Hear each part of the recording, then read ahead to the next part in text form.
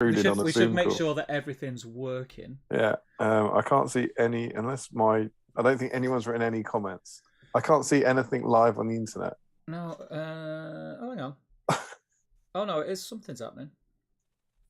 I've still got the Holden screen, and no one's put any comments in. Is that right? Oh no, I'm there. I can see ourselves on. I might need a cheeky refresh on this bit. Oh, hello. Yeah, there we go. Yeah, you need to mute there, son. You need to mute there. Cheeky refresh was required. How do you what's on a Mac? So I'm on my Mac, but what's refresh? How do you refresh? It's still Shift F5, isn't it? Shift 5. F5. Where's that? FN5. Have you not got function keys on there? No, it's a MacBook. What, with that horrible touch bar thing? Yeah. Ugh. I don't know. Can't you just lick it or rub your finger on it until it? I mean, I don't want to rub anything. Try Command R. Do you know what? I'll just. Go on, give it a go. Give it a go. No, I'll just. Give it a cheeky Command R. Just do that. Yeah, we're cooking. Yeah, sounds good. Evening all. Now we can see you. Hey guys, blah blah blah. Yeah, I'm not sure what happened there, but it's probably because I am streaming. It could, well, I say probably. I haven't got a clue, but I am streaming via Wi-Fi, no hard connection tonight because, like I say, I unplugged everything. That's dangerous. So yeah, there might have been the delay might have been longer than usual. Welcome everybody. I don't know what you missed. The long and short of it was. Will Smith's a bit of a div, and we're in different backgrounds. Yeah. I'm not sure we can claim responsibility for any of that. It's annoyed me that because I was looking forward to watching the what they call it, the tennis, the Williams, what's he called, King Richard. Oh Williams, right, yeah. I was looking forward to seeing it, but no, it's just I don't know. He's annoyed me a little bit. Well, I mean. Maybe we'll jump onto Will Smith Gate later. Yeah, I think we should. Before anyone thinks I've just stumbled into someone else's Zoom call, this is Battle Streams of Middle Earth, which is our fortnightly series. Do not have the authority. I don't even know where my magazine is. Read the standing orders, Galad. Read them and understand them. This is our fortnightly series where we take a look through the DXD Partwork Battle Games in Middle Earth from the early 2000s. But you might notice this is called Battle Games in Middle Earth. That's not what we've called the stream. What did we do, Steve? So we sneakily, not a lot of people notice it, but we changed the word games for streams. I mean, it's a think piece. It is a think piece, isn't it? It's next level stuff. But indeed, we kind of have a look through each issue, and we have a look at what the rules were, what the scenarios were, what the models were that came with it, the scenery guides, and just kind of have a nice little nostalgic kind of hit as we go. Not only were these great magazines, they also came with some models. What's the main? What are we actually trying to do here on Battle Streams in Middle Earth, Steve? What's the point of the channel?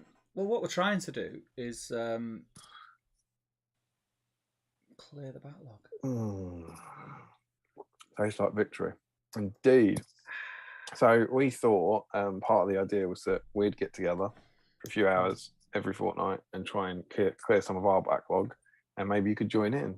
So, Steve, how can they join in? Is there any way for them to get involved? Yeah, so there should be. And I know Mr. Holzman's already been on it, and he's been asking, is this the whip thread? Is this the whip thread? Unless it says at the top of said thread, not right said thread, of said thread. But you don't mean right said thread? No. Because I thought you were talking about right said thread then. No leather chaps in this room. Unless it says at the top, this is the whip thread. Then it isn't the whip thread. Right. That's the given. That's another think piece already. Yeah. So unless it says this is the whip thread, don't assume it's the whip thread. Okay. Right. Okay. So if you go over to the Great British Hobbit League Facebook group, which is a great group, we've been in there for many years. Love it to bits. And all you guys should be in there, so get over. There is a thread that says this is the whip thread. And on there, whatever you're working on this evening, whatever you're painting along to while you're listening to us two gibber on, post a picture of it in that thread. And later on, during the stream, we'll get that thread up on screen and we'll go through it, see what you're all working on. And if if If by is some that with the if if with by some slim chance you have plucked out a Gilgalad from the dark, forgotten corners of your hobby drawers, they could be entered into a draw, Damien. What could they win if they are entered into the draw? this, dear lady. Whoop whoop. A black BSIME dice. Money cannot buy them. Can't. Look No. at that. We got. I think this thing famously has pretty good autofocus normally, but it's coming. Oh, Yeah. There you go. Right, Oh, look at boy. that. It's crystal. That crystal. You know what it rolls? Oh, sixes. There is no dice cam There might be dice cam tonight. there's not. There might be dice cam for the dice rolling extravaganza. I just can't be asked to. It's the same camera, so I can't be asked to kind of tilt it down. Yeah, and mess around and I'm with you. Just show them that it always rolls sixes. Yeah. We both, as I've mentioned before, we have different backgrounds. Damien has emigrated from the room that you have all come to love. Yeah. He's now in the water closet downstairs. My new digs. Yeah. It's been a long time coming, right? Yeah. I mean, you did say it was happening about 6 months ago. In all honesty, I think. Yeah. I mean, someone will know. Someone will probably. They've got 5 hours. Your Larrys and that might well. I know you couldn't see it visually, would you? You'd have to listen to the audio. I can't remember when we said goodbye to it, didn't we? We had a farewell to it. Probably November time, I think. Yeah. Something like that. And then you just kept coming back. And then the plasterer let us down, didn't he? Plasters. So and was he messy? Well, we've gone with a different one. So this one was on time and fine. Okay. But yeah, so then we've been in transit, and you've seen that room gradually being dismantled and emptied out and stuff over the last 6 months. But this week it's happened. It's done now. It's gone. It's done, Mr. Frodo. I can smell paint again. It is done. It's now in the way that these things often happen. You spend ages and ages and ages and ages planning and doing all the crap, and then it's a transformation incredibly quick. This week it's been plastered and it's been painted today. It's been painted already? Yeah. So this week it's been kind of turned around. It was plastered Monday, Tuesday. They let that dry, and then it was painted today. So It's very, very different up there. And then carpet. Annoyingly, the carpet's been fitted in a week. You want to kind of get in there now. But I could get back in there. There might be there's like scope for there being a stream week before Charlotte moves into it. So I might, for old time's sake, I could just pop in and stream from the new pink room. But I'm all set up down here now. This is my new space. I haven't had. I started painting again for the first time last night, and I'm all set up in the new space. I don't know how much this is catch up, or whatever. But I want to say a huge thanks to Lying Dan Collister and Stuart Mack from Out of the Frying Pan podcast for the recommendation of this light, which is my new. Which I think from the picture I've seen is the same as this light. Well, maybe it's a Lumex, I believe. It looks like it could be quite similar. Has it got? Where's your little button? Is it in the middle of the top? Yeah. Has it got 2 levels? Yes. Babe, we are light buddies. Boom. Yeah. Boom. Oh my goodness me! How exciting! Our cycles are synced for lights as well. But yeah, so cheers to Dan. It's quite scary, to be honest. Maybe they gave you the recommendation as well. that could explain everything. If you go to Dan and Stu for light recommendations, you can become light buddies with us. So I've actually got quite a nice little setup here at the desk. Yeah. And then I've sort of like dressed the background a bit. And we got, hopefully you can see. Oh, you can't really see Middle Earth, can you? Because you've turned there's a Middle Earth map kind of here. Yeah. We've got some books and stuff. Yeah. And then that big wardrobe, hopefully you can see the second shelf up. That's kind of become my miniatures cabinet. Yeah. My actual miniatures cabinet has gone to live with Tom Macklin. But yeah, so this is my little space. I quite like it. Yeah. So this is where I'll be streaming from. So we've seen just over 2 years we've been doing battle streams from that same chair, from that same desk, from that same room, and I'm now on a different chair, in a different desk, in a different room. I'm on the same chair, on the same desk, but in a different place in the same room. A different place in the same room. Yeah. So I used to be up that end, and now I've, basically the plan is I've shoved everything to this end that I need to keep before the actual big move out of this spot as a hobby man cave, which is probably going to be at least 6 or 7 months, if I'm honest. The plan is to sort of start work properly on it by Christmas, so I'm slowly getting everything out of it. Well, we don't want to sort of shake them all up at the same time, right? Yeah, it'd be crazy. But then I have had the thumbs up to have a hobby space in the attic. So we're going to do a loft conversion. Oh, the attic of the house rather than the attic of the garage. No, in the house. So we're going to convert the loft, and we're going to have a very, very small guest bedroom and a very, very small hobby room in the attic. That's cool. So that's the plan. But that's probably, I've got to convert this first. We've got to redo the back garden, and then that's probably going to at least 18 months away before I'm in there. But yeah, so everything behind the camera, it is an absolute tip. It's an absolute tip. It doesn't look too tidy behind me. It's a bit like mission control. I quite like it. But that side, everything's just in piles and boxes. So yeah, so that's our very hectic lives. We hope you enjoyed. Was telling you how. That's not really even the catch up, is it? That's just kind of where we physically are. Yeah, I've got loads to catch up on. There's very much to say. So yeah, so I think should we jump into snacks first, or do you want to do the catch up? Well, we normally do snacks first, don't we? We normally do snacks first because we normally have something to go with a cup of tea that's going to get cold or something, right? Yeah. So shall I start? Yeah.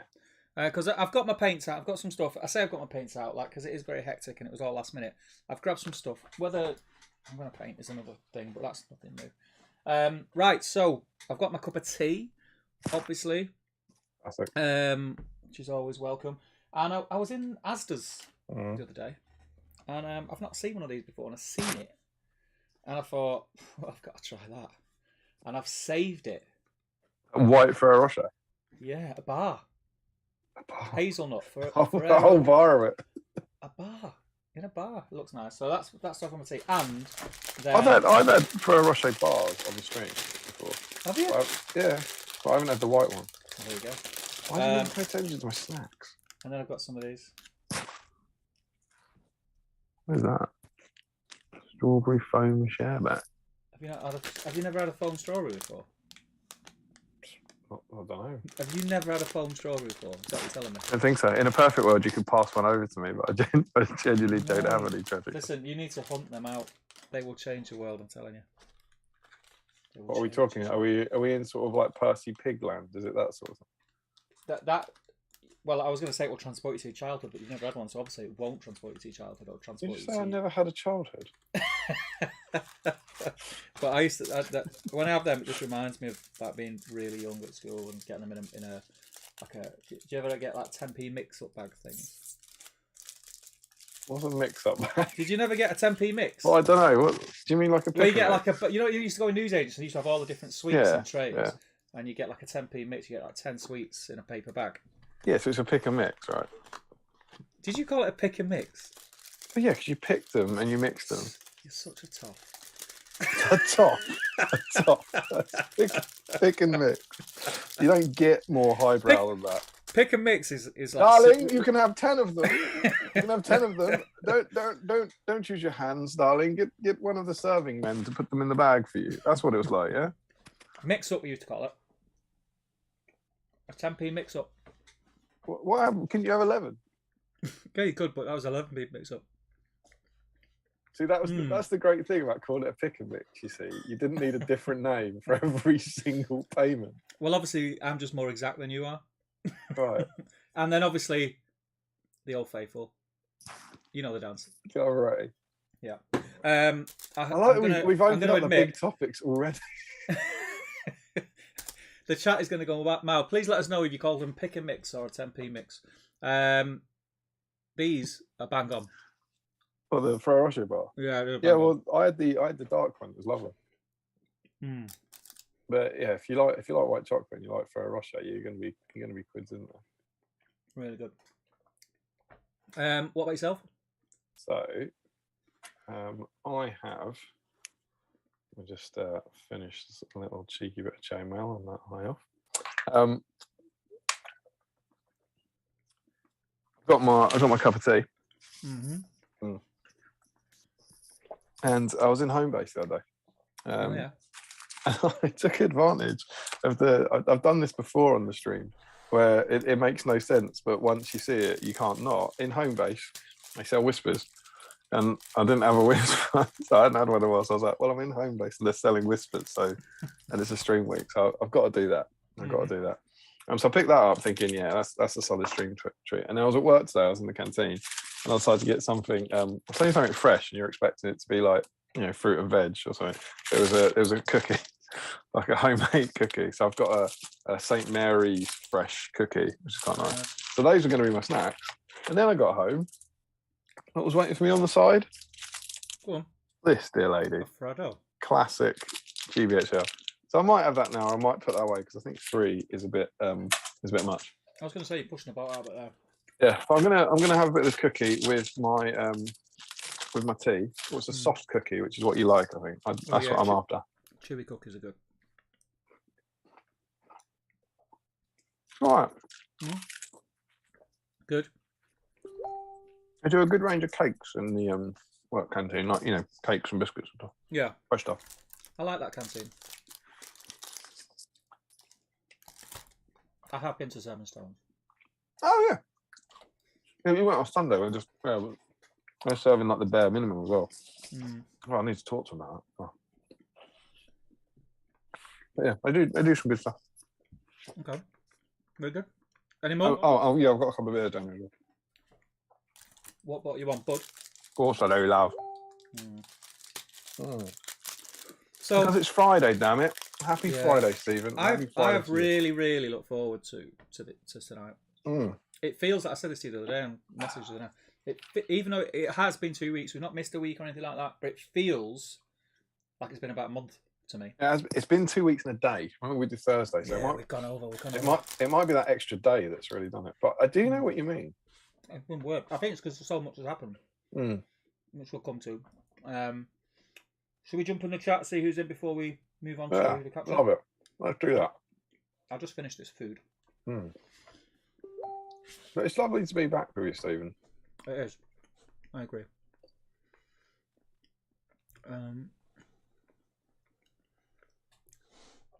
Okay. I need to change that to live chat. It's a noobish error. Well, see, I've got loads of screens, so I've got that big screen behind me, which obviously I've switched off. There's no point that being on because it's behind me. I've got that screen there. There's another screen there. Then there's a screen there, and then there's my MacBook there. It does sound like an unnecessary amount of screen. All the screens, mate. Well, I only wanted them, and then I realised they're against the wall, which means I had nowhere for my camera, so I thought, right, well, I've got to put my camera there. But I don't want to be speaking to a camera there and reading the chat there, if you know what I mean. So, well, I've got that. I didn't really think about it. But sorry if this is upsetting anyone. I don't think you're really in this for the visuals, but my camera is here.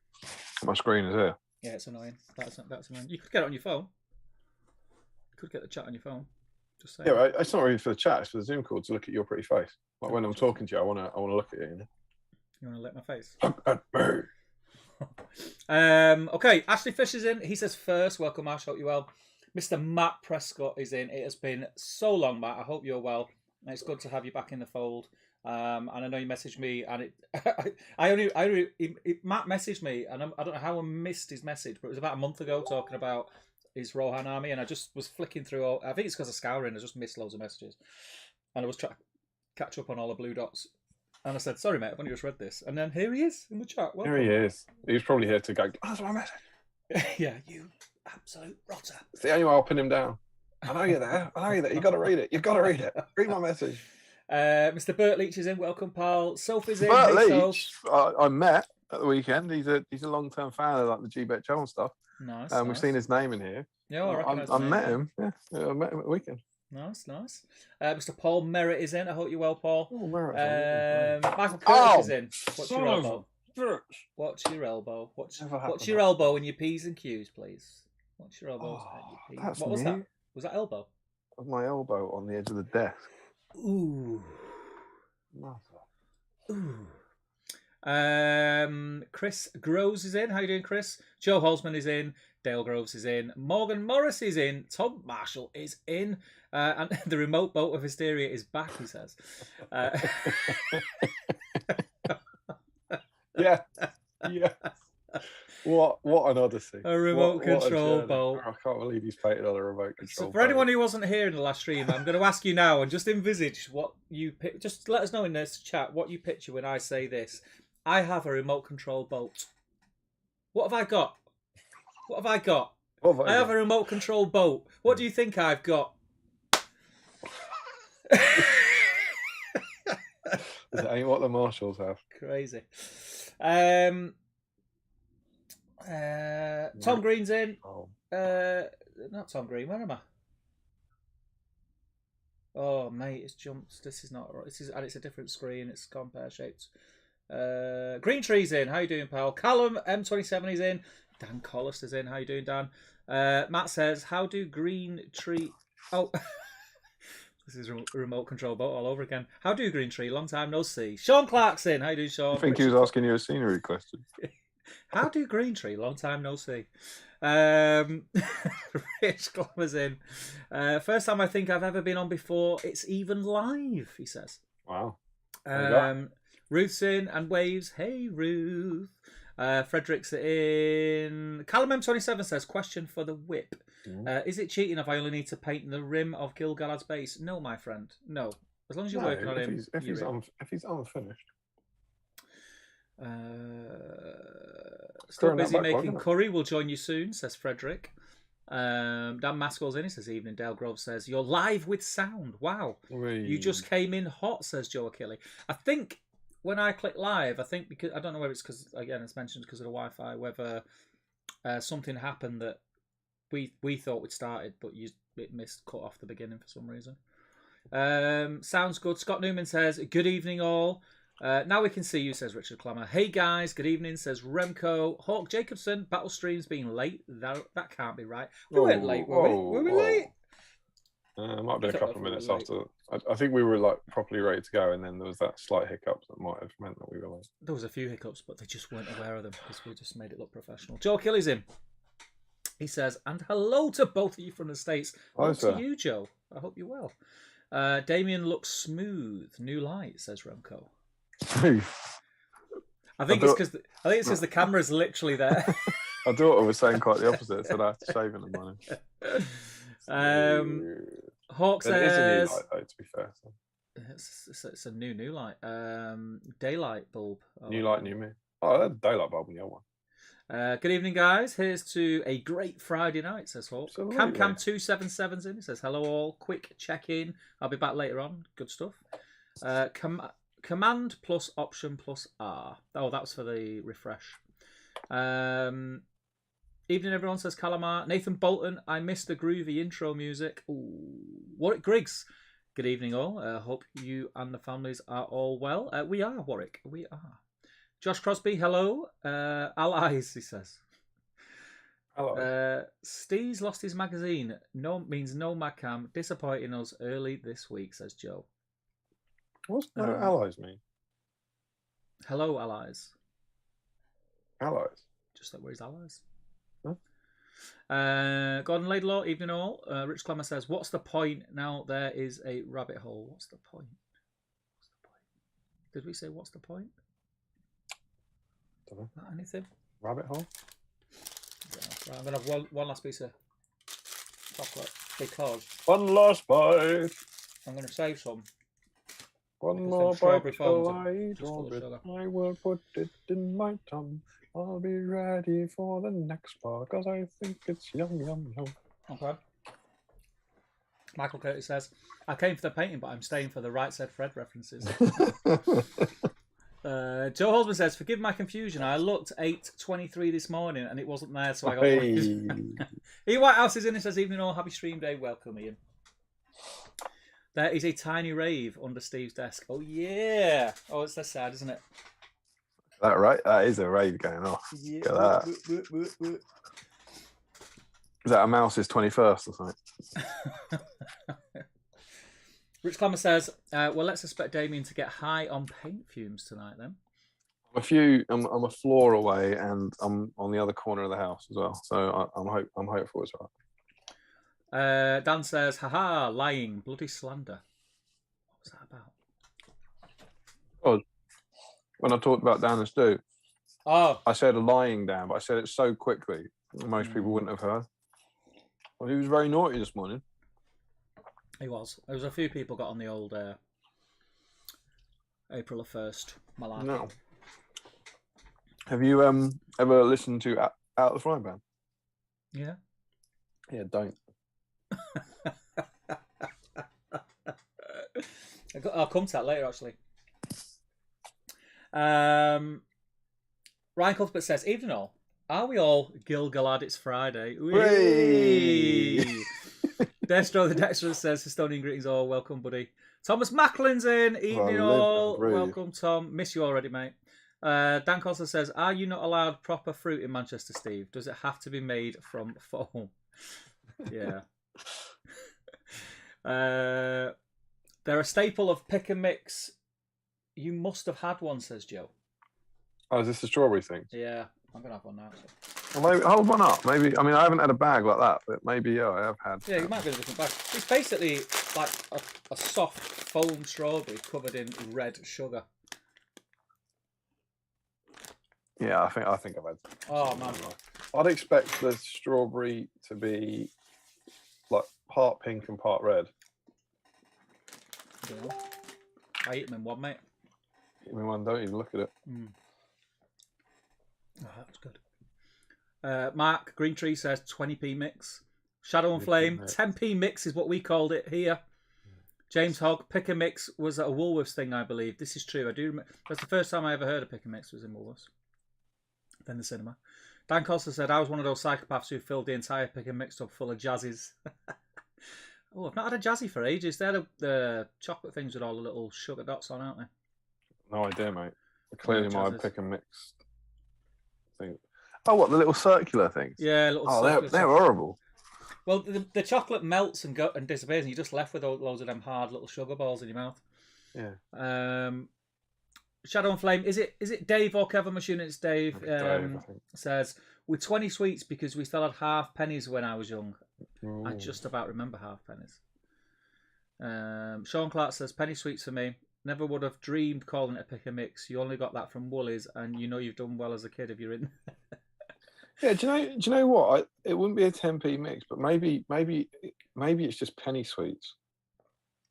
Maybe it isn't a pick and mix. We used to say it's a very, very long time since I've been in a corner shop 30 years ago picking sweets. It's a shame that corner shops don't do that anymore. Yeah, you can't do it anymore because nothing's cheap enough. It's not just that. You've got a lot of kids who've just been picking the nose and put their hands in all the sweets. Yeah, that was true 30 years ago. No one cared about it. We don't care. No one cares. Charlotte said to me a few times, like, as she's been growing up, but she's been finding like coins. She go, what can I buy with this? And like a penny and a 2p. I used to say a sweet, and then I started looking around, like, corner shops, and go, no, they don't sell them anymore. You can't buy anything with a penny or a 2p. Yeah. Always been a 10p mix. Fruit salads a favourite, says Ethan Walker. Fruit salads and blackjacks. Oh, not blackjacks. Fruit salads. Oh, yeah, I love blackjacks. Battle Camper pick and mix, but now it sounds bland. Welcome, Alex. Frederick says, in Western Germany, we call them Bunte Tute von Bude. But that's in the local dialect of a very specific. It says reason, but I think it should be region. Ian Whitehouse says, sounds like a top shelf item to me. Top shelf item. Some sort of pick and mix.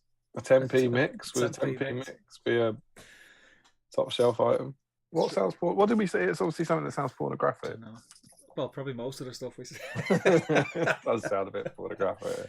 Nathan Bolton says, last time was workers' rights with the P&O debacle, and this week is an insight into the British social class and dialect divide via penny sweets. That's how we roll, Nathan. That's how we roll. Jill's in. Hello. A bit late, but happy stream all. Welcome, Jill. Morgan Morris says, penny sweets was pick and mix. It was done on weight, like in Woolies. Not in my shop. Not in my shop. We'd get a little paper bag, and they'd count them. So you could put as many in. You could put 11 in. I know that'll blow your mind. And the guy would just open the bag and count, and then ask you how many. But the bigger ones would be like 2p. Simpler times, man. We used to call them. It was a 10p mix because it was a 10p coin, so you'd get like 10p. You'd have 10p. Yeah, I get it. Do you know what I mean? I do get it. We didn't have 11p coins. I can both picture it and imagine how much it cost. You might have 11p coins where you're from. Yeah, we do. Yeah, It's tough. Yeah, we always say. Mum always told me to keep them secret because Northerners didn't have them. It was like that. If you ever meet any poor boys, Southerners, school, they've always got to go one. They've always got to go one better. Did you have 10p mixes when you were a kid? No, we had 11p mixes, mate. 11 actually. Yeah. We had 11p. Where'd you go on holiday? Tenerife. Oh, I went 11 Tenerife. Yeah.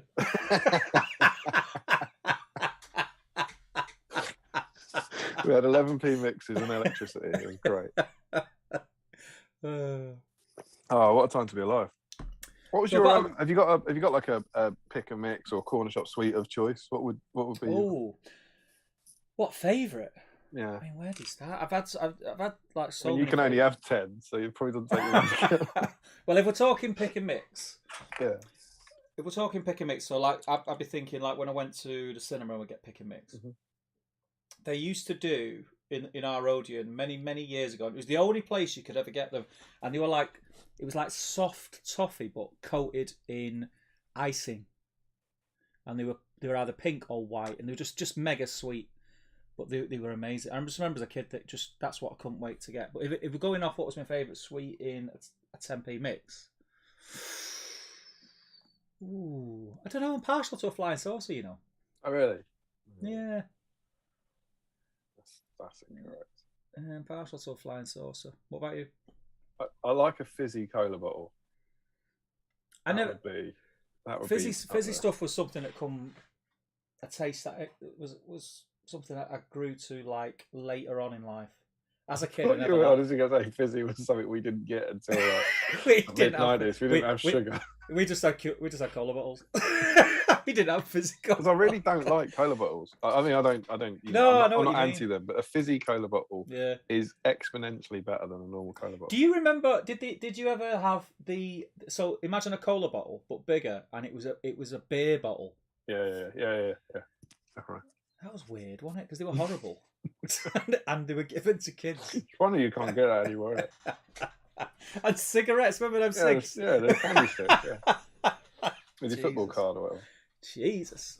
I also like the cherries. Cherries would be. Yeah, cherries are good. Cherries are good. I like fizzy cherries. I've always liked fizzy. I prefer fizzy cherries over fizzy cola bottles. Alex says, we've all heard the rhyme, the more screens, the better the streams. I see Damien is bigger now, says Larry. He's grown a little bit. Jill says, nothing to paint, but I'm cooking some make-ahead food for Sunday lunch. That is very, very prepared of you, Jill. Larry says, also catching up on the pre-stream songs in the background. Yeah. Bradley Grant Cobden. Hi, guys. Long time no see. Welcome, Bradley. Mr. Cobden. It has been a while. Welcome. Frederick says, fun fact. Before the slap thing, there was a slap thing happening in Germany. An idiot comedian was slapped by an idiot internet personality while sitting in the front row at a boxing match. No one talks about that, do they? No, it's never big and it's never clever. Tom Marshall says, I said remote boat, not remote control. You fool of a tuck. I'm sure you said remote control boat. I think you said remote control boat because that would also explain what he had now in his crazy land. Remote control boat. Yeah. Resellers, and he says, all right, guys, how's things? Very good. Because if it had said a remote boat, we obviously would have been talking about, what is it, a long way away or something. Well, I think if you would have said remote boat, we kind of would have said, well, what do you mean a remote boat? Do you mean a remote control Hello, boat? the boat. I mean, it's on the internet, isn't it? Someone will be right. Yeah, go back. Larry will tell us.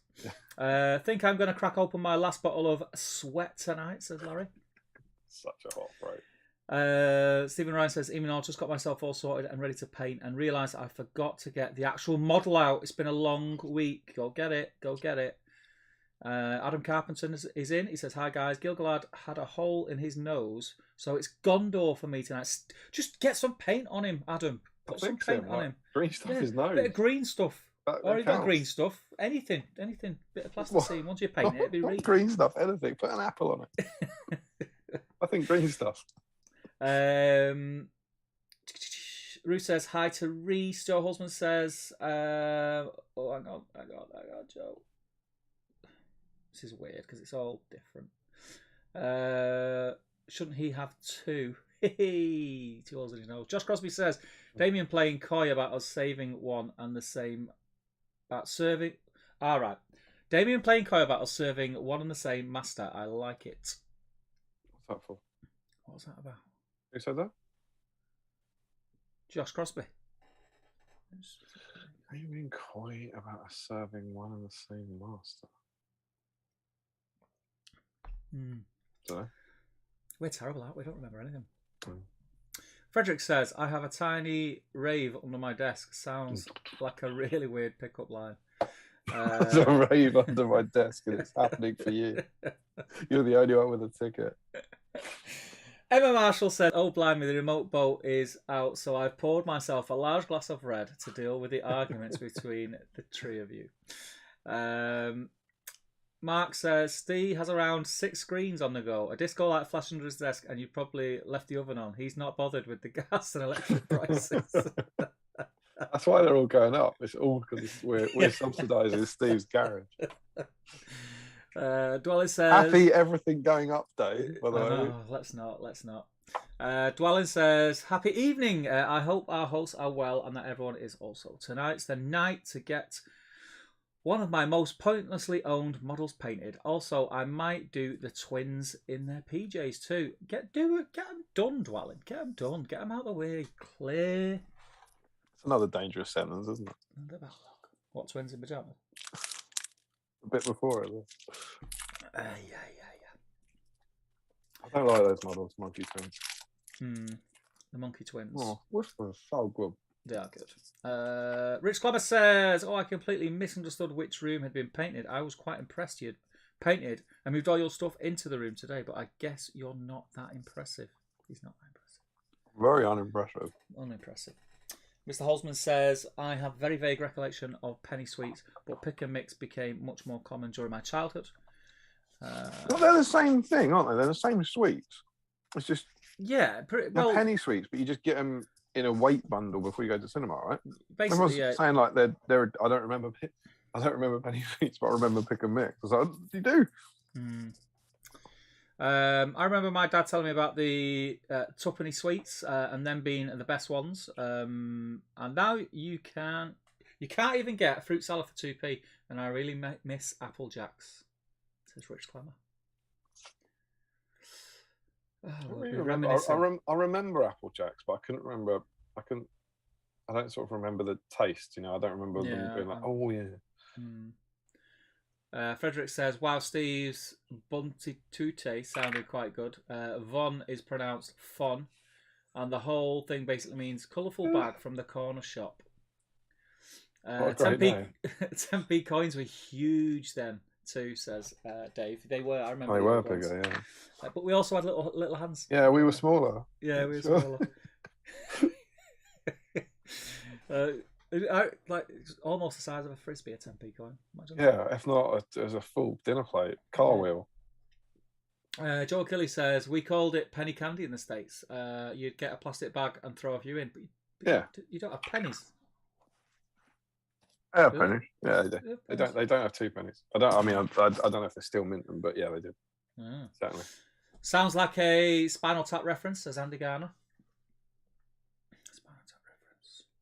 That must be about going up. It's going up to 11. It's the it's the 11 reef. This one goes up to 11. Mark says cola bottles was my favourite. Jolsman says flying saucers would have been my choice too. Good man. Larry Miller says hearts are normally my favourite gummy sweet. Is that the ones from Haribo? I presume he means the red and white ones. So. Yeah, foam on one side. Sean Clark says. How did you write that? Oh, God. You can still get them beer sweets. They're still rank. They are rank. Larry says cherries are good too. Agree, fizzy cherries are the best fizzy gummies. Yeah, boy. Fizzy ribbon, says Dan. They were too fizzy for me then. Yeah, I'm not a ribbon fan. Yeah, they were too fizzy. It was too much. Too much of a good thing. Chocolate mice were pretty grim, says Dave. Yeah, cheap chocolate, kind of like advent calendar chocolate. Yeah. I tell you what was nice. Nice chocolate. Did you ever have the chocolate fish and chips? They were massive. They were like these were 3p in my corner shop. The massive chip. It was a white chocolate chip or a white chocolate fish. It was like a really rich white chocolate. Maybe there was a lot of sweets, Steve. There was a lot of sweets. There's a lot of Marys. He definitely said remote boat because I noticed he read it wrong when I caught up on the stream the day after, says Joe. What? Hang on, this is big. Maybe it all started with you reading it wrong and adding in control. That's a huge twist. No, I'm not having that. Not having it. We were going backwards. We were going backwards and forwards with Tom for about an hour about it, and he never corrected us. What Tom actually wrote was, "I've got a wooden tray on my lap." And you went, "You've got a remote control boat." But he kept going. Every time we were talking about it, he kept going, yeah, like yeah, and then sent us a picture, and we were like, "What the hell is that?" You've got a tray. You've got a tray on your knee with remote controls in it. Remote control boat. Ah, dear. Josh Crosby says, remember when we in the north used to buy gummy cola bottles, lick them and dip them in caster sugar to make fizzy cola bottles? We also dipped cigs in icing sugar to make candy ones. That's monstrous. I think he's having a bit of a joke at Northern. Do you reckon that's how? Yeah. Because if you dip, because I was about to say sugar won't make them fizzy; it'll just make your teeth fall out. I do like that idea though. That's it. We can't get them. Just cover them in Pritt stick and stick them in sugar or salt because we couldn't afford sugar.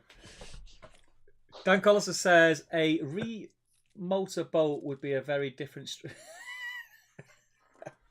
Yeah, we don't motorboat here. We don't motorboat. No, Scott. Scott Newman says, does anyone remember shandy sweets, small pint-shaped sweets similar to cola bottles? Yeah, that's the beer bottles. That's what we had. And they were bigger as well, weren't they? And like softer. You were smaller. Mine were bigger. Michael Curtis, I can't tell if that boat is far away or just small. It's a remote boat. Flying saucers with sherbet in for me, says Gordon Laidlaw. Good choice. Larry says, nothing quite like a refreshing, cool sweet straight from the fridge. Jolesman says, however, when Steve said, do you mean a remote control boat? He answered, yes. Oh, so there you go. There you go. But of course, he did mean a remote control boat. There you go. That's the thing. Reese waves to that must have been, knowing the conclusion, that must be wonderful to watch back and just see it all unfold like some sort of Frasier-esque farce. You go, no, stop. You don't mean the same thing. Stop it. No. 5 hours. 5 hours of it. Chris Frozen's in. He says, how is everyone? We are well, Chris. I hope you are well. Pick and mix is just penny sweets when they started costing more than a penny each, says Joe. Joe Kelly says, I think we'd all enjoy some twins in pyjamas. PG-13 section of the chat. Reseller says, good thanks, Chris. Enjoying a bottle of Heineken. Emma Marshall says, wasn't Applejack's alcohol? I miss shots when I was at uni. ... She's just sat there reminiscing with a remote control tray. Indeed, says Larry.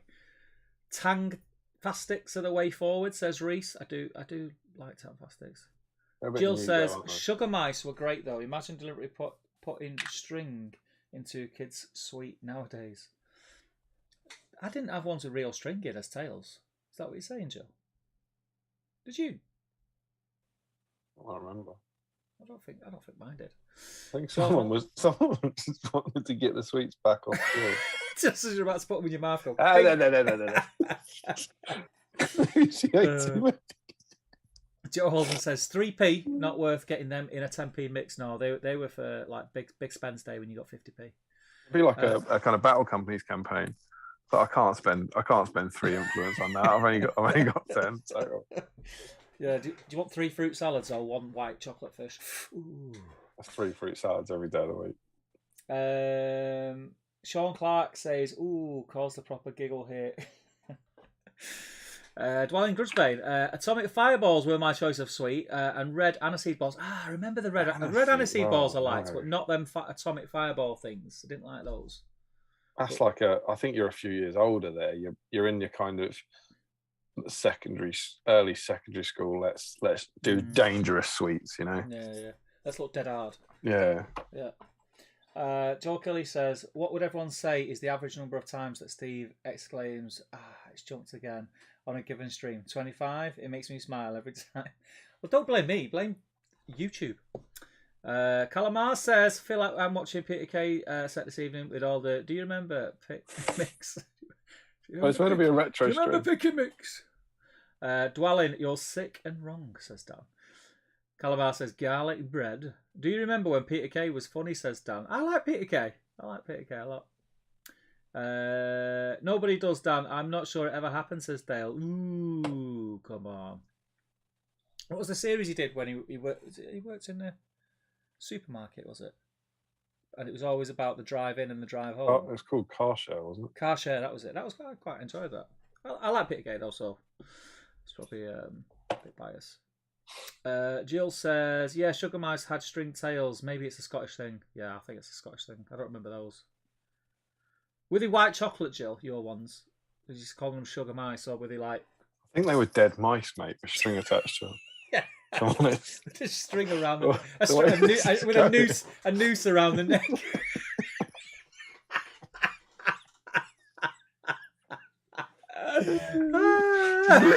But Callum had licked it and dipped it in sugar for her.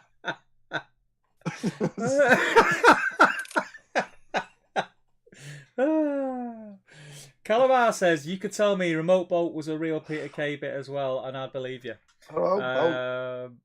Rich Clamber says, "All this talk about shandy bottles, now I fancy an actual shandy." Go and have one, mate. Treat yourself. It's Friday. It's Friday.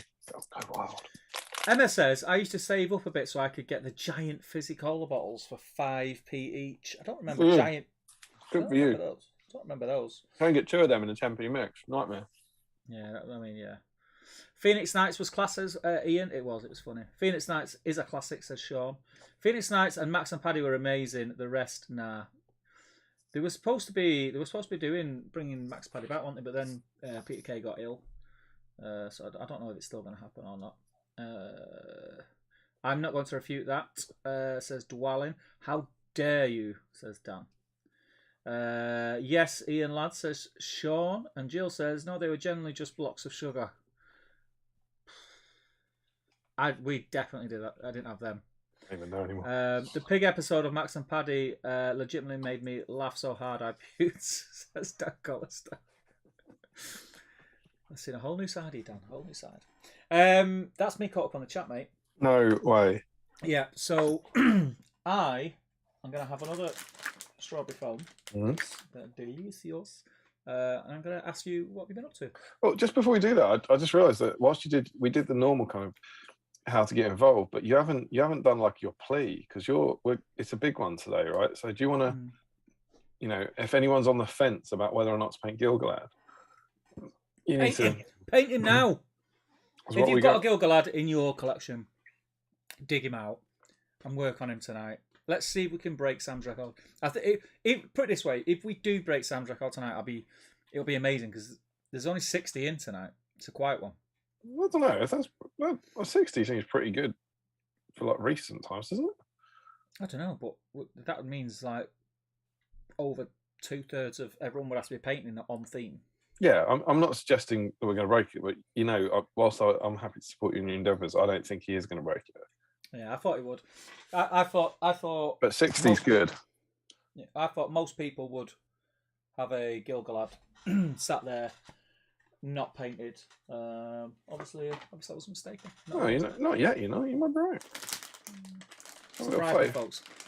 Message your friends, get your friends to work on it, and send you pictures, and you post their pictures. Message all your normal friends. Have you got a Galad? What are you talking about?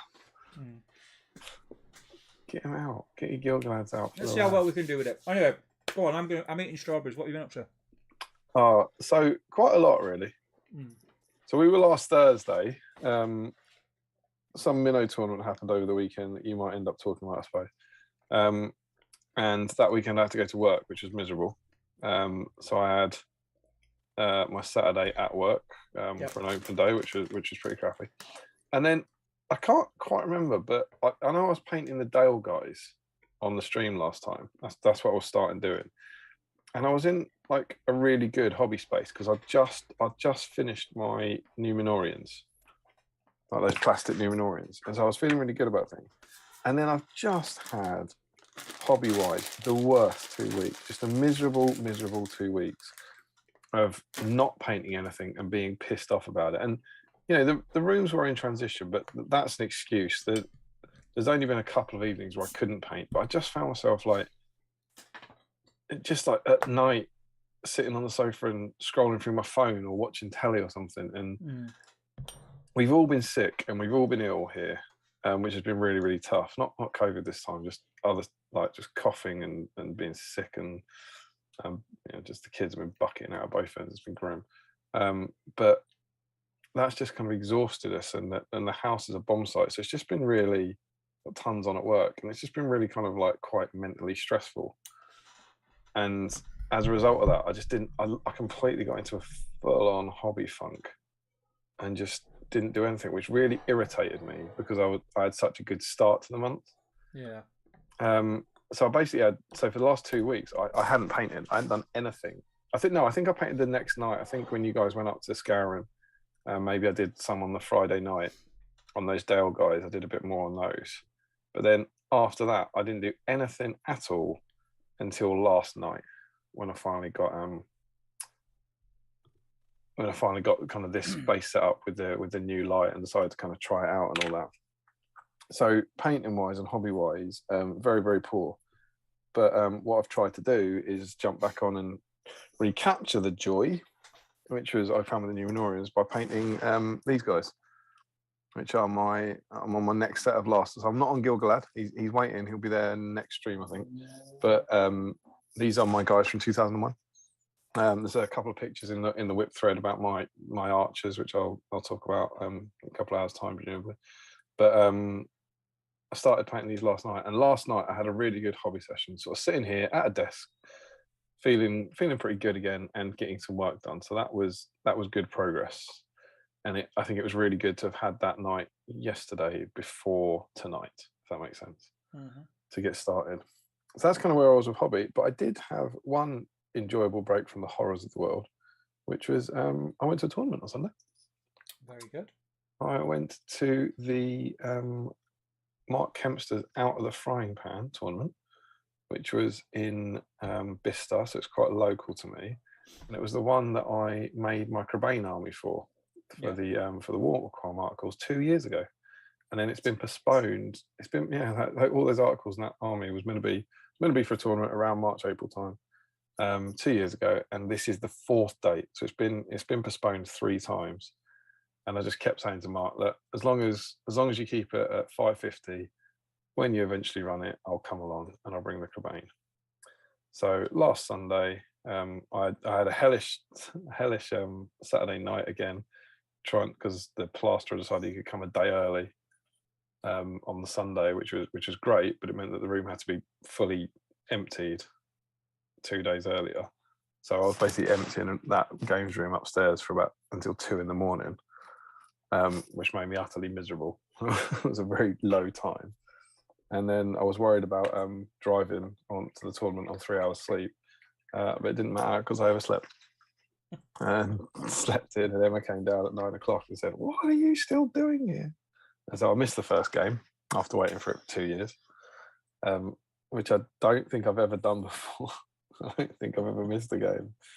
But then, as it was, I was very well rested.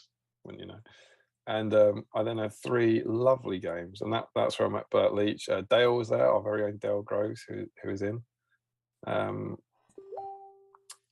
it was a really good tournament. Caught up with a few other people, like Andy Hamblin was there, Callum was there.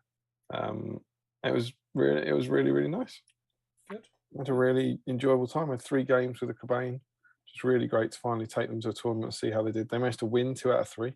Nice. Which I was quite pleased with. I think there were scenarios that very much favoured them, but it didn't make me think, "Oh my god, this is incredible." But it was really good fun. And then Tom Harrison was there. Yeah. Who finished in last position. He's like a bad penny. You don't see him, and then all of a sudden you just can't get rid. Yeah, a bad penny, a hysterical drunk bad penny that is either some sort of SBG Rain Man savant or a drunken moron who can't do anything. And yeah, he lost everything. So I missed my first game and I finished above him. He calls himself good at the game. And then what was really nice was at the end of that, I meant to be round to his on Saturday night to stay and have a lovely, lovely evening. But obviously that went completely out the bloody window because of the room. And so me and him then went out for a curry. Nice. I've seen the pictures. Yeah, that was him going, hey, I've lost. Which is really nice. And we had a big kind of businessy catch up because Seven Stones is around the corner. Mm-hmm. And I think since the last tournament, actually, we launched the event page. And so Seven Stones has been filling up with other teams and stuff, which is really good. And it's disastrously close. It's in about 5 weeks or something. We were just planning everything for that. And I will tell you this now because this is a bad world exclusive, but better to get the word out now. One of the things we made a decision of, we're not going to do issue 12 at Seven Stones. Okay. It's just not going to be ready in time. Yeah. And that was one of the many things that was stressing me out. And it was just like we just looked at it and was like, it's just impossible. Where seven, as you know, I can only apologise. Seven Stones is a month earlier than normal this year. It's gone for the early bank holiday. You should blame Liz though. It's not us. It's the boss. And that month was just a unsalvageable change to the schedule. And so I believe for the first time ever, we're not going to make the event and this isn't me being coy, this isn't a kind of, I don't think we're going to make it. We have basically put it aside to concentrate on the tournament. Yeah. Because it was just too much all at the same time. So no issue 12, but we're going to get Seven Stones out of the way and then work on issue 12 from then onwards. Nice. Very good. I'm looking forward to it. Yeah. But it was a great day. I had a really enjoyable day, and it did me no end of good. Kind of for some of the stressful stuff that's been going on.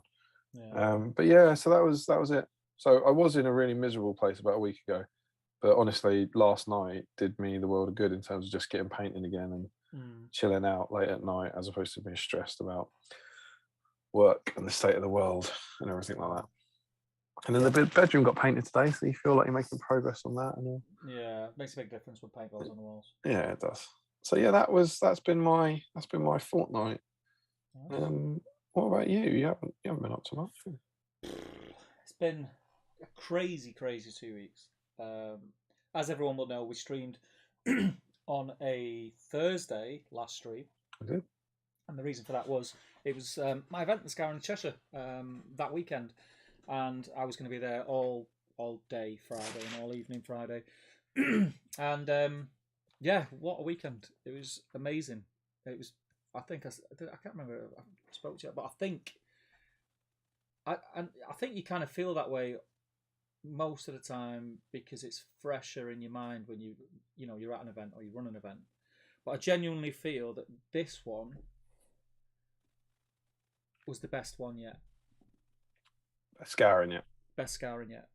Cool. The vibe in the place was spot on throughout the weekend. Everyone was really relaxed. Everyone was just really friendly. Everyone was having fun. Even the top tables, which I'll come to, again, just really relaxed and just very chilled. Now, I don't know if that's anything to do with the fact that this was the first time it was a standalone event and it wasn't league counting. I really don't know. I couldn't tell you. Was there a change in the player base there? Like, were there less kind of Jay Clare wasn't there. League chasers or whatever. Jay Clare wasn't there. Ed Ball wasn't there. But there were still some names there. But there was not the ones who were chasing the league weren't there.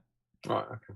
And it just had a more friendly vibe. It was more of a BSIME vibe. There was so many BSIME and top table patrons there.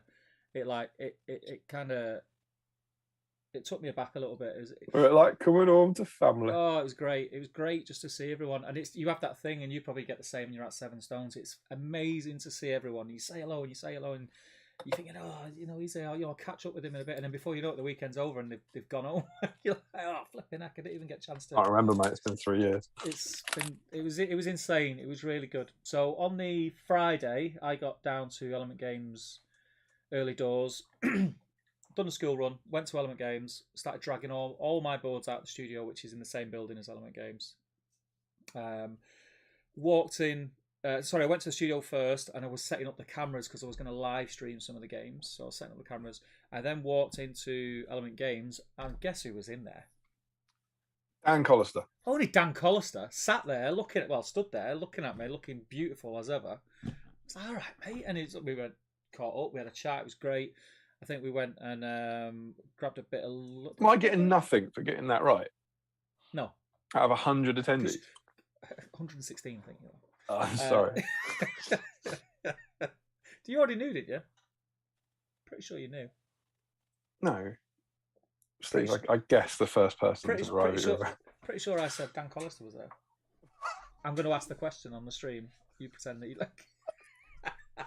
Not made up chat to make us look cool. I've got a question for you, but here's the answer. And then you'll look really clever. I got you. So anyway, Dan was there. We had a catch up, which was great. And Dan, very, very kindly, was an absolute diamond and helped me set up a lot of my tables, amongst others.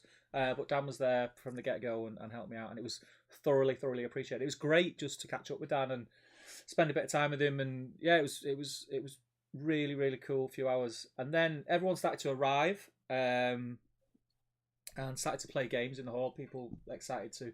I was kind of telling people when they were turning up, they were umming and ahhing whether they wanted to play, and I was like, look, all the cool tables are out. So if there's a table that you have really got your eye on that you would like to play on, it's a good idea to play on it now whilst it's free and a friendly game, because you're not guaranteed to get to play in it over the weekend. There's 116 people. There's only 6 games. So fill your boots. So anyway, everyone was playing on the tables, and it's always really nice to see people playing on the tables because they don't come out that often now. They only come out when Scarring is on. So it's really nice to see people enjoying them and play on them. You had the issue 9 board out, the Roscoe Bell, which is I have the same sort of feeling where it's good to see that gets good to see that being used as opposed to just sitting in the cupboard somewhere. It is a great board, that. I keep meaning to create a frame for it. For it all to sit in? Yeah, so it's rigid kind of thing. So I will do at some point. So Friday night we streamed a game, and again, Mr. Dan Collister was star of the show with Mr. Thomas Macklin. They were playing each other in the live battle report on Friday night, which was fun. And then must have got quite competitive between those two. Very competitive, very, very competitive. And also, so me and Matt were there. We were hosting, and Mr. Sam Page and Larry Miller were also in the room. What a room! Yeah, it was great. It was great. Sam became cameraman. He was moving all the cameras. Larry was stat man. It was fantastic. He was in the chat. You'd think with that amount of like hot nerd talent in the room that you'd need to appoint, a designated survivor. Like whenever Congress meets, they have to have one person across the other side. I hope you designated a nerd to go into a different room in case there was like some sort of strike on you, and you could so that the good word of nerding would continue. So you imagine having like Collister, Page, Crow, Miller, Macklin all wiped out in one. It'd be a nightmare. But it was a really fun game. God, they're all patrons as well. We couldn't have that. Yeah. Obviously, Mr. Macklin as well is a great sport. He really enjoyed it. I think I look back because I watched some of that battle report this week actually, and I was giving Macklin a bit of a hard time. But me and Macklin knows don't mean anything by it. It's a bit of jest.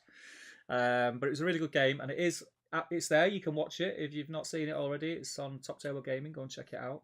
I didn't catch up, but I caught it. I was there for like the first hour or something, watching it live. It was good fun. Yeah, it was good. It was really good.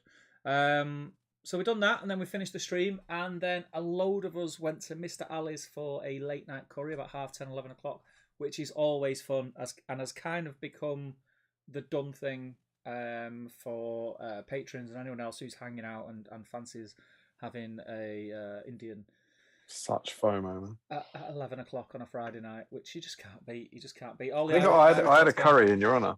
I had You a. did? Did you Yeah, see the yeah, picture? I got a yeah. takeaway. I just sat sobbing on my own. Excited to go to work. You were missed, mate. You were missed. Oh, I'll be honest. I was gutted crap. that you couldn't come. So yeah, we all went for a curry, and then from there we all made our way home. Everyone went to the hotels. I went home because did I tell you what I did? So even though quite an open question. So even though, the events in Manchester where I live, I'm the opposite side. So I'm actually just outside Greater Manchester where I live, and it's about a 20 minute, 25-minute drive if it's clear on the motorway to get home. So when I run the events element, it's a lot easier for me to book the hotel across the road and just stay in the hotel and stay there. And I fully convinced myself that I'd done this like I always do and booked the hotel. And I think it was on the Friday. Was it? No, it wouldn't have been the Friday. It would have been Wednesday because or Thursday day. I think it was. No, it wouldn't have been. It must have been the Friday. And I went through my emails and I couldn't find a confirmation. So I rang and said, "Oh, I can't find my confirmation email. Blah blah. Just confirming." And they were like, "No." The reason for that, sir. And then I was like, "Hang on a minute. I don't actually remember booking a room. I forgot to book the hotel room." So I was devastated by that. I didn't drink all weekend. I had a couple of shandies. So you didn't get anything? No. I thought it'd have a happy ending. No, it was full, wasn't it? Full of nerds. You didn't fancy going around the corners to Britannia? No, not a chance. A few people did offer to put me up. The Irish lads I think they had a B&B, and they said, "Look, if you want to come." But I'd already said to Anna that I was going to be coming home, so you can't do that, can you? You can't say, "Yeah, I'm coming home," and then go, "I'm staying out. I'm drunk." Oh, I reckon she probably would have been all right. So anyway, I commuted, got back next day, Saturday morning. The event kicked off. It was bright and early. Mr. Collister, again, being the legend that he is, shared his breakfast with me, which was outstanding. I didn't get to eat breakfast with you. he got like a breakfast wrap and he had it cut in half. He gave me half. It was really nice, but I ate it about an hour after he gave it me. You ate his breakfast? Oh yeah, that's what happened. He either said, "Do you want half of that, or can you just make sure no one eats that?" It was. if it's not clear, I should say, because my savant powers are kicking in here. I listened to the latest episode of their Out of the Line Pan podcast yesterday, and he reviewed it, and so I've been tipped off to that he said that he shared his breakfast with you. Yeah. And I was like, when I listened, I was like, cheeky. Oh, Darren. Oh, yeah, I've been here. Oh, I don't know if you heard. I can't get home, and I can't get any breakfast. All I've had's two dry shredders. I just started licking my lips as he was eating. He's watching it. And it looks good. I wish I had some food like you do. But so it kicked off Saturday game one. It was great to see the hall full. I think it was so I sold 120 tickets. We had 4 last-minute dropouts due to COVID. I think we're all COVID. I think. So it was 116 in the hall, which was great. Awesome. It was the biggest one yet, so I was over the moon at that. It's always nice for it to keep growing and everything. But the event itself, as far as TOing it was just so easy. It's because you got Sam to do it. Well, Longshanks just does everything for you. Mm. Longshanks is great now, and I've been speaking to the fella who designed it this week. We're hoping to add some new features to it, so it's a bit fiddly, but we want to add. The only thing about it is, if he could get it so that you can vote for your most sporting, your best painted, and stuff like that via the software as well, that would just be phenomenal. That would just make life so much easier. But pretty much as a TO, you don't have to do anything. You don't have to do anything. We had a few rules questions, but they were all really no finicky stuff. It was genuine. Oh, I can't really remember what you do in this situation, because it's been so long since most people have played. So we had that. We had a bit of lunch. The lunch was great. I stopped getting Subways in, and there's like a street food place again in the same building at the bottom. Does really nice street food, so people got there. But I don't think he realised when I arranged it with him how many people would turn up, and there was a big queue up the street. So we had to postpone the time to start round 2. Got that kicked off. All the games went well on Saturday. We then had pizzas and takeaways and stuff like that. We had the quiz, which was fun. And then we all just hung out and just chewed the fat till, don't know, about midnight or something. And there was a lot of very drunk patrons in that hall on Saturday night. You hate to see it. Very drunk patrons. Very, very drunk patrons. I'm talking to you, Mr. Jamie Wiggler. You know. Oh, we watched the boxing. So we watched the big heavyweight fight between the strongest men in the world. We had that on the big screen. That was fun. But yeah, I had lots of fun on the Saturday night. The social side on the Saturday night is always the time when you get to kick back, relax, sort of have a look around, chat to people. Even then, there's still not enough hours to chat to the amount of people you want to chat to. And you find yourself, you get caught up in a chat, and before you know it, like 2 hours have passed. And but yeah, it's always fun. And then Sunday again went really smoothly. Everyone was really complimentary about the event and how it was going and how they were enjoying it. We had loads of first timers, loads of first events people there. And again, the feedback was fantastic. They're already asking, can they buy tickets for next year? It was really, really good. And then, as you mentioned, Mr. Thomas Harrison coming last at the event you were at last weekend. He won it.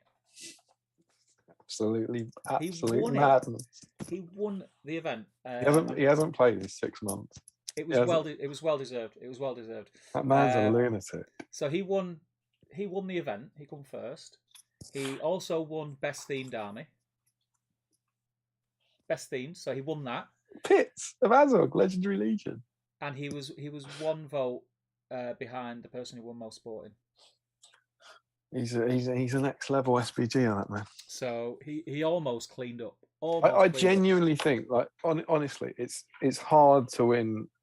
It's hard to win tournaments. I know it wasn't 100-pointer, but it was a competitive event with some competitive players there. It's hard to win that. Oh, there was some stinking armies there. It is harder to win a wooden spoon as a man, and I say that as a man who's won 100 points. It's harder to try, without just somehow losing 12-0. Without just going, I'm just going to concede. Yeah, it's harder to engineer a situation in which you get a wooden spoon. The idea that anyone could win a competitive event and get a wooden spoon a week later that's next level talent. I don't think anyone's ever done it. I truly don't believe anyone has ever done that in the history of the GHL. It was.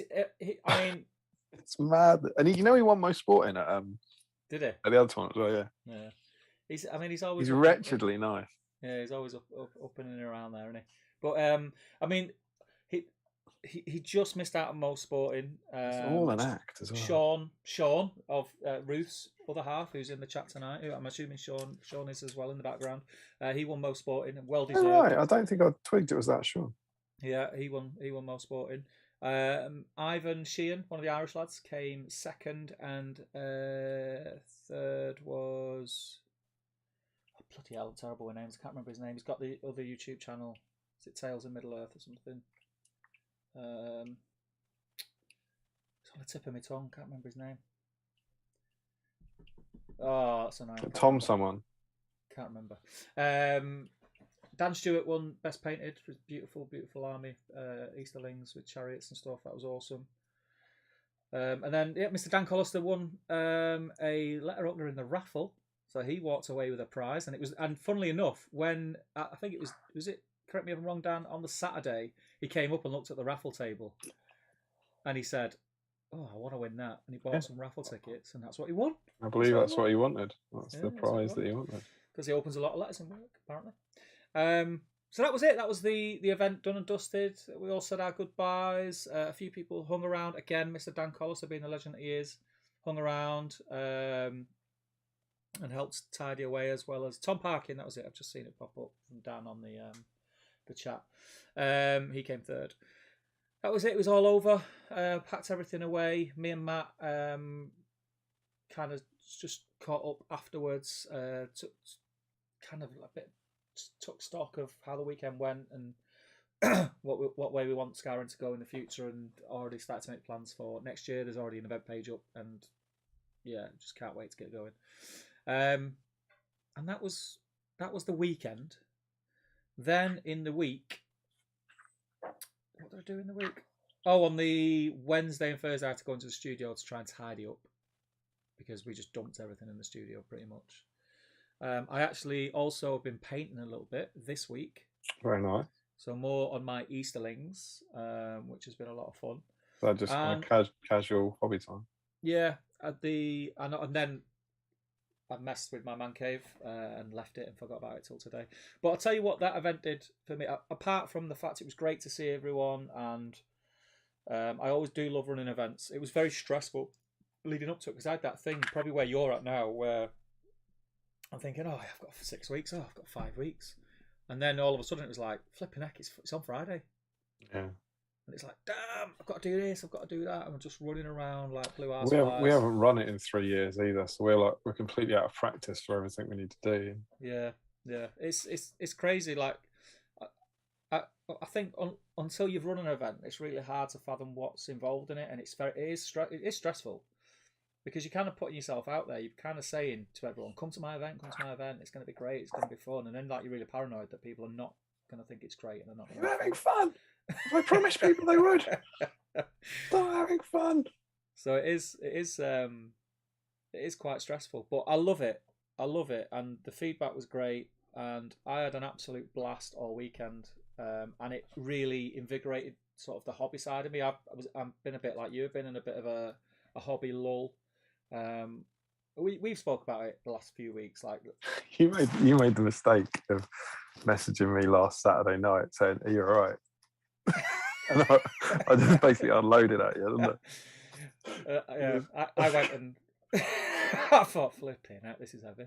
Yeah, should have asked it. Should have asked it. Well, actually, no, I'm not. And I can't find Emma's Mother's Day present. And it's 1 in the morning. But yeah, I feel I'm in a good place now. I'm in a good place. I've got loads of plans. Like I've even re-uploaded Trello to my iPhone. I'm getting organised. I have cards on Trello, and I'm ready to take the world on. Do you know what Trello is? I haven't got a clue what Trello is. It's like a time management organisational app. Okay. It's like to-do lists and stuff like that, and you can set, I can allocate dates and times when they need to be done by, or like I can invite. So if me and you were organising, let's say something for the stream, we're not that organised, but if we were, I could allocate it that like, oh right, Damien's got to do that, and I'll allocate that to you, and you'll get a little reminder. You do it. Why do I have to do fictional? There is the reason why we don't use Trello, Damien. Why put my name on that? Why have you allocated everything to me again? Where's the allocate button? Why don't I have one? But no, it's I'm feeling really positive about everything. Matt's been an absolute star as well. He's done loads of stuff for the channel in the background, and we're ready to rock and roll pretty much. Like there's been some real progress in stuff that I've been putting off, and kind of. There was a lot of stuff in a mess, really, just because it went from 3 people to 1 in a very short space of time, and there was things that I didn't realise I had to do, and just forgot. Like, oh right, obviously they used to do that, and not took it for granted, but just never realised certain things needed doing, and they do. So Matt's took a load of that stress on, which is great. So yeah. Excited. I've got more events coming up, but I'm not going to go into them now. But that's been my long drawn out catch up of the last 2 weeks. So it's like scouring and then a little bit of hobby, and the rest of the stuff is kind of like you, like work and housey stuff, which nobody wants to hear. But yeah, fantastic. What about everyone else? Let us know what you've been up to in the last 2 weeks. If you were at the scouring of Cheshire, you've got 200 characters. If you're at the scouring of Cheshire, let us know in the chat. I know a lot of you are in. Let us know what you thought. Let us know what your favourite bits were, what you liked, etc., etc. It'd be great to hear from you. Or if you are set to go to Seven Stones, let us know what you're looking forward to. That'd be good as well. Do you want to pick up in the chat and I can do. I'll tell you where we were up to. You gonna do some painting? I think I'll get some paints out. So Dan Collister had just said the pig episode of Max and Paddy. Got it. I found it. I smashed it. Yeah. Okay, so it's on Pick and Mix. Calaman27 said, rarely got the 10p pick and mix, was hooked on 10p iron brew bar. Whoa, straight in there, blowing it in one. And Jill Gorhams, we had chocolate mice too. They were white chocolate. I think that means chocolate mice as well as the new mice corpses, which used to be. Iron brew bars are absolute class. Johnny Wright is in. He says, hello lads, just popping in to say hello. Currently building a Vampire Counts army for Warhammer Fantasy. That's an awesome army. I've got what is it, fifth edition Vampire Counts army? Whatever the first edition with the Vampire Counts book was. I think it came out for 5th, and then they had another book in 5th or 6th edition. Original all black coats. Love them. Larry Miller has managed to dig his Gil-galad out for the lads, but he didn't get time to prep him. Prep him now. Oh, there we go. Currently pinning his feet as he came in no tab when I got him years ago. That counts. Picture of that. Even if that's as far as you get. He then says also, and then he says, who is G. Galad? Who is G. Galad? Oh, for God's sake. Steve. What? You spelled Gil wrong, mate. Who has? You have. Have I? Yeah, you spelled Gil wrong. It's got 3 letters. Well, have I put G. Galad? Where? In the episode title. Over. G. Galad. G. Galad. That's his horse, I think. Joe Holzer says, I don't think many people would have a random Gil Galad unless you're running Last Alliance Team's list, in which case you'll already have painted him or have one from the magazine back in the day. See, I'm kind of with Steve on it. I think, yeah, it's tricky. I would have thought people would, but... G. Galad. G. Galad. Joe Holzer, I don't really see him as a character people would pick up on a whim. No, I didn't think people would have picked him up, but I think he's one of those ones that you've just got. You just kind of somehow ended up with a Gil Galad or a G. Galad somehow. I always think if it's a model that came in the magazine, there's a lot of them about. Yeah, and you get them in like bundle deals or something. Yeah. Rebel Base Game is that Rebel Base Gaming says, is that like GI Jane? Now I'm just gonna move past the GI Jane jokes because they're dangerous. Emma Marshall says, I feel like it was see now she's accusing you now. She thinks you've written GI Galad. She thinks she thinks it's a joke at Will Smith's expense. No. It was a slip of the finger. She said, get my model's name out of your mouth. Harjinder Singh, Damien Steve, I support. Oh God, my eyes are gone. I support your endeavours. 2 minutes later, Damien, I have Gil-galad, but I'm not painting him this weekend. True love, that is. Yeah, but I can't. Sorry, did I say Harjinder? That's Warwick Griggs. Those names aren't similar. I don't know what just happened there. Yeah, but I don't get to enter the stream. If me painting Gil-galad would count, I'd paint him tonight. But I had these lovely plastic elves to work through, which I'm actually quite enjoying. Reece Taylor, don't let the Fresh Prince hear you saying that, Johnny. And yeah, he's saying, are you the Fresh Prince in this situation? Me? Yeah. Oh, you. He's saying you. It's Steve, Fresh Prince in this situation. I don't know, man. Larry Miller, what was I hope not, he using? He's gone right down in my estimation, he has. What was he using? Is that about Harrison? Oh yeah, it will be. Yeah. What army? Because you said it was probably when you were saying it came last. He came last with Gothmog's Legion. He came first. Pitts Gold Dog. Oh yeah, it's Pitts Gold Dog. Yeah. I won the same army. Imagine that. Yeah. But it was a decent army. Just all went wrong. Swords and Brushes in. He says, "Good day, everyone. Sorry, late to the party tonight. What shenanigans have I missed so far? It's a bit of catch up, really. Some good vibes. New locales for me. New arrangement of furniture for Steve. 10p mix." And then he says, "It's because I was there." I think maybe he's talking about the game that he was watching, saying what was he using or something like that. I reckon. Thomas Sherlock, even though a bit late tonight, just finished another pub kitchen shift. I will look out Galad. I will look out, might mean dig out, possibly. Paintbrush Pirate is in saying evening. Oh, Timothy Hickson is in. Hey, Tim. Saying lucky guess. Which is a really weird first comment. But hi, Tim. Good to have you in. I don't think Tim's joined us before, has he? I don't think so. Maybe. Good to hear you from you, mate. Sean Clark, 2 years now, Steve, and still no game on Am on Hen. Is that Sean trying to get a game on your Am on Hen board? Probably, yeah. I'm quite certain. You've just said probably. And I'm quite certain he's had discussions with you about this. No, I mean, he's gonna. That's clearly a comment of him saying to you quite a lot. I'd love to play a game on that, and you've just gone with it. Yeah, probably. No. Well, that Friday night. Get down on the Friday. That's the time.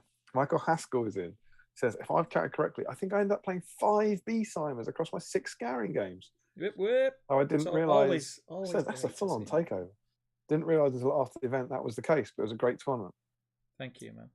Dan Collister says, bloody Roscoe board. Should have played it as a cliff, mate. Should have played it as a cliff. Beautiful, but my nemesis board. 2 12-0 beatings on that board that weekend. You can blame Rick Fryer. It's not my fault. Larry Miller, I was happy I got to play on that board with Raddy. Oh, that would have been cool. You should have done an Alistair. What's an Alistair, do you reckon? That's Alistair King? Probably, yeah. Should have done an Alistair. I don't know what it is. Battle Camper. Have we had Battle Camper in, Alex? Is he in? Already been in? I don't think he's been in before, but it was great to meet him at Skyrim. Yeah. He got on one of the live stream games. I've commented on a lot of your stuff, but given me alive, your stuff's so good, man. So good, so funny. I love the vibe of his videos. I like the fact that he turns up to tournaments and brings a mini YouTube studio with him. Literally 4 or 5 cameras, a dice tray and a dice cam and everything. Yeah. The line about I don't know. I've got some ents. I've got a van. Very soon, this will be filled with my still warm human excrement. That's the best opening to any video I've ever seen. Larry Miller says, I did drink. And he said, I found a spoon outside the beefeater. I don't know if they're related. Did he drink with a spoon? It's hard to tell. Chris says, don't forget to book a hotel room for the meetup. He's completed it. He's not making that mistake again. Smashed it, mate. It's done. Battle Camper puts a picture of a cello, maybe? I don't know why you do that. One thing I will say that I should have said in my catch-up, I do apologise, is Mr. Dan Collister and Alex Battlecamper have both created content around scouring, so go and check that out. Check out Battlecamper's YouTube channel and Dan's podcast, Out the Frying Pan, which I'm sure you all already do subscribe to. Have you listened to their latest episode? Yeah, it was great to go over the weekend again. I was like reminiscing. It was good.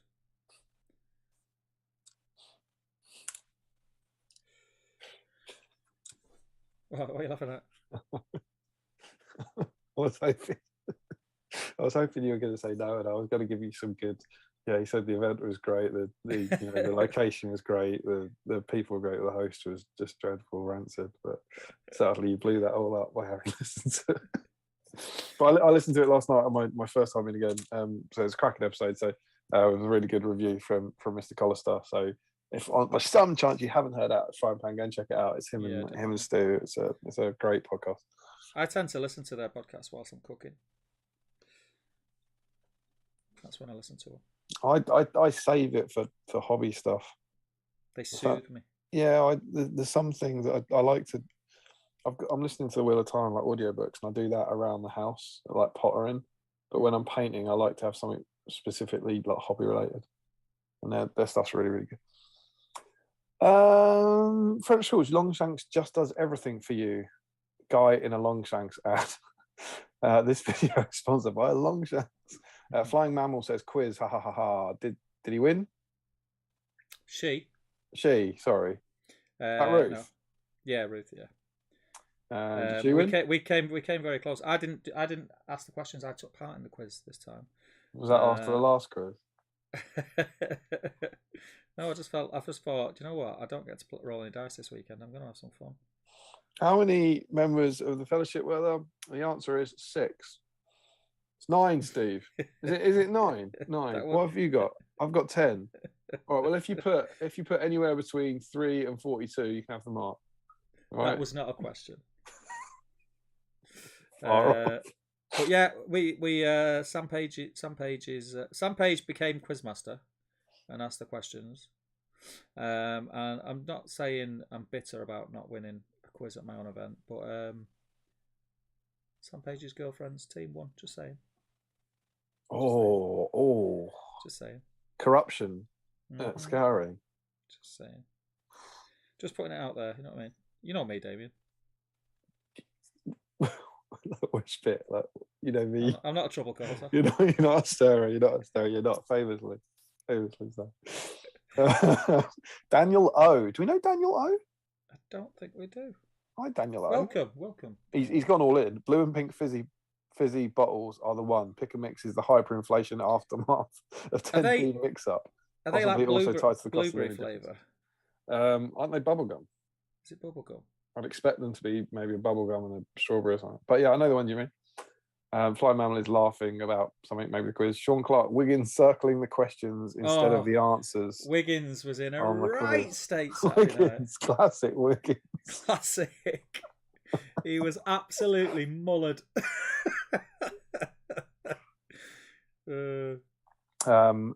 Timothy Ixon says, of the top end players, Tom is one of my favourite. He plays hard, but it's a joy to play up against him. It's sickening.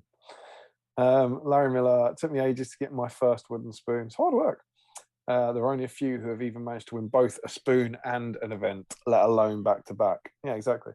Then we get Dan confirming it's Tom Parking. Dale asking about if Dan played him. Battle says, I think there was 100 gamers thinking the same with their army. What was that about?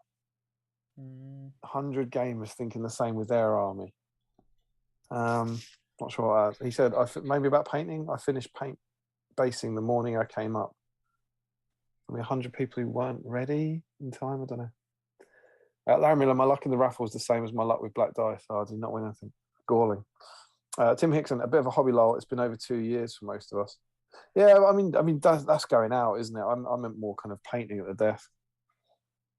Tom Armitage, evening guys, doing some last minute painting for an event in Ireland tomorrow. Cool. Ooh. Flying at 6 a.m. from Manchester. Wish me luck. Good luck. Last time I had to get up at 6 a.m. I slept through, but I was an hour drive from Bicester as opposed to a plane ride away. So don't watch this. Go to bed and get a good night's sleep. Flying Manor says the best bit of scouring is seeing so many smiling faces. Correct. That's nice. Correct. Callum R. Scouring was terrific. Some great games. Steve's exactly right about how nice the vibe was. Yeah, boy. Exactly right. I always am. Hold on. Darling, I'm looking forward to catching up with the one and only Carl Daly at an event this weekend in Milton Keynes. Milton Keynes. If you need to know how to get there, darling, just you cross the roundabout, then go down the road, then cross the roundabout, then go down the road. Right at the roundabout, go down the road. Left at the roundabout, go down the road. Cross the roundabout, go down the road. Cross the roundabout, and you reach G4. Sounds like Skelmersdale. It's a wonderfully characterful city. James B went to a 1,000 point tournament last weekend in Hamilton and the North Island. Oh, this is James. This is our new patron, James Oswell. I want to say he's in New Zealand, which is disastrous for sending dice. But thanks very much for your support, James. Great to have you in. He went to Hobbiton on the way. If you ever want to put us up, New Zealand. He went to Hobbiton on the way. So jealous. Imagine that. Popping up Warhammer, just popping to Hobbiton on the way. Amazing stuff, which was awesome as almost no one else was there this time. It's on the bucket list.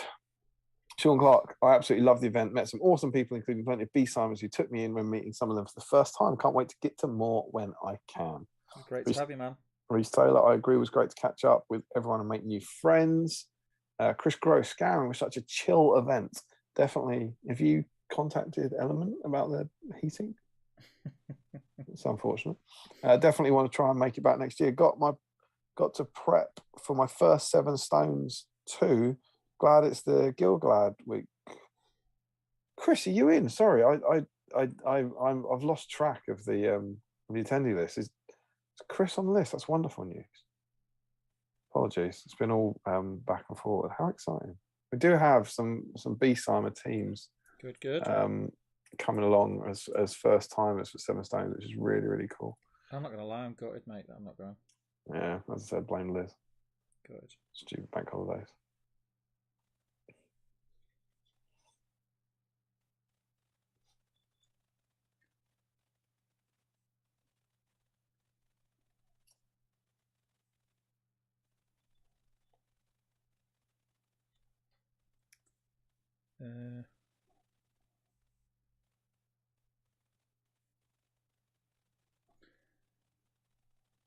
Brown or black? No, got black.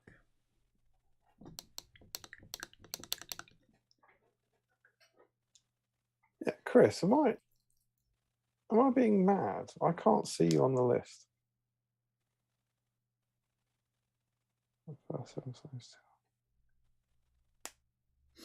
Drop me a PM or something.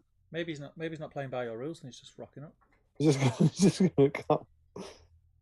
I mean, if this isn't a disaster at the moment, thankfully, but if I've somehow missed a team, I can only apologise. But I can't see you on the list there, Chris. So yeah, fire me a Facebook message, and assuming that you've already said you were coming or something, we'll should be able to get you. Apologies, but it's cool to have you. Paper Fright says Galad, the SBG. Yeah, here we go. Of GI. Refresh your pages. I've sorted it. Oh, yes, I have. Galad, says Dale. Calamard. He says Jada. Looking forward to Galad too. Ian Whitehouse scouring rocked. Well, yeah, certainly for Tom it did. I now want to attend tournaments. Sorry, lads, I don't have a Galad. Got a couple of hours to get one. Larry Miller, I think there might be a few GIs around, but as you might pick him up in bulk buys, but as he's a bit of a niche character, at least in terms of film, so might not have painted him. Yeah, well, that's what we're hoping for, Larry. Ah, it's all right. It's all right. Thanks, Chris. I've just read your message. He's in with Ryan Hinch, but on the list, Ryan Hinch is still as Ryan Hinch +1. That's why that is. Hashtag few. Here you go, Chris. Wonderful news. Wonderful news. Can't wait. You'll have a ball, mate. You'll have a ball. Yeah, be a blast, hopefully. Frederick says, Galad, high kin of the.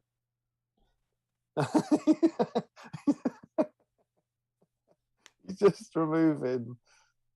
Is it every? He's removed every third letter because you've removed the L. So he removed every third letter. So he is Galad, high kin of the Noda Eels.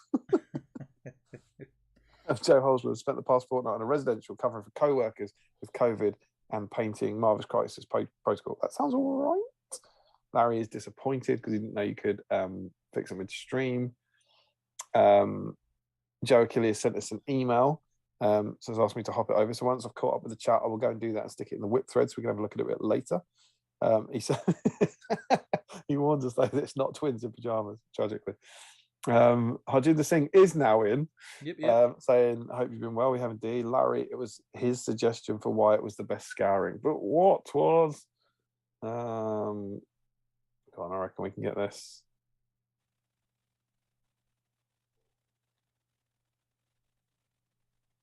Oh, he found a spoon outside the beef eater.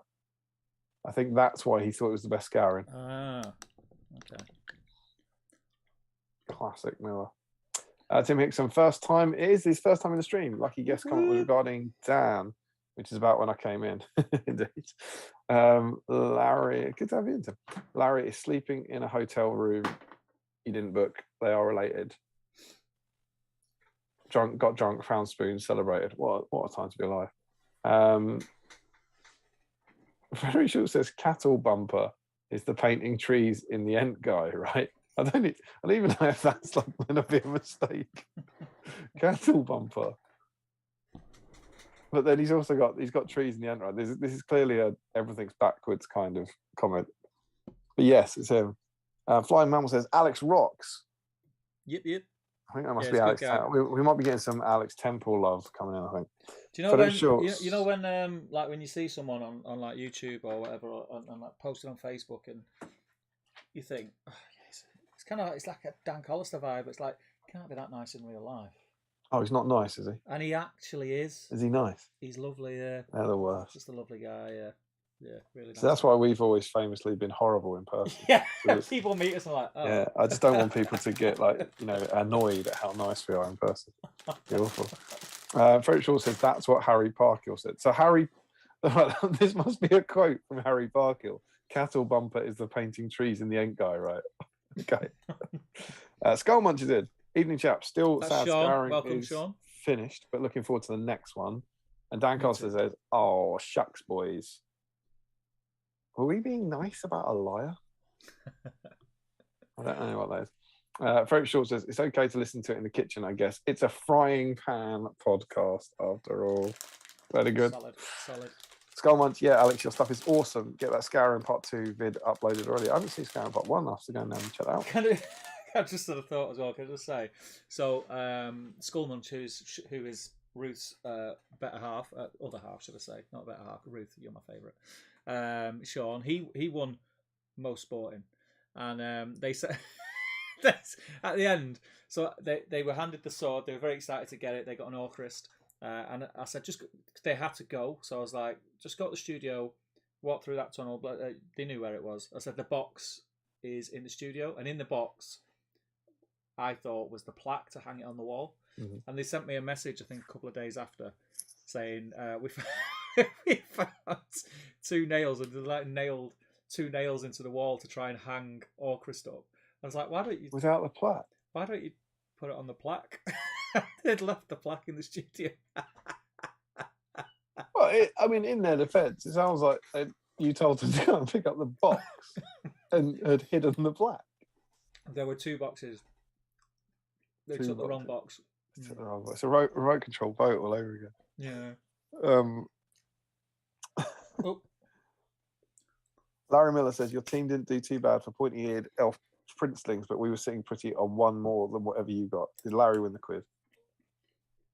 Sophie Wilkinson is in. She says things we've been up to, confirming the date of the BSIME meetup 2022. Yeah, that's very true. We publicised that. That's with the immortal help of Sophie and Dan this time. Our meetup, which we've been dragging our heels on despite Sophie's best efforts, is we can probably say that now, right? It's 17th of September. Mm-hmm. Which is that the day Rings of Power comes out, or is it the day after? What is it? Yeah, it's very close. Does that mean that we're going to be watch party or something? Oh, that's crazy stuff.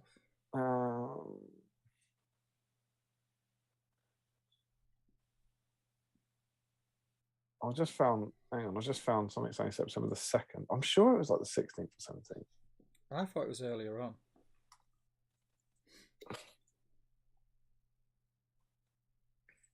Oh, I don't want to know about the fictional rings. I want to know about the TV series. Upcoming, here we go. Upcoming schedule. Oh no, it is September the 2nd. It is September 2nd. But what did I say? It won't be the premiere. But looking at this, September the 2nd is a Friday. So yeah, there'll be the third episode will be the date a couple of days before. That's all right. If they don't splurge it all in one hit. Yeah, hopefully not. Episode a week, please, Amazon. But yeah, it's very exciting. That's all in, and the random draw's been done, and we've got 40 people coming, which is super exciting. Yeah, it's crazy. Chris Gross, last minute addition with Mr. Ryan Hinch. Yeah, I've got that now. Tim Hickson says, are any of you likely to make the Nova Open this year? I wish, Tim. Yeah, I don't think so, sadly. I'd love to. I just got the email. Tickets go on sale tomorrow, I think. I just got one year BSIME will be there. I'm still all signed up to it, so I still get the tickets. I still live vicariously. And look down here of the few things I've had to downsize quite a lot of kind of stuff. But down here, I still keep my incredibly soiled paper Nova Open 2015 coaster and my altogether more improved Slate 2016 Nova Open coaster. So I do keep them with me. I have such spectacularly good memories of those events. But yeah, tragically not. But good luck with the tickets, Tim. I hope you get one. I hope you get the goodie bag because goodie bags are awesome. Frederick Schultz, my brother and I booked our hotel and train. Yes, we're taking a train for Germany for Ardacon a few days ago. How many BSIMEs will be there this year? I'll be there. I've got my ticket. I got my ticket at the last one. So yeah, I'll be there. Hopefully, it's a great event. It's always a big event with lots of people. I think in typical James fashion, there's no news about it yet, but I'm sure it will all come out. It's a lovely venue, and if you can get there, I think it'll be great. Larry Miller says the fact that he was there, I think he's saying, is what made it the best Gowran. Obviously, Larry. Joe agrees it was because he went with a spoon. Oh, and he then says what he meant by doing an Alistair. I think that was the getting drunk and sleeping in someone else's room. And then he says, I think this is a first. I have two different explanation threads going on. Daniel O has no Galad to hand, but a high off banner bearer and SBG guide, 1 hour speed paint. Do it. See it done. Clear the backlog. Joe Holzman, it's a fortnight after. Yeah, that's for the thingy. And Joe Achilles says, per our patron conversation, have we confirmed the date of the North American BSIME patron meetup yet? Maybe it should be the Nova Open. Maybe that's what we should do. Oh man, imagine that. If we could make it one year. Yeah. Oh. We can only apologise to our international patrons. It's we'd love to be doing something everywhere, but sadly, not so much. And what I'm now doing, as promised, Joe, is going to the email to find your picture. Now I'm heading to the whip thread to stick it up. Caught up with the chat, mate. Nailed it. Yeah, smashed it. Sweet. I'm painting away. What are you painting? Oh God, Amdur and Dragon Knight mounted. Have you been making? I know you were obviously doing some Easterlings in the last stream, but have you made progress on those? Oh yeah, I painted. They're not to hand in a box there. Like I've painted a load more troops, just Easterlings with pikes, some bowmen, and now I'm on these guys. That's cool. It's that sounds like quite a good little hobby session for you. It's soul destroyed, mate. Oh, sorry. It's so much gold. Have you got a decent gold recipe? Yeah.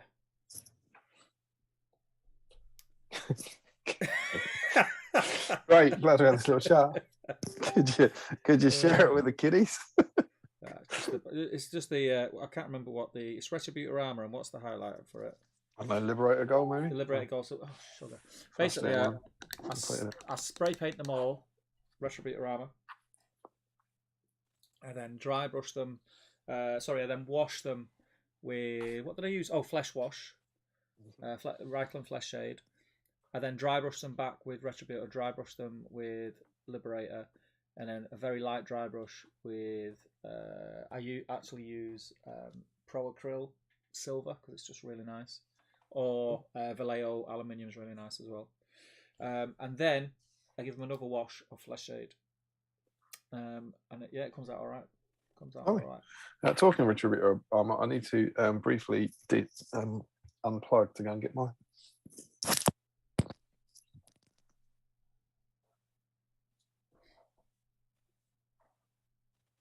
Oh God! Once we get this Emperor release, when I finish painting this Easterling's army, I don't want GW to release anything else for this army because I don't want to paint any more of these goddamn things. I'm back. Hey man. Hey. Hey Dan. All right, mate. Have we had any news, any releases, anything of that ilk? Don't think we have we? The last one was the Emperor, which we spoke in depth about. It's really like the made to order stuff. I feel like we've done the made to order stuff. Yeah, not the made to order. The returning to the range. Mm. Like we did that in the last one. That must mean it's been a slightly quiet week for a quiet fortnight for what's this game we play? SBG. SBG. SBG. SBG. Duvada and SBG. So, Will Smith. Don't. I thought it was a joke at first. I thought they were joking. Did you? No, I woke up to it and I think the notice I had, one of my friends, one of my colleagues from work had put, "Oh damn it! I had Millie Bobby Brown to kick Anthony Hopkins in the nuts." I was like, "What's that about?" It was. I felt. You know what? I felt really sorry for Chris Rock because he really it took him by surprise. He really did not know what to do. I think being slapped in the face normally takes you by surprise, isn't it? I feel if that was a different comedian of a different stature, I don't think Will Smith would have done it. I think it was pretty cowardly what he did. And he can paint it with as much protecting his family malarkey as he wants. But if he wanted to say something or do something, he could have done it backstage. That's my thoughts anyway. I just don't. When I'm nominated for my Oscar, I don't know how on edge I'll be. So I just don't know how.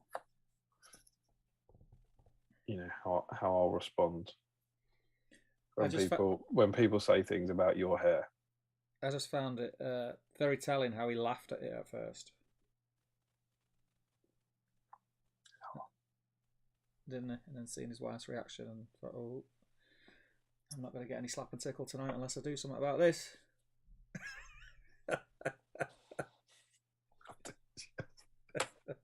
I better go and hit Chris Rock, otherwise I might not get laid. You think that's the thought process? I think that's the long and short of it, yeah. Oh, well. What can you do?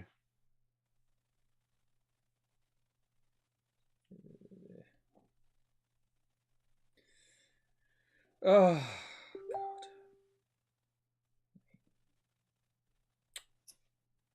God. So, what are you working on? Plastilines elves? Yeah, I've got my plastic elves from the original starter set one. Way back when. So I think I probably said this about the Numenorians a couple of weeks ago, but these are models that I've had for 20 years. And I've been waiting. I did the Numenorians last time. No, it wasn't last time, was it? Of course it wasn't. It was 2 ago because we did the Dale stream. Really enjoyed painting them. And then these guys, before we started doing battle streams, would absolutely never, ever, ever have been painted. And now I'm getting some paint on them. I watched some of the old battle stream stuff this week. Oh, yeah. It's like just was watching. I can't remember what I was watching, but like just like loads of older videos, just like autoplay. It's quite funny to see. Autoplay for a quick 5 hours. The prancing phonies. Remember that? Oh, what, the first one? Remember that? Yeah, I remember. The prancing phonies. The tiny acorns. Good sounds. It's good. And here we are. We should also talk about the next one for a couple of reasons. One, we're not certain when it's going to be. Yeah. So it's still up in the air, but hold tight and wait, because we've got between Easter and Seven Stones coming up. There's likely to be. I think it'll be quite positive. I don't think we're not going to miss any or anything like that. There might be a bit of jigging around. But Steve, yeah, do you know what else? What? The next one. It's a biggie. Okay. Who is it? It's not about who it is, Steve. What issue are we on? 45. Yeah. How many of the 3 specials have we done so far? 1. Good answer.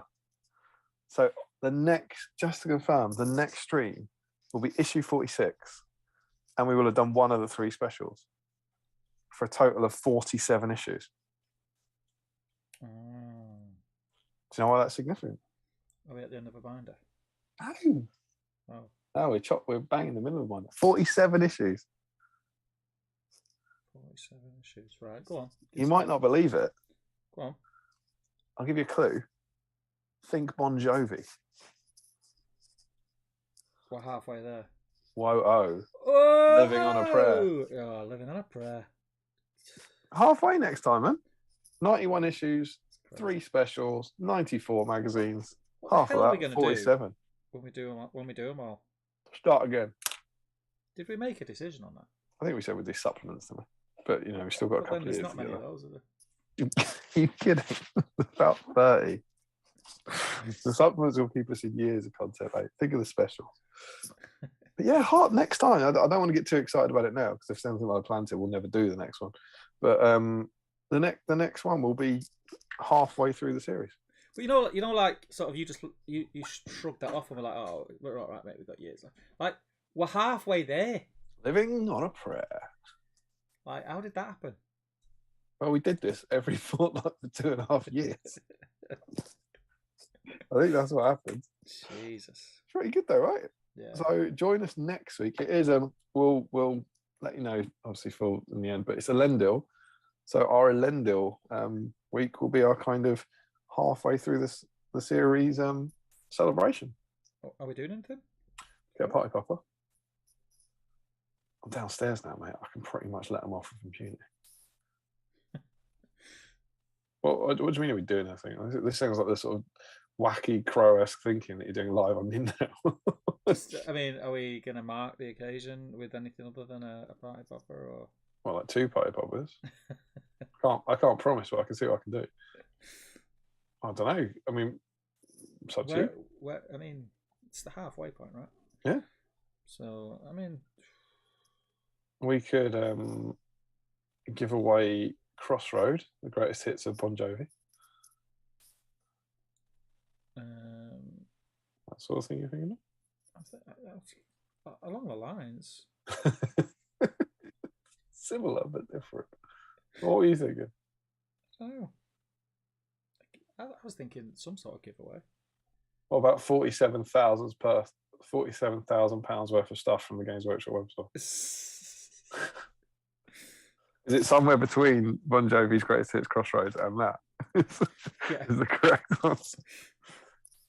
You should let us know. Let us know in the chat. Has anyone got any clever ideas for how we could celebrate this momentous occasion? And we're not. You can ask for stuff. We're not beyond giving stuff away. I think we should. Should give something away. Yeah. Maybe is there a 47-point model we could buy? Or something? I think these guys deserve it. I think. Of course they do. I love them. What about is there anything to do with halfway? In kind of in Middle Earth or anything like that? What's how many chapters? How many chapters are there all together in Lord of the Rings? All 3 books. I don't know about. Come on, let's do it official. Let's not. How many chapters? There must be about 60 chapters or something like that. Let's see how many chapters there are. All right. Let's see which is the halfway point chapter, where that is. Yeah. And then I've done the legwork, mate. I've planted. Is that you doing the legwork? I mean, you said you doing the finish legwork. Can I just check who's gonna count the chapters? You finish off. It's me, isn't it? And come up with an idea to do. Do you know what the legwork is? Do you know what that means? It's the person who does the hard work. Saying out loud, open a book and count the chapters is not the legwork. Absolutely not. I'll do all the hard work. Come up with all the big ideas. Tell him to do everything. Always moaning, he is. Always moaning. I'll do it though. I'm up for that. I think it's quite fun. I'm just thinking. I'm not sure what that's going to do actually. When I think about it, Careful. I'm committed now, mate. It's happening. It's happening on net. I know, but I'm not sure what we can do that ties. 12, 22, 33, 43, 53, 62 chapters. That's not bad. So what's chapter 31? Shut up! Congratulate me on correctly. I said 60 chapters. There's 62. That's phenomenal. That's good. It's solid work, mate. Solid. Unbelievable. Just skipping past that.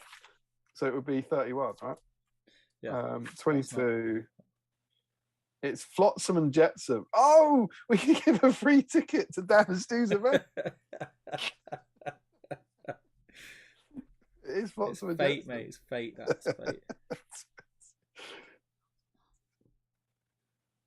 It is. Chapter 31 is Flotsam and Jetsam. It's certainly the name of Tom Harrison's first doubles partnership with his friend Chris. There you go, Flotsam and Jetsam.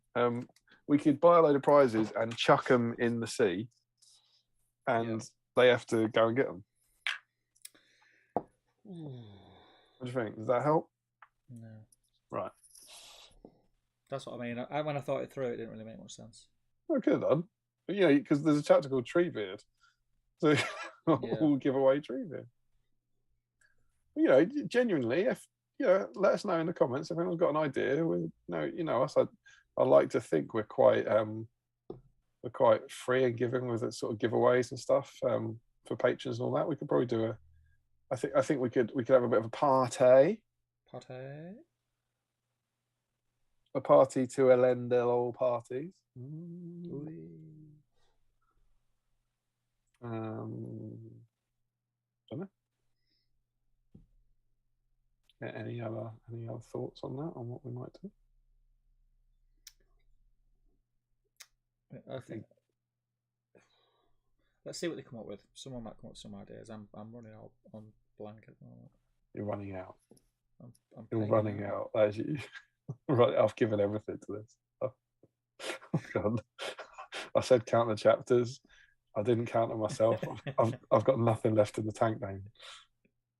You just keep pushing and pushing. Plenty in the tank. We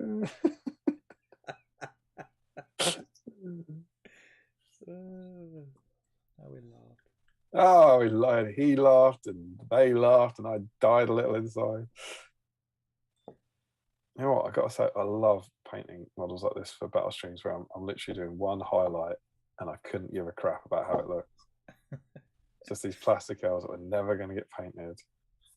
Are they good highlights? I don't know. Are they messy highlights? I don't know. It doesn't matter because they're being painted and they're going to get chucked in a box and never used. But they are being painted. It's just wonderful. This is just the kind of tonic I needed actually. This is last night and tonight have really got me feeling good again. You really got me going. You got me so. We could give away the Kinks greatest hits. Good. And Crossroad. Can we stretch to 2 albums? Spoke Bon Jovi. Oh, flipping heck. No, totally. Big questions. Big questions. Favorite Bon Jovi song.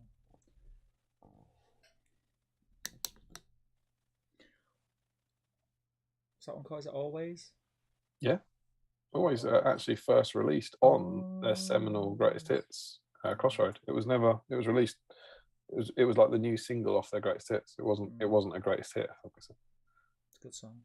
Pretty sure it was also their first, something like their first UK number one or something like that you wouldn't have necessarily thought. I'm going to go for either Born to Be My Baby or In These Arms. It was like both of those. Got a lot of fond memories of Crush as well. The album that It's My Life was on. I like Bon Jovi. I remember that coming out. Yeah, they're a bit. Yeah. Now or never.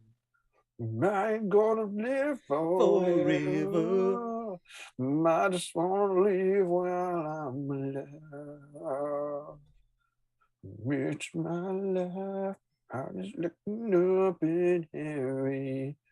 Frankie should have done it my way. I just wanna leave my love. It's my love. We laughed. I laugh. It's always good to have first timers in. What am I watching? Tim Hickson's going. That was the reason I haven't tuned in for this for 2 years. If someone tuned in. Those Battle Streams guys are on tonight. This is really good. Two middle-aged guys who don't know the words to a song singing the song. Speak for yourself. It's my life. Oh, hang on, I can't speak yet. It's my life, and it's now or never. I ain't gonna live forever. I just want to live while I'm alive. It's my life. My heart is like an open highway. Like Frankie said, I did it my way, and I just want to live while I'm alive. It's my life.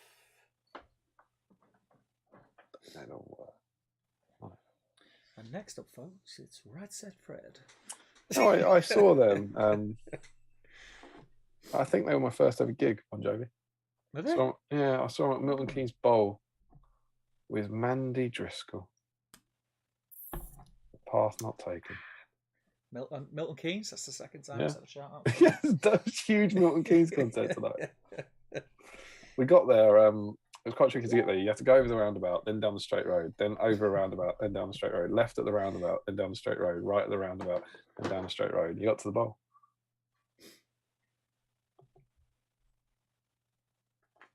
It was the One Wild Night tour. I bet it was a wild night. It's cracking night. Milton Keynes. Bum cheeks glistening in the moonlight. You, me, or Bon Jovi? middle of the roundabout. Right, where were we up to chat wise? I don't know. It's pre-Bon Jovi chat. I want to say.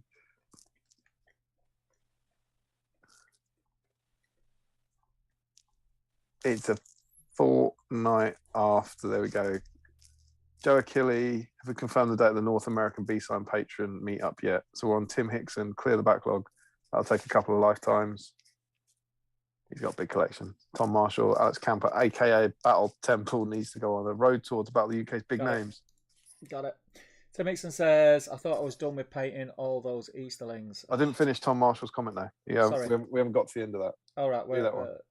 Alex Camper, aka Battle Temple, needs to go on a road tour to battle the UK's big names, maybe avoiding the Welsh mountain roads more successfully. Well, Tom, Alex Battle Temple. Yeah, when we were chatting, he was going to stay for a little bit longer on the Monday, and we were going to try and film some content for Top Table and film some content for his channel, but we couldn't make it work in the end. But he has agreed he's going to make the journey up, and we're going to get some content filmed. So that's going to be a lot of fun. It's going to be really good and exciting, something to look forward to anyway, and get him on the channel and do some cool stuff. I'm not sure what we'll do. Maybe do some narrative stuff. I've really got to kind of. You've got a van, haven't you? I got a van, mate. I got a van. You could do some like van-based content. It's not got a toilet in it though. Yeah, well, you can buy one. Plenty of buckets. Okay. You could have Toilet Wars. Toilet Wars? Yeah, I'd watch it. I wouldn't. I would not recommend. Would not recommend. Did not enjoy, would not recommend to a friend. Dan says, Jada is more than capable of looking after herself. At this point, I'm more worried about Will Smith being abused and the whole thing being a cry for help. It wasn't the actions of someone who was in the right frame of mind, I don't think. But still was a dick move. Agenda says, another comedian or maybe even another Rock Johnson cracking the joke would have been interesting. Exactly my thoughts. And it was very tame as well, I thought, regardless of the excuses that come out after it. I thought it was really tame. Timothy Hickson says 47 issues. I am way behind on those. Yeah, get watching back. Yeah, it take you. How long would it take at 4 to 5 hours? 2,400 hours to get through it, I reckon. I think that's right. It's crazy. About 60 episodes and about 4 hours each. Mental. Larry says, "Are we living on a prayer?" Rich Whoa, Clemmer ho. says, "See, I think Will Smith actions are understandable, not acceptable, but it would certainly be a hard task for me to keep a cool head if someone mocked my partner self." He didn't. No, he didn't.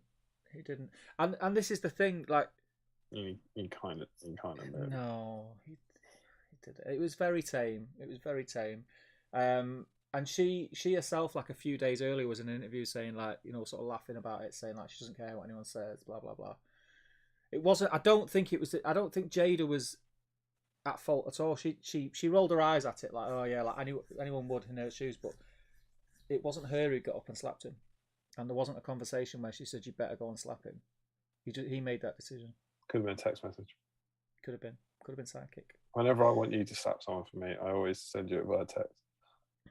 It was just, the thing. I think if that wasn't Will Smith that did that, let's say it was just someone sat at one of the tables that people pay for who was a nobody who walked on stage and slapped the host, he'd have been dragged out of there, wouldn't he?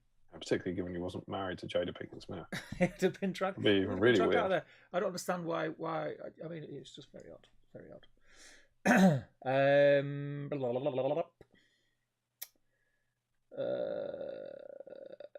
I thought the plan was to never do the last issue, but just keep saying you'll do it eventually.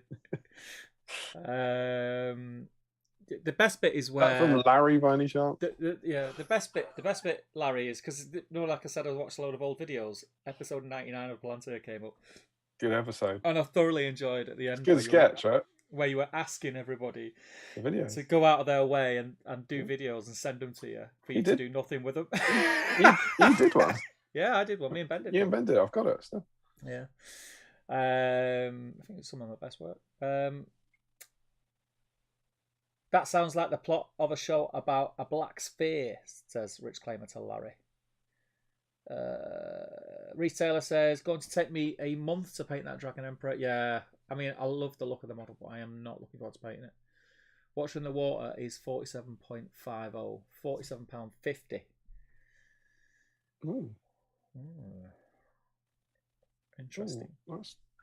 You just painted the Watcher as well, didn't you? I did, yeah. Does anyone want a free Watcher? Yeah. Give away a Watcher. Painted. yeah, right. Joe Kelly, I'm gonna. You know what? Why am I struggling to look at that when I've got a screen here? The idea of getting rid of it just makes me feel sick. That's why I was so drawn in by Dan Collister's lies this morning. The idea of anyone like losing their collection that was painted. I just can't understand selling models that you've painted. I just can't. I've done it. I know, and you regret it. Yeah, I regret it greatly. I get it. If you're a commission painter, that's part of your job. I get that, but I mean, painting those models and selling them. If you're not kind of desperate, and even then, if you're desperate, I never feel like the money people advertise them for it never seems to be enough to justify getting rid of the time you spent put into them. Everyone's different. Your financial situation is obviously different, but there's no. It'd have to be take something like that Watcher. It would have to be so much money for someone to offer me to make me think, well, at some point, if I want to watch it, I'll have to do all that again. Yeah. Joel Kelly says, huge drawing for a huge prize. If UK Patreon wins, you fly them over to Nova. If US or Canadian Patreon wins, you fly them over to the BSIME meetup at Warmer World. Jesus. Yeah, but it'll probably be someone UK, and then we don't get to go to Nova. Yeah. If we're paying for anyone to go to Nova, we're paying for us. It'll be us. Chris says, paint any Hobbit due to Bilbo's I don't know half of you half as well as I should like speech. That's quite cute. Frederick says, do a giveaway of half stuff like halflings, half trolls, half elven, half orcs, Urukai, ruffians. Half a Watcher in the Water. Michael says, we love BSIME to cover the early White Dwarves, which had SBG coverage. Can you just check YouTube? My window's frozen. Could just be me. I know. Yeah, it's working out now. I've just clicked on live. Don't know what happened there. We're all good. All good. 263 onwards. There was some great content in there for a while. In where? Sorry, I missed that. I was panicking about the White Dwarfs. What? White Dwarfs. But we'd probably if we covered all the supplements, we'd probably cover like the best of White Dwarfs, which had a lot of good stuff in. Yeah. The old ones. There's loads of supplements. There's so many supplements. Sean Flat says, "Hear me out, guys. Celeborn week. Lorien is about halfway of Frodo's journey while I'm looking at this map. To celebrate halfway through the magazine, Elendil and Celeborn? Question mark. I mean, we've got a week. It's an end week. I don't think we're making it special. No. I mean, we can't make it. We can't make it special. If we make it a special, we're not halfway through the issues. Just constantly. Why aren't we getting there? Why aren't we getting there week after week? It must be this week. It must be this week. He says, or maybe do a giveaway themed about the halfway point in the story. We could give away the breaking of the fellowship. You can't buy them, though, can you? No. Someone was selling one the other day in the trade group. Excuse me. Hajinda says to Chris, Bilbo sounds like a great idea. Very iconic speech. Eric Schultz is in. He says, evening all. Late to the party. Welcome, Eric. Chris says, buy half of the party poppers in the shop and set them all off live. Emma says, what about a 10p mix, but in current day pricing? Probably a good few quid now. Probably about 16 quid. Buy half a tank of petrol for 100 quid. Yeah. We haven't got that kind of money, mate. I don't think Bon Jovi had a UK #1 as a single, says Chris. Which Chris is that? Which Chris is the Bon Jovi fan? I thought always did something. Was it their highest? It was their highest place one or something. I don't know. I don't know.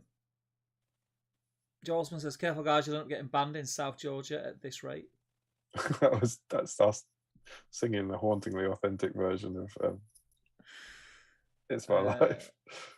Josh Crosby says, "A Riv Knight with banner and shield is 47 points." Battle songs in Middle Earth. Giving away one Rivendell fight would be a bit great, wouldn't it? Thanks for all your support over the last 2.5 years. Have one plastic gathering. Here you go. Remco asks, battle songs in Middle Earth. Joe Holzman says to Chris, aren't they the act with the most top 10s without a #1? Oh, that's a cool stat. Didn't know that. That's a pub quiz question, isn't it? Dan says Amy Whitehouse never managed it either, which is shocking. I didn't know that. I would think it'd be more likely Bon Jovi had a #1 in their career than Amy Winehouse. There's just so many songs in it as well. This is a side of you I haven't seen sober, Tim says. Hickson? Yeah.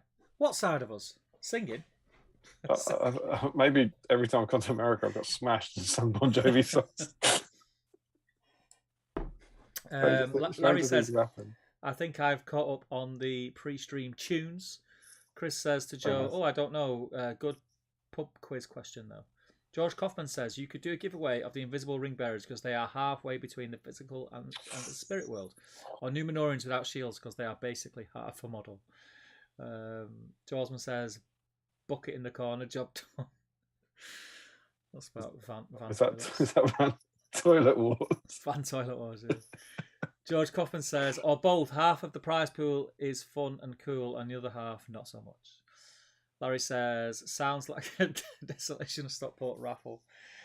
Remco says, exactly, Steve, 100% agree. Anyone else would have been a goner. Yep. Frederick says, my take on the thing, one person made a joke that was probably disrespectful, stroke inappropriate. Another person overreacted and turned everything into a big show. Yeah. I mean, Chris Rock was there to do edgy jokes. That's why he was hired. That's what he does. He's always I think you punch up. I think with comedy you punch up. I don't think you punch down. And I think a joke about a medical condition is punching down. That's what I think. But I don't disagree. But I just don't think getting slapped in the face. No, maybe not. But it doesn't deserve getting slapped in the face. If you look at everything. I don't know. I don't know.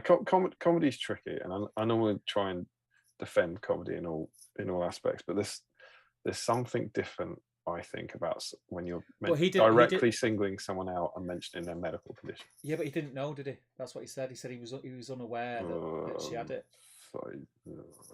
And I kind of believe him, really, because I don't think he's the kind of person who. She's been very public about it. I didn't know. I didn't know till this. No, maybe. I don't know. Tom Marshall says Steve cook a great meal, gives away half. Oh, what about a night with you? No. Not sexually. No.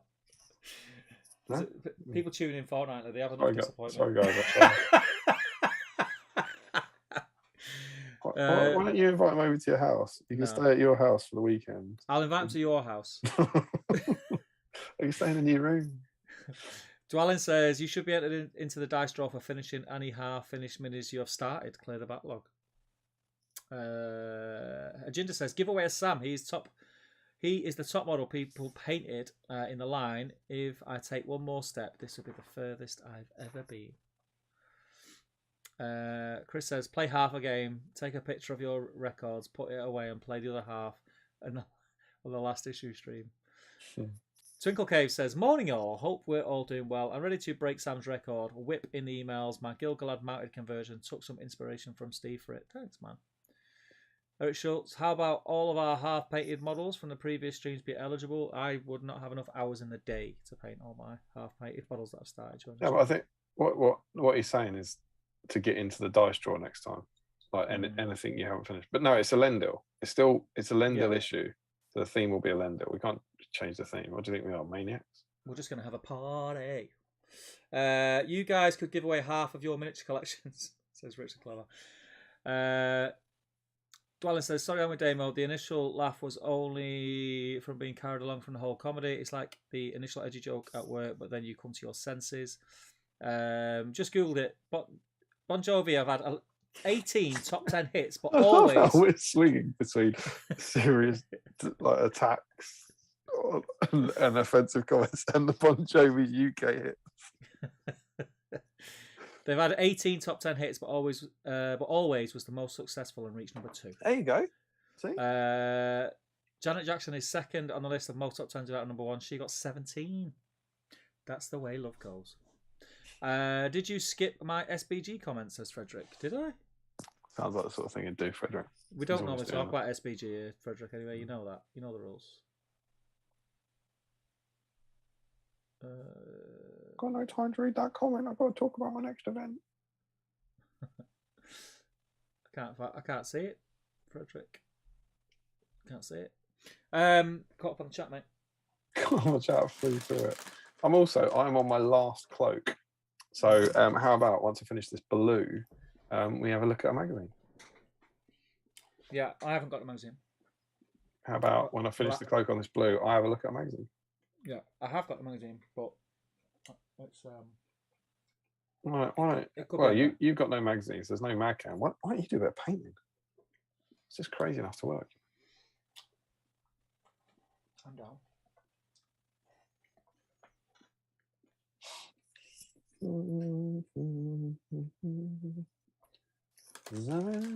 Have you ever used Galad? You played that kind of army?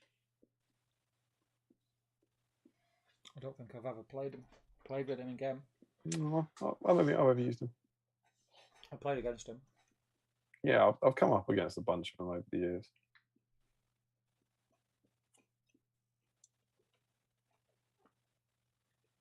There was one game I particularly remember.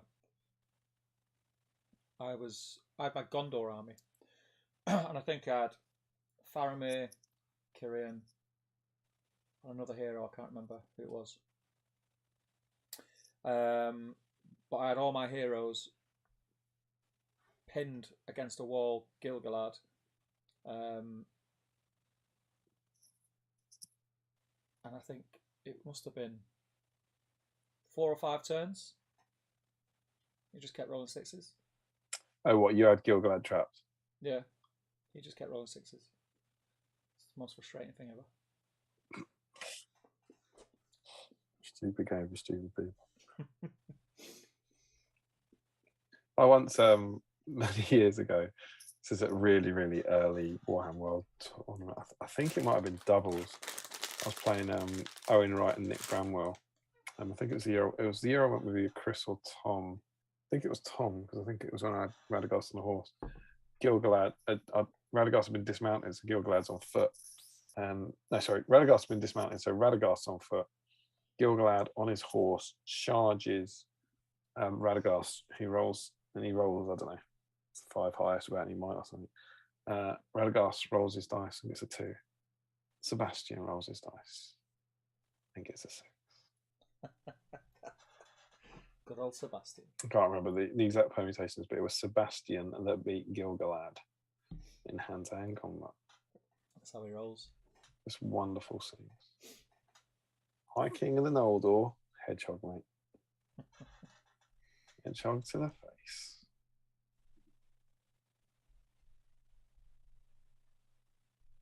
Right. While you're doing that,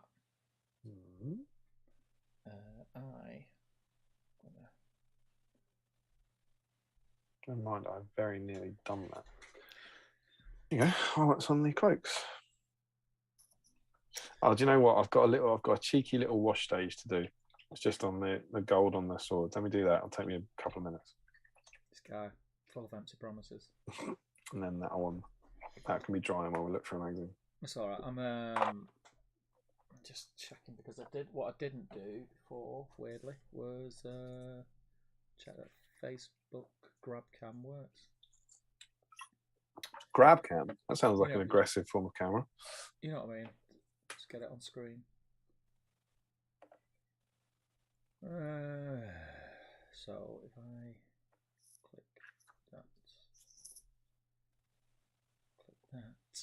and click that, yep, we are cooking. Right.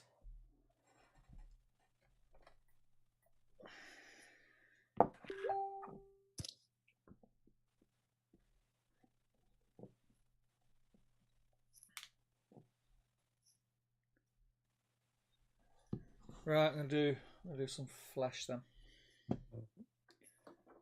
I'm gonna paint all that flesh underneath the Link's face. The old stage. Where's all my flesh colours?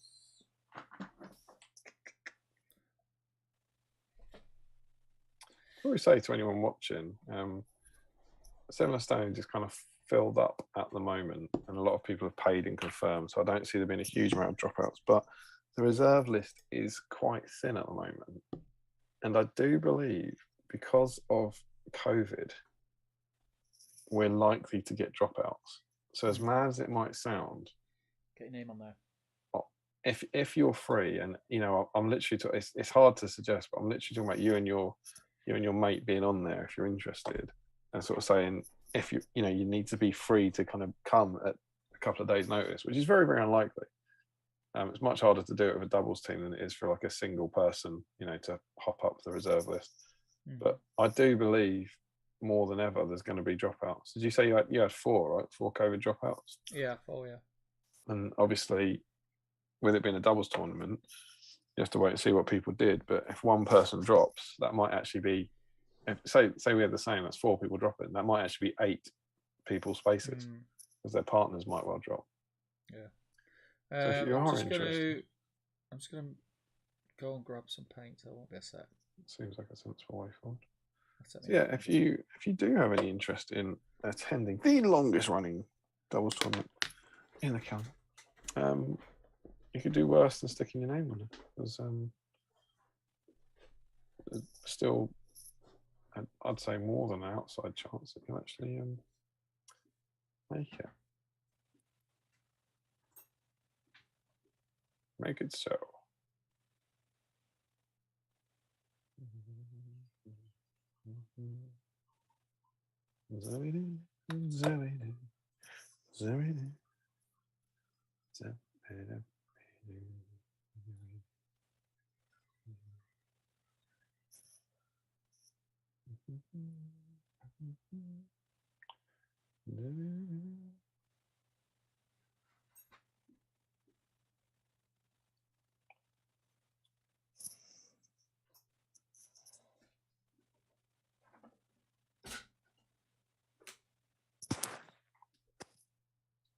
a title card on. Where are we going to get the paint? Homebrew. When I went to get the paint earlier in the night, I picked it up. I was back. There might be something else going on here, to be honest. I think he might be prepping for toilet wars. No human being will take this long to get paint.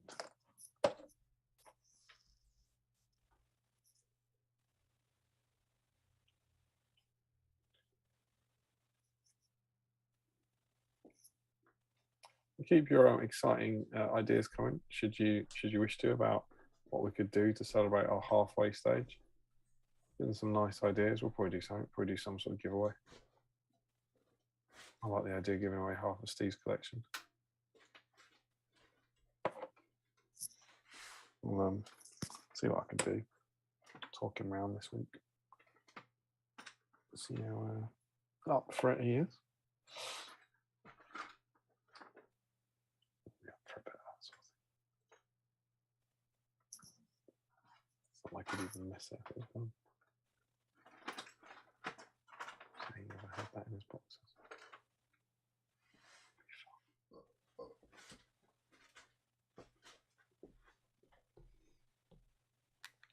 Like a bit of Bon Jovi ASMR. I'll look at Steve Tristan.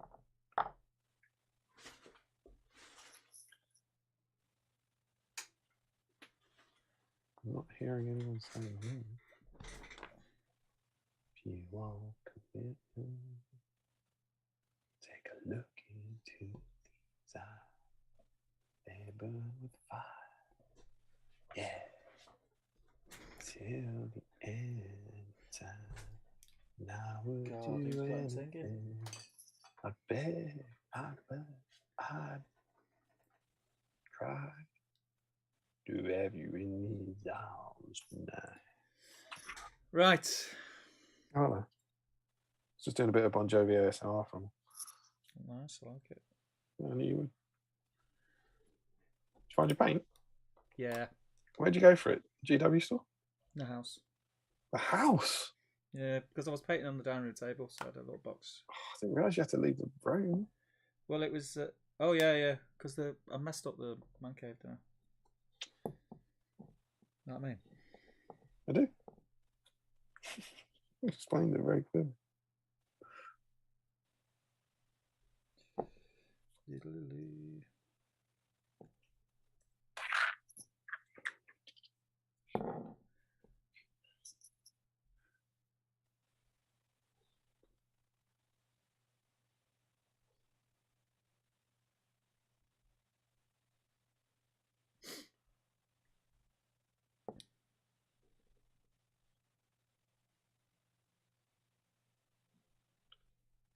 And to quote the Joker, there we go.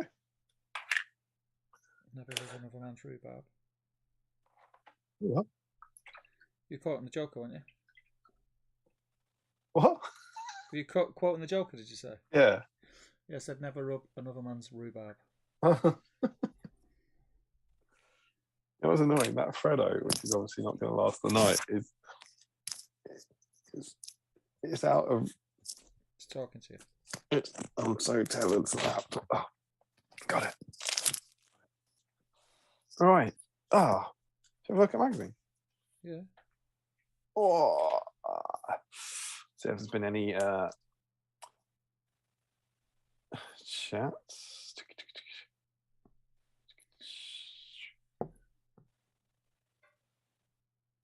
Right, it says maybe I can see it because I use the email in my comments. Stupid YouTube comments. Michael Haskell, the chat just after 11 p.m. Now that's an idea. When we do a character on a stream, ask the collective in attendance for any memorable game moments involving said character. That's a good idea. Do it for Galad as we go through the magazine. Dwayne Grudgeman says, will you get dropouts if people can't test? Yeah, that's a fair point. Maybe not. Who knows? Tim Hickson, Seven Stones is one of the UK events I want to do one year. I've heard nothing but good things about that event. Oh, thanks. Fingers crossed. 3 years after the last time it ran, that's still be the case. And Frederick Schultz says, wow, Steve going all turncoat traitor gaming and putting up his TTG logo. Tom Marshall calling it a night chats. We'll catch up on all the boat bashing and battle banter in the morn. Try saying that 10 times fast. Joe Holzman, he does it every week. He'll come back wearing an I can, you can cook branded apron. Remco, give away a model painted by you on a live stream, Steve. Yes. It's probably the worst idea ever. Alder and Haller.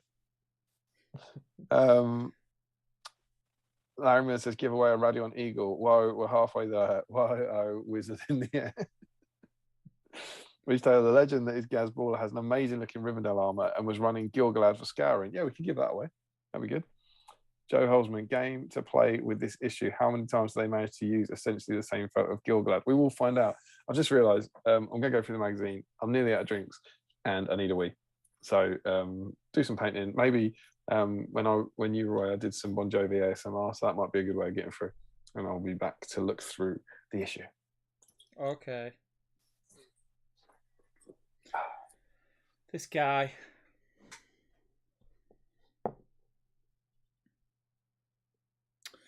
So what did I need to get the chat back up, don't I? Because I've not got the chat up. Boosh. Let's have a look here. Maybe our next, yeah. If you put your email in, you'll be able to see it, but it won't come up on the chat.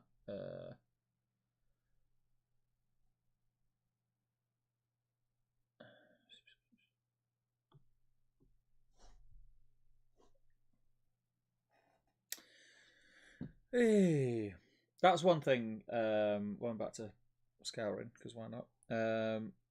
I always get tournament blues. Always, whether it's one of my events or an event I've been to, which feels like forever. I've not been to an event for ages. But my God, tournament blues that week were a killer.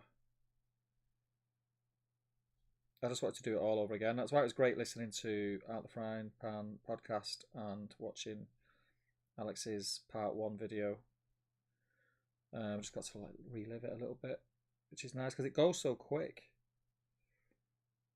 So quick. Not too quick, really. It's like unbelievable how quick it goes.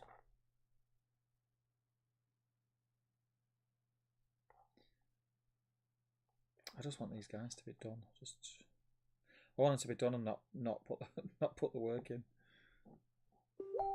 That's where I'm at with these.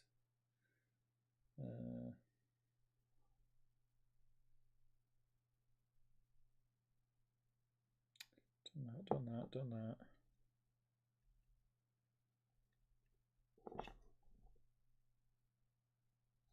Get that done. What's he got on there? A pair of joggers?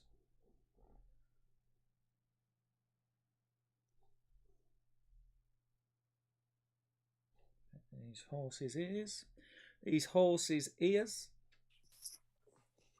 Your horse's ass. None of this sounds like Bon Jovi. Yeah. I've returned with my victory pork pie. Let's get pork pie. What did you have for your dinner tonight? Pork pie. We had lamb tonight. Had what? Lamb. Actually, I had Chinese leftovers. Oh, yeah. And I deliberately kept half a pot of chow mein for my post-stream snack.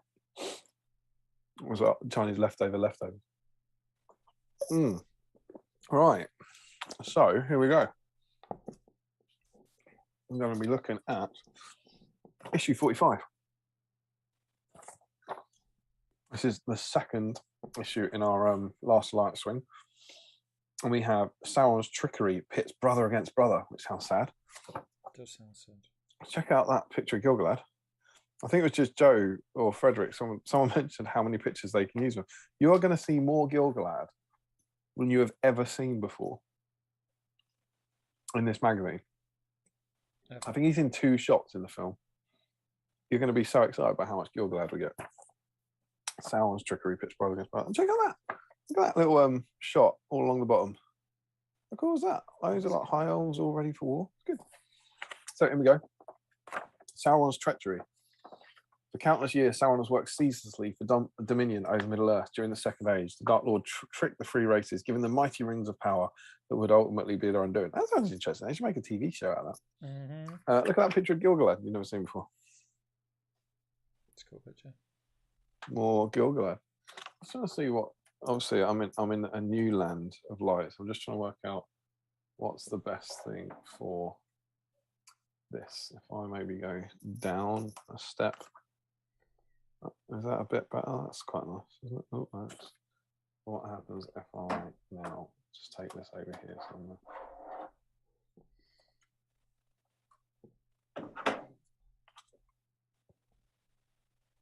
That's probably a bit better. Does that look better to you? I don't know. Maybe it's about the same. Okay. The last alliance of men and elves marched against the armies of Mordor. Glad you said that. So, on we go. And we get, I like these. They do these in the magazine from time to time. This is cool. Double page spread about the One Ring. Mm-hmm. And it's telling the story. So the Dark Lord Sauron forged One Ring in the fires of Mount Doom. And while it exists, he can never be defeated. The ring has an important role in the fate of Middle-earth. And there are many scenes you can recreate centered around this object. And then you get lovely little scenes. Look. There's the Last Alliance. You get the Gladden Fields. You get Isildur being attacked by orcs.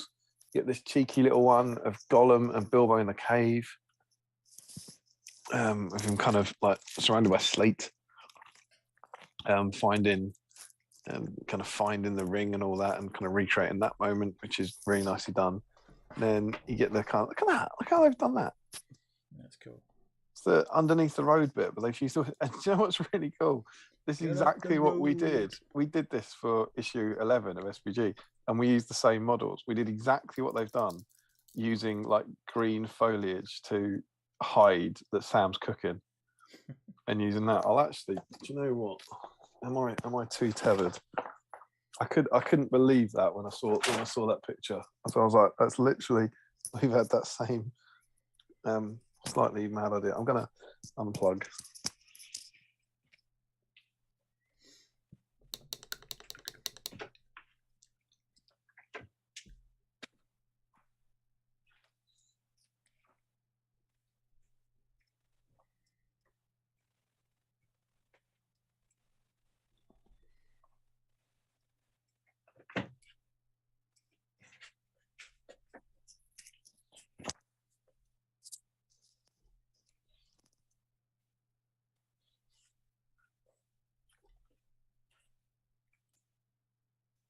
Just wonder, for the sake of this bit, is this any better? No. It's not better. It's darker. You're lighter. You're all right, but when you hold the magazine up, it's dark. Cool. So that was our attempt. Oh, switch the camera back. Hello. There you go. That's what we work for. Yeah. It's the exact same 4 models. Same green flock being used to cover up the bits that we don't want them to see. Yes, it's really made me smile. So I like this sort of stuff because it's that, you know, it's not just your kind of like stock White Dwarf photos or whatever. It's, you know, it's really creative use of stuff, and they've even got that kind of, looks like a blurred background in the middle for the wraith rushing past and all that. And then you got the journey into the 2 towers. So you just get all this lovely fluff talking about that story. It's nothing revolutionary, but it's, you know, they've clearly taken 5 photos for this article, yeah, which I think's really nice. It's just an interesting little read. It's not, you know, it's not outdated rules that you've seen somewhere else or whatever. We then get our latest army list section. So this time, you know, it's about the High Elves. So this is the we've had a few of these for different armies so far. There's a little kind of thing a bit here about what elves are, saying this is Rivendell, although it's meant to be like second era, although they could also be used to represent elves of the Third Age, such as from Rivendell or Grey Havens. Though historically Gilgalad died at the Battle of Last Alliance, he could still be used in a scenario or devising or a points match game. And you get a High Elf Captain, which is much the same. It's that classic High Elf Captain conversion of Elrond with a High Elf's head. We get the High Elf Banner Bearer, and we get the High Elf Warrior, who, remember, at this point in this era, was Fight 6. Fight 6, High Elf Warriors. What a time to be alive. I still have that rule for banners. You may not include more banners than heroes. I'm really sure you'd have one.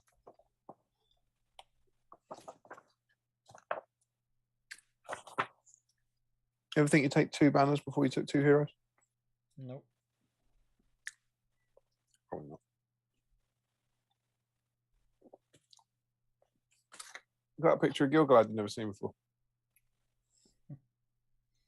Look at his little outfit with his little blue thing. You've never seen that if you watch the film? Yeah. Very cool. And then the heroes you get from the army are Galad and Elrond. That picture of Galad you've never seen before.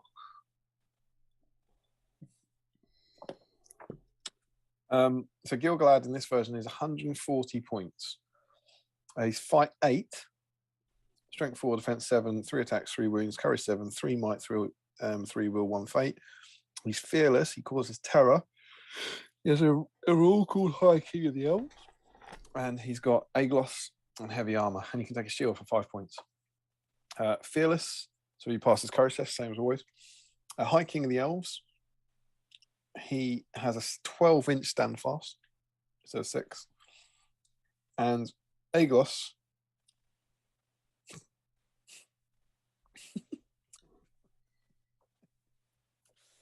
just to remind you, this is the early days where he didn't have that many rules, right? He's got war gear and his Aglos. Do you know what his special rules are? Yeah. Fearless, High King of the Elves, which is 12-inch standfast, and terror. Okay, causes terror. Do you know what Aglos does? Go on. Aglos is Galad's ancient and powerful war spear. In his hands, it's an exceptionally deadly weapon, and opponents wisely fear it. Because of the reputation of his skill, Galad causes terror while he uses it. So he causes terror twice. So Twice. If you got to take 2 terror tests, charge him. Twice, sir. That's disappointing, isn't it? Yeah. But terror needs an apostrophe next to it, like cause Aglos or something. And you also get Elrond, who's been toned down from the version we've seen before. He's actually been toned down because he's had all his rules and everything nicked. Fight 6, strength 4, defense 7, 3 attacks, 3 wounds, courage 7, 3 might, 3 all, 3 fate, heavy armor and elven blade. No special rules of any sort for Elrond. That's the high elf army list, which is fine. It's always been a bit anemic. Then the scenario. Oh. Sauron the Deceiver. This is cool. So the fluff is this. Using his evil powers of deception, Sauron has turned the men and elves of the Last Alliance against each other. Elrond and Gilgalad must try and break the Dark Lord's hold over their comrades if the Last Alliance is to triumph. This sounds fun. In this battle game, we look at what might have happened if during the War of the Last Alliance, Sauron managed to fool some of the elves and men into switching their allegiance to fight alongside his orcish minions. He did fool some of the men, of course. It was only elves that didn't fight on both sides. So the combatants for this: Gilgalad, Elrond, an elven captain, a captain of men for good. So it's just 4 heroes for good. Okay. Mm-hmm. Evil player needs 2 Mordor orc captains, a banner bearer, and 20 Mordor orcs. And then you need 4 men of Gondor, 8 men of Gondor, and 8 elves. 4 with blades and 4 with bows. Okay, so 16 other good warriors. And what you do, for starters, we get a cool game here. It's 4x2. More on these lava boards later, but that's your kind of board. So you've got all these lava flows to go over and jump over and so on and so forth. And what you have to do before you start the game, you got to roll a dice for every good warrior. So 16 good warriors. On a roll of 1 to 5, they're deceived by Sauron, Steve. And they start the game controlled by the evil player. That's terrible. On a roll of 6, they fight alongside Elrond and Gilgalad. So you've got 20 orcs, 2 captains, and then 16 warriors. You have to roll 16 dice. And any who don't get a 6, so let's say we get 3 6s, that then means it's 13 warriors against 4 good heroes and 3 warriors to begin with. So you have all these good warriors who are being treated as evil. They can strike blows against good warriors as normal, and they can shoot as well. So if any of your elves with bows roll a 1 to 5, they can start shooting at Gilgalad or whatever in turn 1. And then if or when you get into combat with them, if a good model defeats one of these deceived models, they have to take a courage test. And if it's passed, Sauron's dominion over the warrior is broken, and the model is controlled by good. This is awesome. So the good players got to run up, charge these models, beat them in combat, and then hope they pass a courage test. It's a bit like Bulldog. It's a bit like British Bulldog. You got to try and tag them all and get them back on your side. Meanwhile, 20 orcs are trying to murder you. Seems pretty tough for the good side, but it looks like that would be a hell of a lot of fun to me. And the lava is completely inescapable. If you fall in the lava, you're dead, boy. You got to jump. You can't sort of defend a barrier, so if you fight someone, you kind of replace them if you beat them, that sort of thing.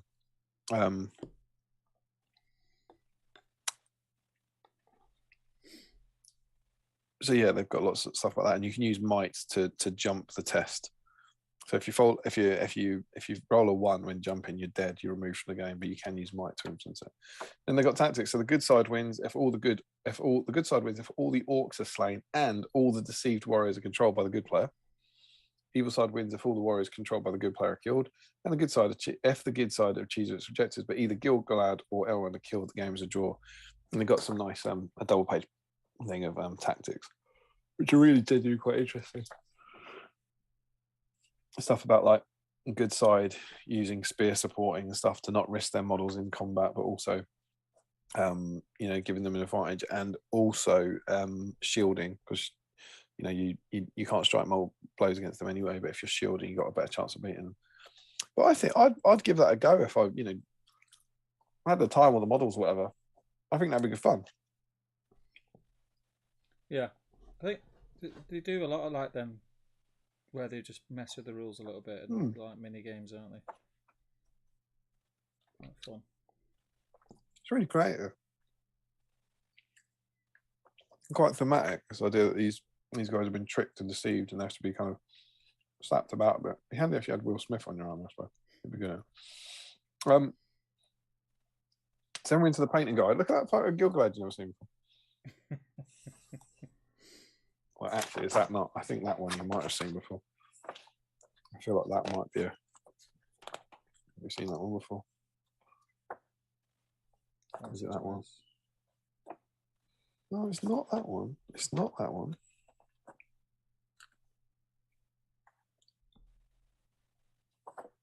Oh, it's that one. There he is.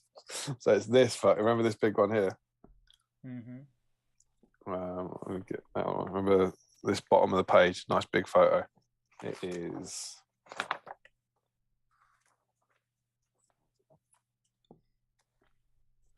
that one. Same picture. Poor Elrond's been cropped out. So the new bit in this pack, we'll be looking at how to paint intricate details. The best way to accurately represent these details is to find some good pictures for reference. The wealth of excellent source material. And the example I've got of this is this thing on his, whatever you call that thing. Is it a tabard? Is Willy Shield. I don't know if that. I think that's the costume. I don't think that's a paint job, is it? I think that's the original costume. And it basically says paint him like Elrond that you did in page 36, in pack 36. That picture of Gilgalad I'd never seen before. Loads of them.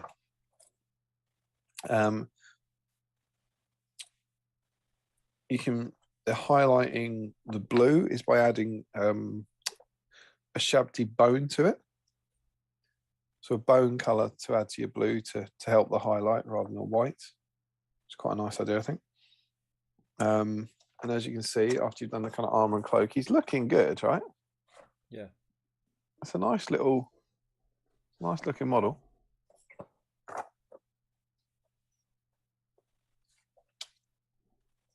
The outer robe is kind of pale grey. Paint his face, paint his kind of helmet. Look at that photo of Galad you've never seen before. Looks angry there. Oh, he does, doesn't he? But you'd be angry if you were grabbed by the neck and set on fire, wouldn't you? Yeah. Imagine if it's your job in the battle to go and fight Sauron, and you're the king.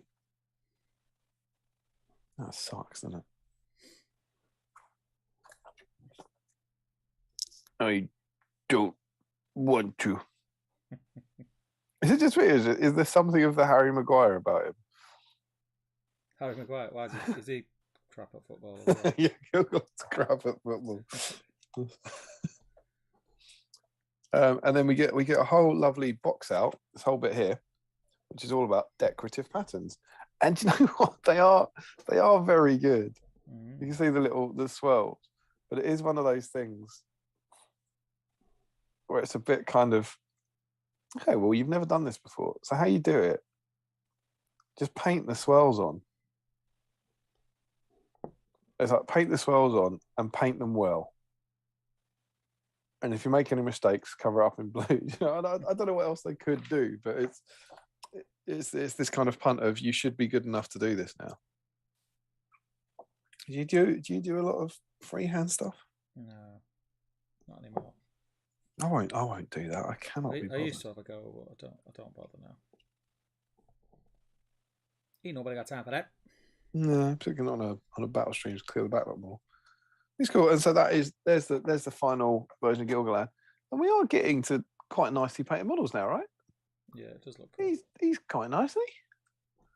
He's got a bit of the cheeky Mordor base that I think we learned in the last issue. Nice colours. So I'm going to have a go at replicating him, probably from next stream.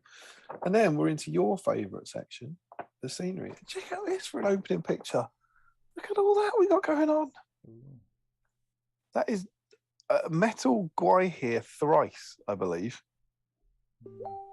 And you got your Frodo and Sam. Is that going to let me in? Can you see that? Is that cooking? You got cooking Sam being covered up by Frodo, kind of leaning on the cliff again. The 3 eagles coming down. Absolutely lovely stuff. And this one, I don't know if you remember, like 4 weeks ago, but we made a Mordor board. It was like a modular Mordor board, like with the big rocks. And this is making lava flows to add to it. So they're saying do this. So you paint this, you draw on your little map, with the idea being that there's a solid rocky edge all the way down that long edge. So you could put your existing Mordor boards there. So it becomes like a giant river that runs across your board. Yeah. So they're not like fully modular where they're not like crossroads or anything. But you could have another 3 boards here or something. Or another 3 boards here. Just have this big kind of lava flow going down. And you cut them all out. You can see the pieces there. Cut them all out and then glue them onto a kind of base sheet of polystyrene, something like that, to make the river. And then you get quite creative. So this is how they suggest you make lava. Mix up plaster filler, adding sand. Ensure the filler is fluid by adding plenty of water. Pour the plaster filler onto the board and then smooth it out with a wet brush. While the mixture is still wet, stick rocks in it. So they've got like floating rocks. And before it dries, use a wet brush to form a flowing, rolling texture representing a river of lava. Leave the board to dry overnight. And the picture of it they've got is this one here. That's the effect you're going for. Have you done a Mordor board? Have you done lava? Yeah, I didn't do it like that though. How'd you do it? I just sprayed it on. You sprayed real lava on? Yeah, so I did it. I sort of made it was polystyrene, cut out where the flows were going to be, and then airbrushed. The So you just painted it rather than adding any form of like pretty much texture for the lava itself. Yeah, cool. They've got something about adding then some lumpy bits in the same way we did in the last one, like adding kind of rocks and overhangs, natural bridges, that kind of stuff, and then painting it. That's how they suggest you paint lava. Paint it white, then apply blazing orange. Your base coat is an orange, and use an old brush to dry brush blazing orange to the edges of the rocks and the underside of the bridges to give the impression that the lava is glowing. Then a dry brush of red, bright red, over the top. So you got an orange base coat with red dry brushed over the top. And then, to give the impression that the lava is fluid, paint on gloss varnish. And when the varnish is set, you dry brush the surface of the river with a mixture of black and grey, creating the effect of rock cooling on the surface of the lava. And then you apply streaks of sunburst yellow mixed with skull white. So will represent areas where the extremely hot lava breaks the surface. Yeah. It's a finished effect. Nice. What do you think? Yeah, that's good. Some close-ups there of like you see how they dry brushing the rocks to give it a kind of like yellow glow or whatever. It's quite cool. I think these look really good. Yeah, it does. These are like really, really nice. Not something I've ever played with, but Sam Page had a lava board. I know East Grinstead, but I think that looks pretty great as a way of like just bumping that onto existing model boards. Yeah, good fun to play over. But there we go. That's the end of issue 45. I tried to make a strong. I thought it was great. I tried to make a strong case for 44, but you didn't want to put that one in, and I think this is not as. Doesn't feel like there's a lot in it. I think it's good the content that's in it. I think there's a lot in it. It's good. All joking aside, you get a lot of pictures of Galad that you don't normally see. Like, it's really good reference material for him, and you kind of go, "Oh, I've never really looked at Galad before because he's in the film so little." As I said, a fun double-page spread about the ring. The High Elf Armor list is a bit, outdated now. That I think the scenario is good. The painted guide looks useful. I will follow that. And then the scenery is, of course, it's ongoing from it's kind of like the next step in your Mordor board essentially. But I think it's good. I won't try and do the pitch for does it get into the best ones, but I enjoyed it. I was very pleasantly surprised by it. There you go. 45. Galad week. Very good. And I thought, I did have a look. I haven't done a deep dive because I didn't have the time. But I went and looked in the index of Lord of the Rings. Mm-hmm. Do you know how many pages? To give you an idea, we're not including the appendices in this, right? The story of the Lord of the Rings in this edition is 1,008 pages long, right? Yeah. How many times is Galad mentioned? Are you asking me to guess? Yeah, how many pages is he mentioned on? 4. Oh, so close. It was 75. It's 3. Good guess, sir. Galad is mentioned on 3 pages, and it's only twice. It's like 181 to 182 and 237. So you get the one mention, which I was really surprised by. I think because it's a big deal, isn't it? Yeah, even the prominence of the prologue, you kind of think maybe it's mentioned. But you have at the Council of Elrond, when Elrond goes, I remember well the splendor of their banners, and Frodo says, you remember, I thought the fall of Galad was a long age ago. And yes, so it was indeed. My memory reaches back even to the olden days. So that's one mention of him. And then he talks about the battle and how Gil-galad was only Círdan stood next to Gil-galad.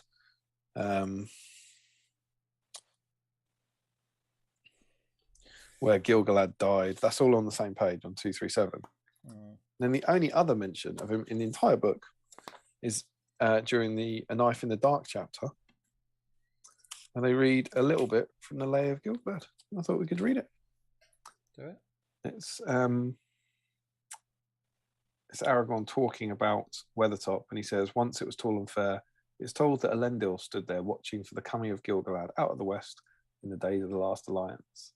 Hobbits gazed at Strider. It seemed that he was learned in old lore, as well as in the ways of the wild. Who was Gil-galad? Asked Merry, but Strider did not answer and seemed to be lost in thought. Suddenly, a low voice murmured, Galad was an elven king, of him the harpers sadly sing, the last whose realm was fair and free between the mountains and the sea. His sword was long, his lance was keen, his shining helm afar was seen. The countless stars of heaven's field were mirrored in his silver shield. But long ago he rode away, and where he dwelleth none can say, for into darkness fell his star, immortal where the shadows are. Which is a shame. Crying shame. That's it. 1,000 pages. That's all Gil-galad gets.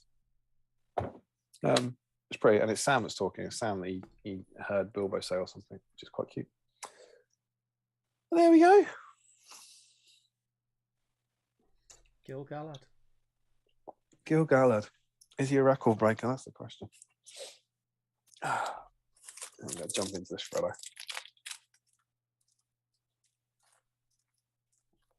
Never going to survive the night, was it? Poor Frog was never getting out of the room.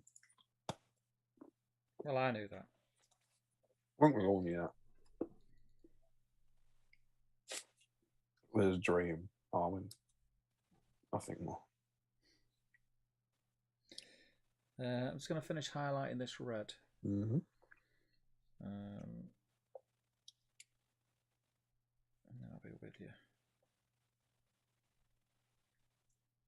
These dudes need some brown shoes.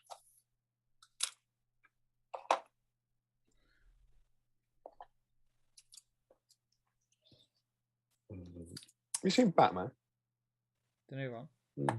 Oh, yeah. I went to see it this week. What do you think? I've heard good things about it. I thought it was very good. I went to see it in 4DX. Ooh. Have you done that?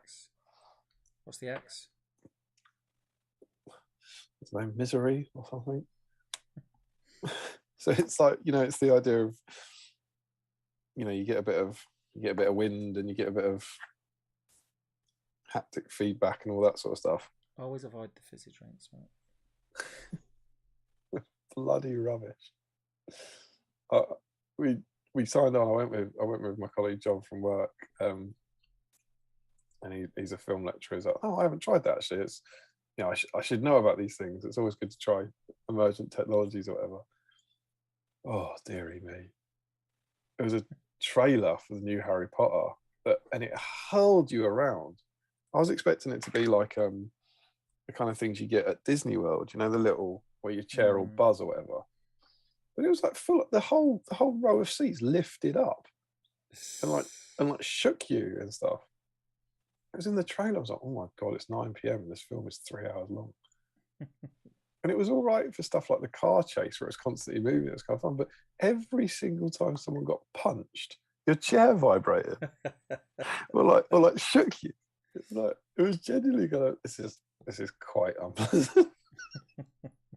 He's on the fight. Batman, kill him, Batman, please, God, kill him.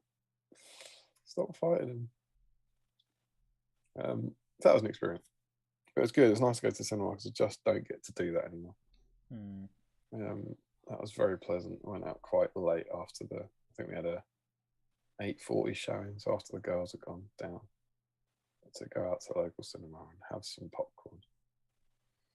Can't remember last time I went to the cinema. Yeah, exactly. I think mine might have been for Dogtanian with Charlotte. Yeah, it would have been a kids' one for sure. Which was obviously magnificent. Wasn't exactly what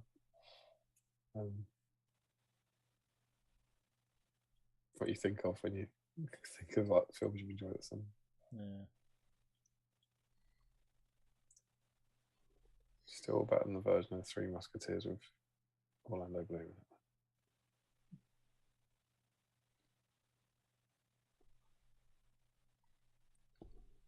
And blimps. That's annoying. No, I thought it was very good. I thought it nicely sets. It's clearly setting up a universe. I think they're trying to do 3. And there's some stuff left for sequel bait and all that, but it's very good.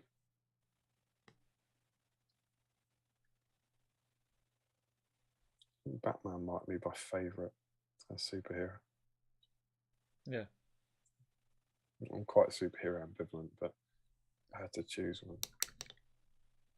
Yeah, I like Batman. I still remember got to see Michael Keaton Batman in the pictures. Really? Yeah. That was before my time. Blew my mind. Really? I was like, wow, that's the best thing I've ever seen.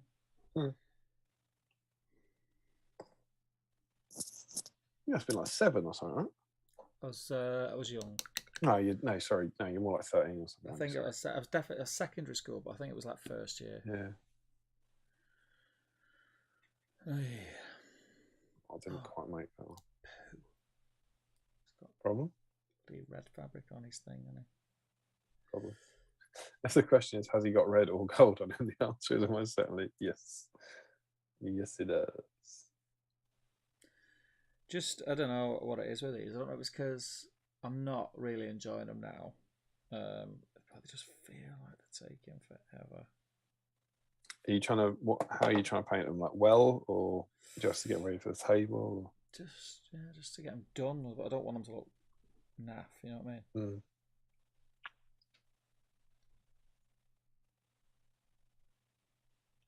My normal ready for YouTube thing. You're also a good painter, so you're probably putting like more time and effort in than you need. I don't know about that. Not now, anyway. I'm quite free with these. I'm quite the opposite. Just blobbing paint on and loving one. Made a lot more progress on these than I dared dream tonight. Great. I'm gonna have to stop. I had an absolute nightmare with my paint. I went to get. I think I put this in the Patreon chat today, so apologies to the patrons. But my Wazdaka red was drying up, and I knew I was going to use that for these. That. Is your Wazdaka red dried up? No, you're just using it. Now. And so I think at the GT, I bought a new tub. Going, I'm going to need that. Can't find it. No idea. No idea. Have you checked the bag? Check that bag. That bag's gone, mate. It's empty. All that stuff's gone away. The bag is dead. Do you have any idea how infuriating knowing that you can't paint because your paint's dried up, but you've bought a replacement paint for it and you can't find it? So I've ordered a replacement for the replacement today, which of course means... And you know when that turns up. I'm about to find it. But what can you do? So that was a bit of a nightmare, that one. And then my other one was my Auric Armor Gold, which I actually anecdotally heard someone talking about somewhere, of it being an absolutely dreadful paint. But that hadn't even dried up. It had just become like tar. I'd never seen it happen to another paint pot. It wasn't dried out, but it was just unusable. It just became a different kind of viscosity. And I was trying to kind of water it down, add medium percent. It just wasn't having it. It was just like lumpy. But it was, as it turned out, it was all right for base coating. So I slapped that, and I slapped my dried out red onto these guys for base coating, in the certainty that you'd wash it and cover it up. But I wasn't willing to use those 2 pots of paint to do the final highlights. And I think what I've managed to do tonight is basically, or what I will have managed to do, is get the models to the point where the only thing left is the gold and red highlights. Which would be a fairly heroic effort, to be honest. Nice. Yeah. I'm pretty pleased. How are we doing? How are you on jumping in the chat and jumping in Facebook? I've got 2 more models to finish these red highlights on. How long are we talking? Do you know, feels like it's been 20 years. I need to pick a colour. So, it's pretty grim, man. How long do you think you need? 15. 15 minutes? Yeah. Before the Facebook bit? Huh? Before the Facebook bit? Yeah, I just want to get this done because then I'm putting my paints away. All right, then I'll probably be able to do all of mine. Some silver on. Good to see you painting. Look at you go. No. This is next level stuff from Crow. It's been ages since I painted. I haven't really painted anything. People tuning into this guy. This isn't what I came for. It's like two guys painting. Well, has he not got his feet up and pissed? Yeah.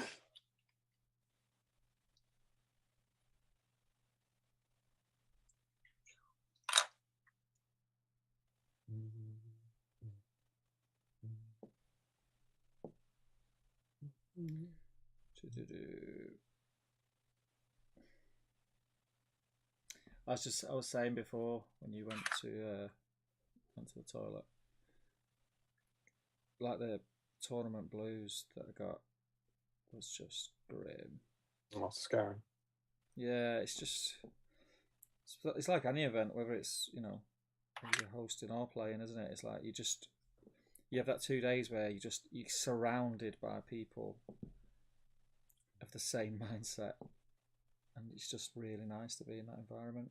I mean, the other thing that's always been good, but I think particularly at the moment, and I found this on Sunday, is that the world stops. Whenever I go away for these weekends, for these sort of Friday afternoon to late Sunday, I generally don't check the news. Yeah, I generally don't check in on anything in the real world, and it wasn't like that for me on Sunday because I was only there for a day, but I was so stressed and I had so much stuff going on at home that just to get away and sort of it's a wretched use of the time in a way. It's like, oh, I've got so many other things to be doing, but equally it's the best possible use of the time. But you just pause, all that stuff just falls away, and you're just playing toy soldiers with nice people. I think we need it. It really works. I think that's maybe why I'm not saying it's just the reason I've been so stressed, but not for the last 2 weeks, kind of almost not being able to paint. That's my kind of creative de-stressing outlet, quite late at night to just sit and, like I say, put on an audiobook and put on something and not watch the news, not doom scroll, not look at what's going on in the world, and just forget about everything else. And not being able to do that, it's almost like a bit of an addiction or something. Like having that taken away made me a bit miserable.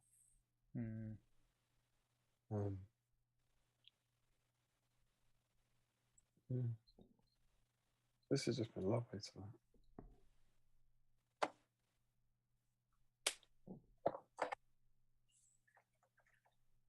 Should do this more often, shouldn't I? Bring back the pandemic. Make it weekly. The other thing, I'm sure you're noticing this because you've got girls as well now, but your weekends are filling up again now. Oh, now the world's opening up again. All these bloody people are like, come to a party, let's go to this. Oh no, I like it inside, it's quiet. Me, it's not just weekends. It's like, you'll have it as yours are getting older. Like it's classes after school clubs. Oh my God, like Matt laughs at me like he knows not to even bother texting me or ringing me on a Monday or a Tuesday. Like, there's just no point. By the time I get in and sit down on a Monday, it's 9:30 on a Monday. It's mental. Straight after school, Lily has a violin lesson, and then when Lily's violin lesson ends, Daisy's singing lesson starts.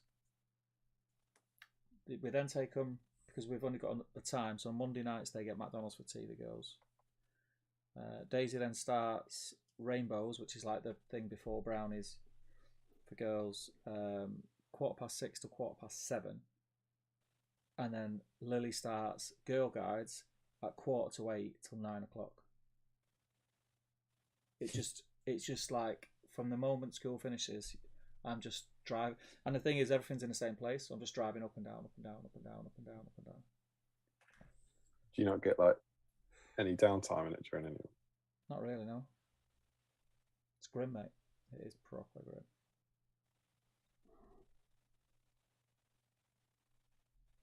But then you kind of think, when it's happening, you're thinking, oh, I wish it was spread out a little bit.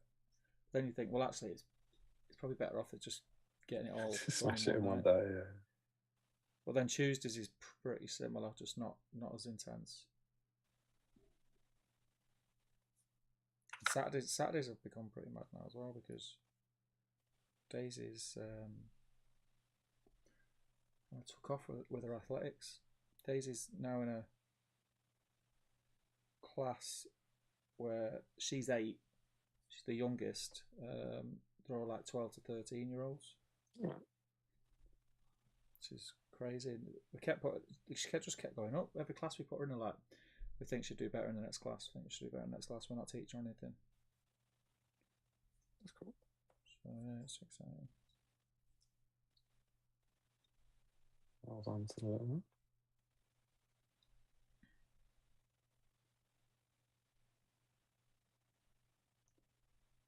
My life would be a lot easier if my wife had a driving license.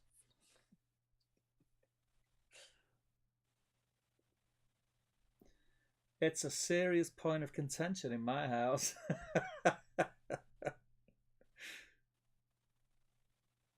Especially now.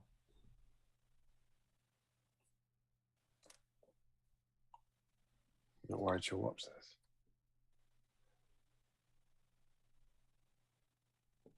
Where are we now?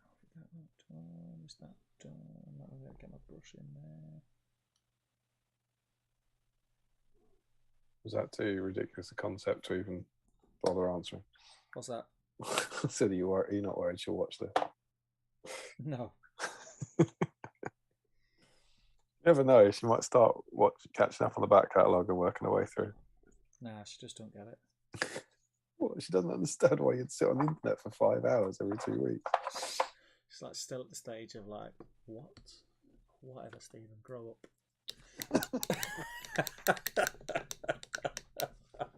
And sit in your shed and grow up.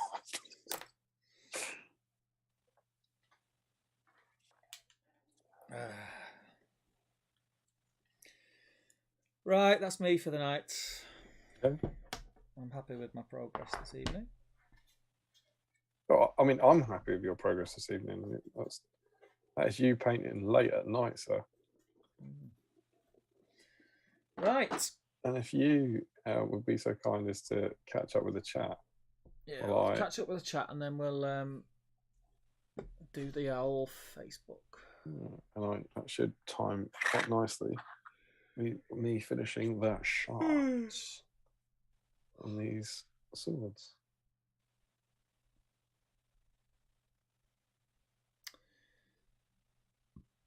Where are we up to? Oh, I can't remember. It was after the talk of Gilgalad pictures, wasn't it? Frederick said, is it just me, or does the Amazon Gilgalad actually look quite similar to the one from the film? Yeah, he does. I think a few people have kind of... Oh, what, the actor? Yeah, pointed that out, that it's very similar looking. Big mistake on page 3, says Frederick. The horse is intact, not missing its back half. Reese says... Nice what? Is Bon Jovi your favourite band, Damien? Obviously, Steve's is the Roses. No, not at all. What is it about the horse? Oh, he's talking about that. Is that on? Where am I? I haven't got Zoom. He's saying that, you know, in the film, the horse emerges from behind the tree without the back. With a dodgy CGI job. He's saying the whole horse is. It was very good. No, I mean, I like Bon Jovi the same way everyone of a certain age kind of liked Bon Jovi when they were young. But they're certainly not my favourite band. Frederick says, double terror, that's crazy. At least you can't fly off his terror, says Larry. Heard they made a mistake in the magazine. They put an extra L in Galad's name. All the way through as well. Joe said, it's just me, or does that high elf banner cost 35 points? Error, or is that what they cost back then? Shall I have a look for you, sir? I don't know. Banner bearer. I put these away about 20 minutes ago. Yeah, he's right. I mean, the banner bearer is down as 44 points. And the high elf warrior is 9 points. So yeah, the banner there is 35. I think that is a mistake. Someone could have a cheeky check. We've never noticed that before. Do you know what? I'll have a cheeky check. I'll do it. Do it. I'm a man of the people. I've got the books right here. So what era are we in? Probably Return of the King, right? Return of the King rulebook. And we got... Larry says he thinks they cost that much back in the day. We have warriors. High elf warrior can have a banner for 35 points. Damn. They're all 35 points. All the 35 points? Oh, no. The elf ones are. That's interesting. Elf banners are 35 points. Men banners are 25 points. Ooh. There you go. So there was a perception that given a high fight value model, a reroll was worth more than a low fight value model, which of course is true. Frederick says, alternative approach, put lava board on a hill. Old school. Larry Miller says, I seem to remember when the Hobbit rules came out, some banners and warhorns cost different amounts in different armies. Timothy Hickson says, Elven banners were 35 points back in that edition of the rules. I really like those rules, says Joe. Scott Newman says, off to bed, lads. Thanks for a great stream. We'll catch up tomorrow after work. Have a good one. Take care, mate. Dude. Frederick says, I feel like the painting guide has more Galad footage than the actual film. It does. It does. Definitely. What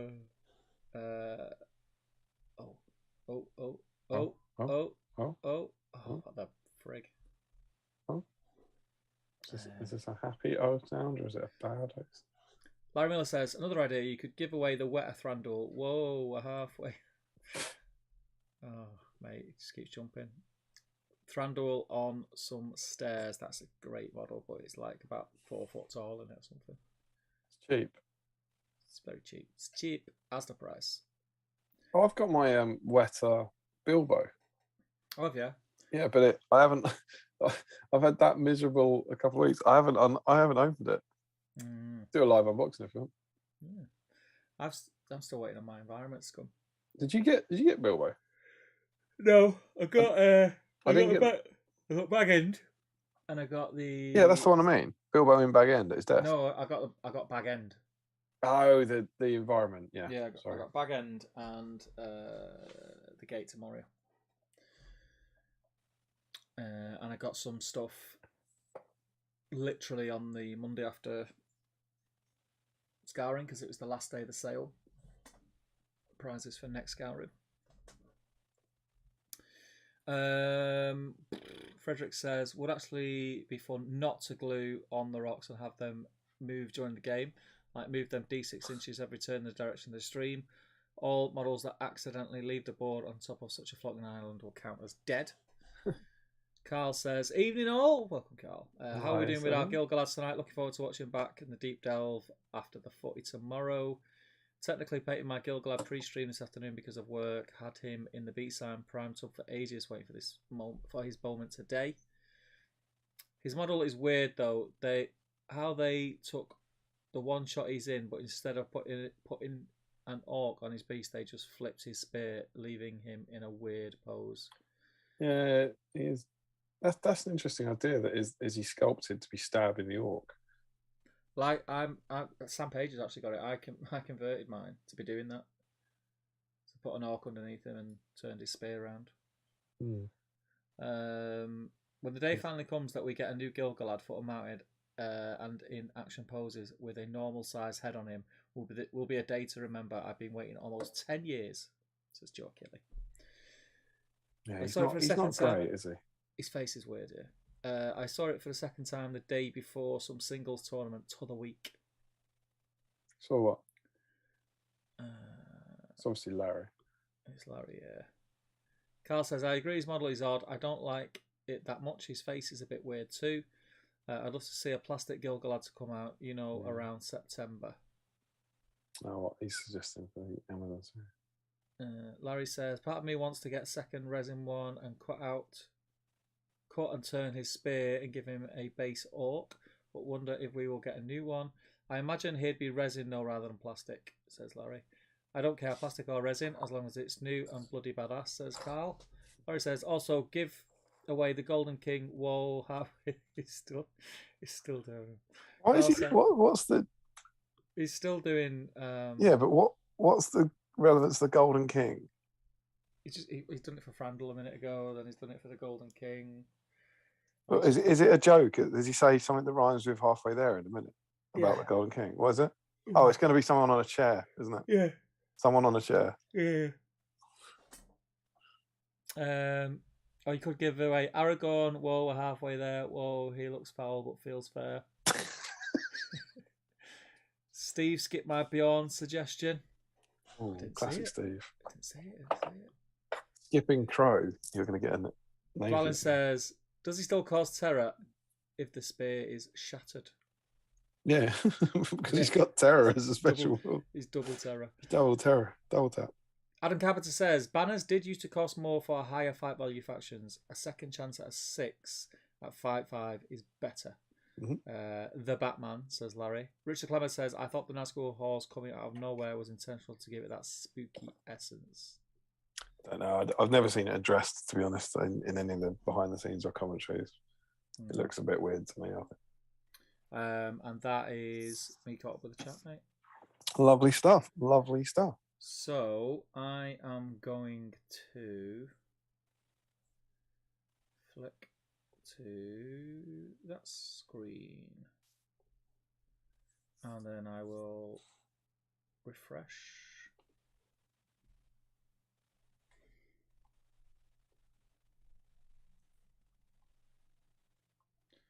$70 comments we got.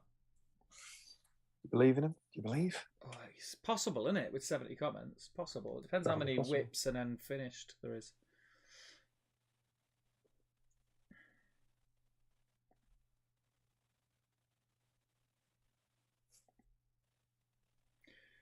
Are you ready? I am. 70 comments. Click. This is the whip right now. Have you got any that were emailed that you need to put on? I've done Joe's, but you're absolutely right. There is one more. Let me go and grab that.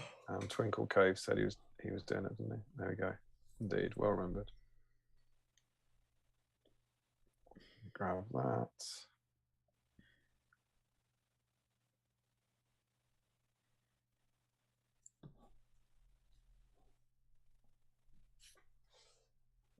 Uhtred, son of Uhtred. Do you watch that Last Kingdom?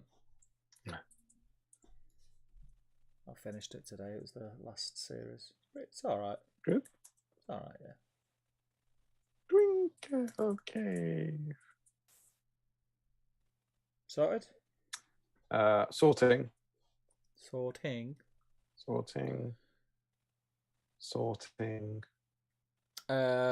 Larry says the Beyond the Bear one was, it was, whoa, we're giving away a bear. That was for what I saw before some singles tournament. Hajinder says, I'm off, guys. It's been a productive night. Hope everyone has a good weekend. And you, mate, take care. Remco says, whoa, halfway there. Look, Eagles over there. It's all good. They're all good. It's a very loose use of the word good. All right. So, there you go. Let's get. I've got to get comfy in these new surroundings. Okay. So, I am ready. So, shocker. I know. Straight off the bat. Joe Holzman isn't first. It's not. It's Jens Elmo. Jens Elmo with a Galad race. It's a strong start. 42 to go, Steve. 42 to go. Joe Holzman is second though. He's got Galad and some donuts ready to go. Stolen from school children, I believe. Yeah, I believe.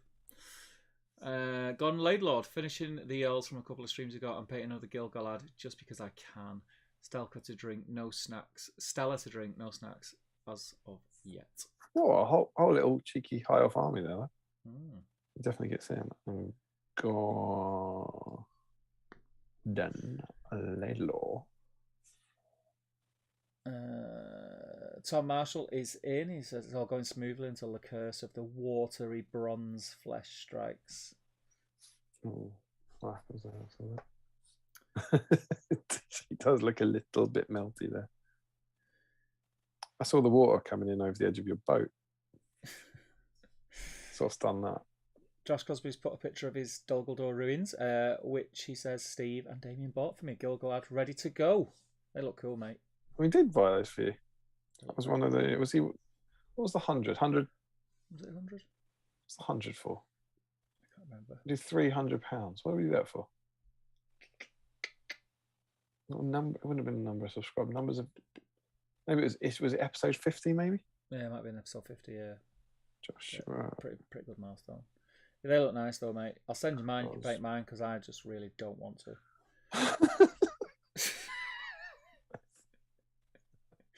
Why your honesty? I'd love to do it, but I just don't want to. Oh, look at this from Newman. What is that? Galad, a fresh cream strawberry tart. Heaven, happy days, Friday. What a time to be alive. Fresh cream cake for the stream. Good mug tea as well. Green tree. I don't have Galad, but I plan on adding ripples to the surface of this tonight. That looks cool, mate. Beautiful scenery as ever. Where are you putting all your dioramas, Mark? That's what I want to know. He was mounting some of them on the wall, wasn't he? He was mounting little squares. Ethan Walker is in. Classic broken spear. No spear. Curtis Hodgson finished off the base and opted to start on the big lad himself. He's got a mummet going. Curtis Hodgson, I met at the weekend. Yeah. He loves contributing. He loves the stream, and he likes being part of the whip throw. So Curtis, that looks great, man. That is an awesome looking mimic base you got there. Looking really good, really detailed. Top work, sir. Top work. Bert Leach is in. Gilgalad and some Helm's Deep elves.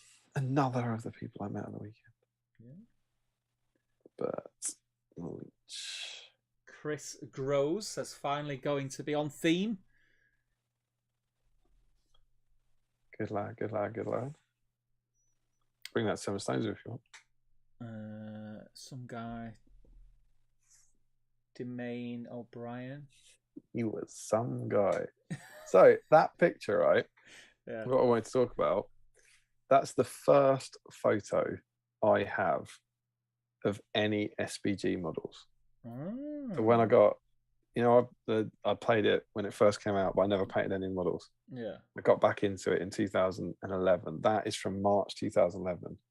They weren't the first models I did, but I want to say I did 10 Uruk warriors, then Gandalf, then I did 8 elves. I did Legolas. And so that's the first model I ever took, the first picture I ever took. So that's how early they were. And I've got one here. Now, which camera on? So here's one of them. And they were painted in a Galathrim scheme. Yeah. Because at that point, I was like, I'm only playing with mates. Why would I ever care? Just need some elves. Doesn't matter that they're high elves. And so I painted these. These were amongst like the first 20 models I ever painted for SBG. And that is what I've tried to match. So I had to find that and try and remember. God knows I hadn't written it down today, what I was going for. And I'm pretty sure it's burnished gold, old school, which is now Auric armor gold, with chestnut wash, and then probably burnished gold over the top. And you know what, Steve? I have been keeping this chestnut wash for these guys. So I've kept this literally knowing that I had like 8 plastic swordsmen to do, and knowing that I would use it because I didn't want to waste it. It's a great wash. This is one of Games Workshop's all-time best colours. The beautiful red brown wash. It is fantastic. And what I'm gonna say to you is I did find it today. It's not to hand. Have you still got one? No. But I like you. I did have one. It finished years ago. It was like your go-to wash. But P3, the brand P3. Are they the ones that do the old GW matches? Do a chestnut wash, and it is pretty damned good.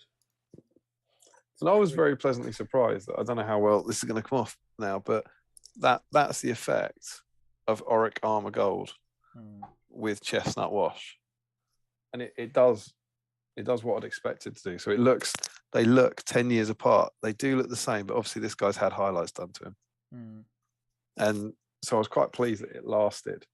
But that's literally it, because it doesn't seem to be in the best nick. It seems to be all right, but it's not great. But that pot has been kept for these 8 guys at some point.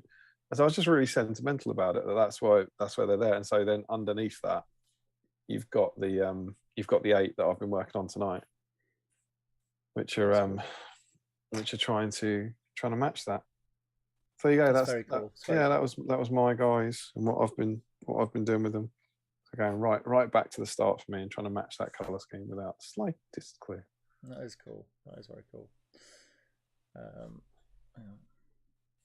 It's in my old flat, that photo was taken. The memories. Frederick Schultz, current whip, lol. Will probably start working on some Razgush minions once I'm done with the curry. No Gil Galad for me. Bonus curry. I could eat a curry right now. Yeah, I know. He's got a little conversions in the comments there. Yeah, it's looking good. Oh, he's put the comment you ignored. Which one? It's the comment I couldn't post on live chat. You could do SBG magazines if you run out of stuff. Don't know if you're aware of them. They're made by a bunch of nerdy weirdos. You can contact them via us. There you go. Once we get free supplements. We said that, I'm sure we said this before, that the thing with that, Steve would have to read them because I couldn't do them. I'd have to be like Steve reading and go, what did you like about this? Tell me. Tell me what's so good about this one, Steve. Oh, I'd have to read. That sounds like work.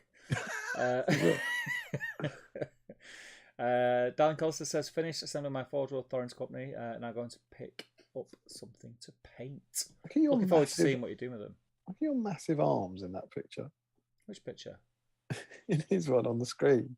You've got like this giant forearm. Can't see. All right. Ryan Cuthbert, redoing Gilgalad's robes tonight among many other projects. Gilgalad's about to take on the Hulk there, it looks like. Who wins that? The Hulk, I think. What do you think? I don't feel I know enough about Marvel to say that he smashes up gods, right? He smashes up Loki. Yeah.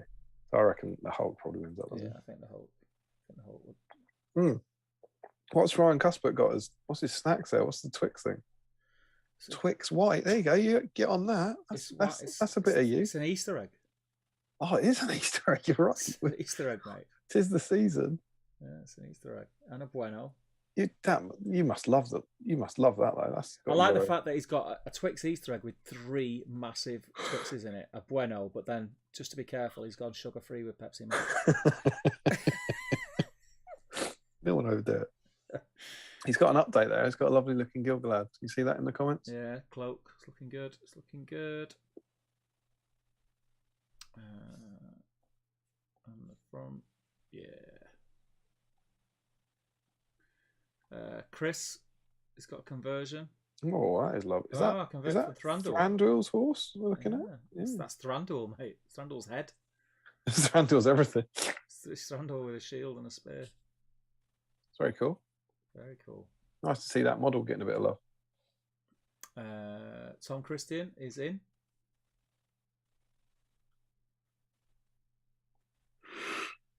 Thomas Macklin. As you live and breathe. He's not in, is he? Oh, Macklin's painting. Some nice gold you got working there, buddy. Macklin's painting is just like... Yeah, it's come on so far, hasn't it? It's gone up a notch and a half, mate. Ever since you got involved with BSIME. This inspired me to... Look at his painted thumb. I get... It's just his nail. Yeah, he thinks he's big time, doesn't he? I get this. That's what I get. I quite like that he's just doing it on his nail. I get whole thumb. Uh, Robert Lawson. Oh, that gold's nice, mate. Very nice gold. Oh, that is beautiful. That's very out of the film, isn't it? That kind of green hue. Yeah, Stream nice. inspired me to dig out my old elves and work on them over the past week. Galad will be nice. Break from the batch paint. Look at that. Look at all these elves. That's BSIME. That's some proper backlog clearing. That's pretty awesome. I really like that the hue on that gold. You'd love to see it. Paul's got a Galad ready to go. Lovely, lovely, lovely. Miller with his Galad, his Galaxy, his it's not it. It's like I mean, it's Galaxy. It's Bakari sweat in a bottle poured into a cup.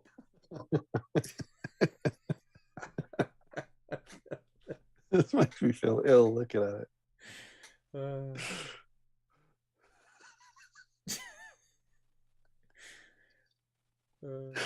No Galad for Hawk Jacobson.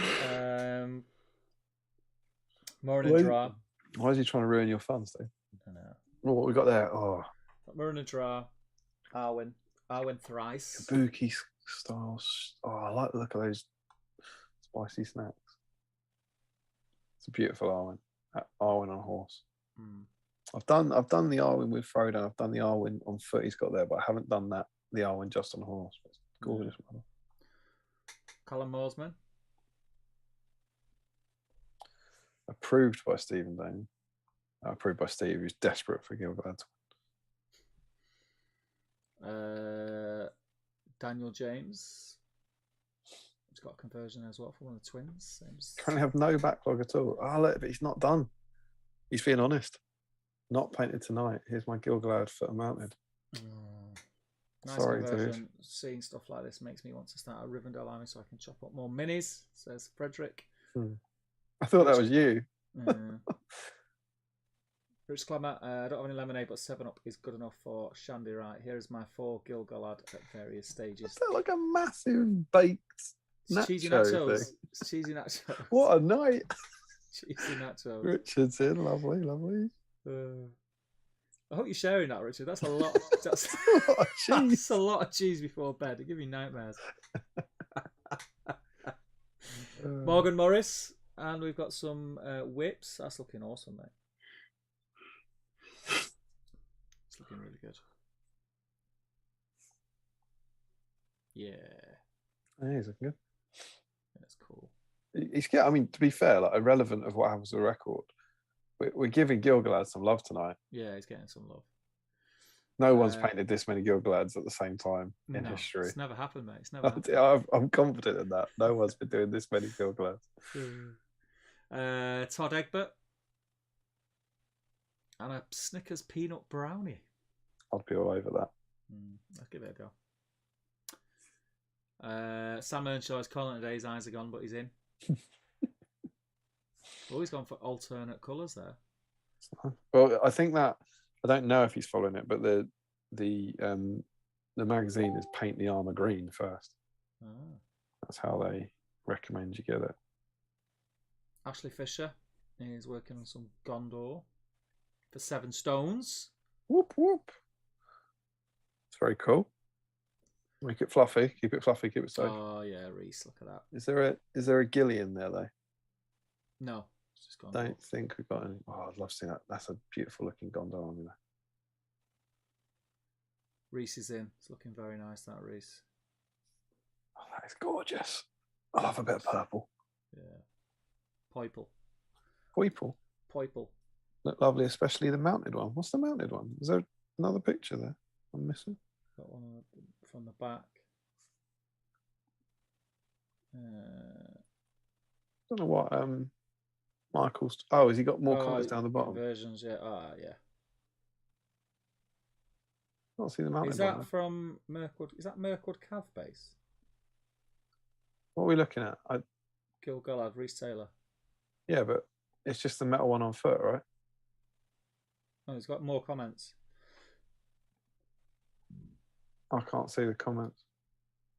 And then I've got your post. So in Joe Achilles. Post.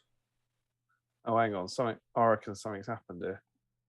Refresh, mate. So Refresh. if you're on Joe's, I've just reached Ethan's, and Joe's was definitely posted before Ethan's.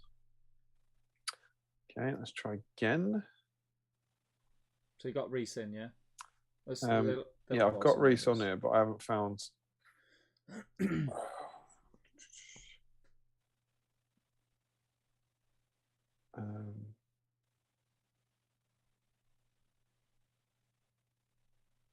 Oh, here we go.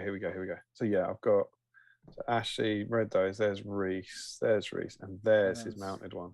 And there's Joe Achilles, mini epic. God, that is lovely. Oh yeah, I see what you mean about the American Cavalry. Yeah, I think it is. Yeah, so this was Joe, which he emailed in, and he said no Galad, but he's got the Aowen and Arwen finals. I want to get that Arwen for nominally for Charlotte, but I'm waiting for it to come down the price because they doubled the price of them. I know. Sean Clark's Galad looks stunning. Really like that, Sean. Really like that. Very nice. Oh yeah, really. What's he got? Hunter Orcs down there. God, they look great as well. Yeah, they do. It's a cracking look. They're not easy models to paint. There's a lot of They're detail. horrible to paint. Yeah. At least you don't have any coming up in the next 4 weeks for a community challenge. Haskell's on. We've got a nice whip. Look at these are not just any cashew nuts. These are M&S cashew nuts. Why are you painting 2 Gilgalads, Michael? Is that 2 entries, Damien? Are we allowing it? I fear not. Classic Haskell trying to work the system. Come on. I can't do that. I can't paint the same model twice. The same hero Aaron, twice. That's really nice, Aaron. He's looking great, Aaron. That's really nice, mate. Nice work. That looks very much like it's Follow the Guy. It was very nice to meet Aaron at Scourin as well. First time we've met. We've talked for ages online. It's not nice to meet you. Remco. Oh, there's some really nice Gilgalads. I mean, the blade on A-Glass there. Remco, oh my God, that is stunning. gorgeous. He's gone for a bit of beast battle games freehand and a cheeky ancient elf flesh pot. Elf flesh, yeah. Remco. I mean, I don't know how we're doing, Steve, but the Gilgalads keep coming at this point. They do keep coming. Michael Curtis is in. One Sal Salad coming up.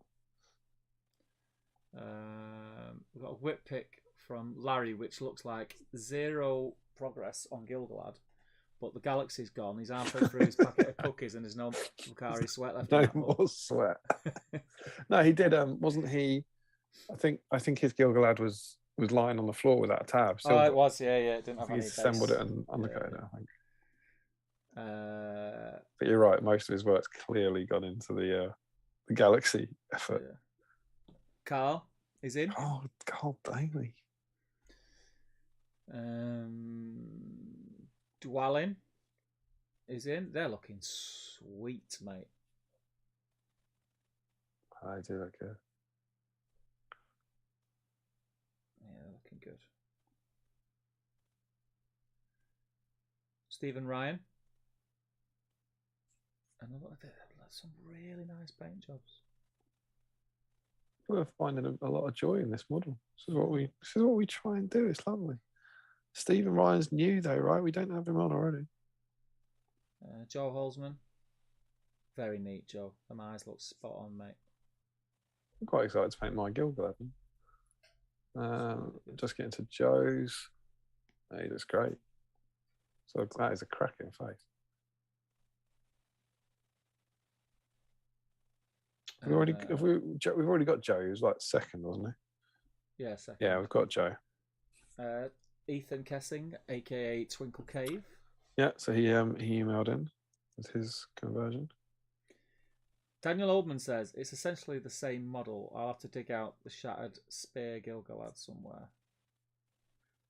It's not. It's a what does high that elf. mean? It's not. Well, I can't give you that. As much as I'd like to, Daniel, I can't give you that. Imagine if there's 42, Steve. I know. Chestnut Ink. But that's newer than mine. That's the new one, yeah. This is Chestnut Wash. It's not the same. He's Gordon in the thing because he's got a Gilgalad there as well on the paint handle in the background. I think he's in here. There's no way someone just casually has an out of focus Gilgalad and doesn't get in there. I'm just going to check that is. Yeah, that's it. That's it, mate. That is it. How many did we get?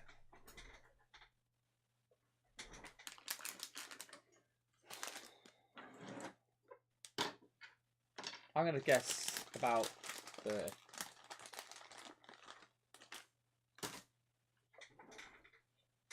How many guessing?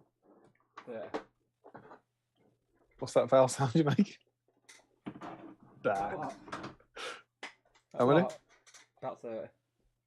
31. 31. I'm always disappointed. I thought as I was writing them down, there was more. That's a heroic effort from everyone. It is. For a model that is pretty much, I mean this in the nicest possible way, unloved. Yeah. It's a good effort. I can't believe. Yeah, 31. Yeah, I got that full bag of sweets. Can't believe it. That never happened on Battlestream. 31 Gilgalads painted tonight. So I'm sorry, Steve. Alas, we're not record breakers. Record breakers. We'll give it a good go. They did. They did try. It was a heroic effort. And thanks to everyone who did get involved. 30 is no small achievement. I do require something akin to a D12.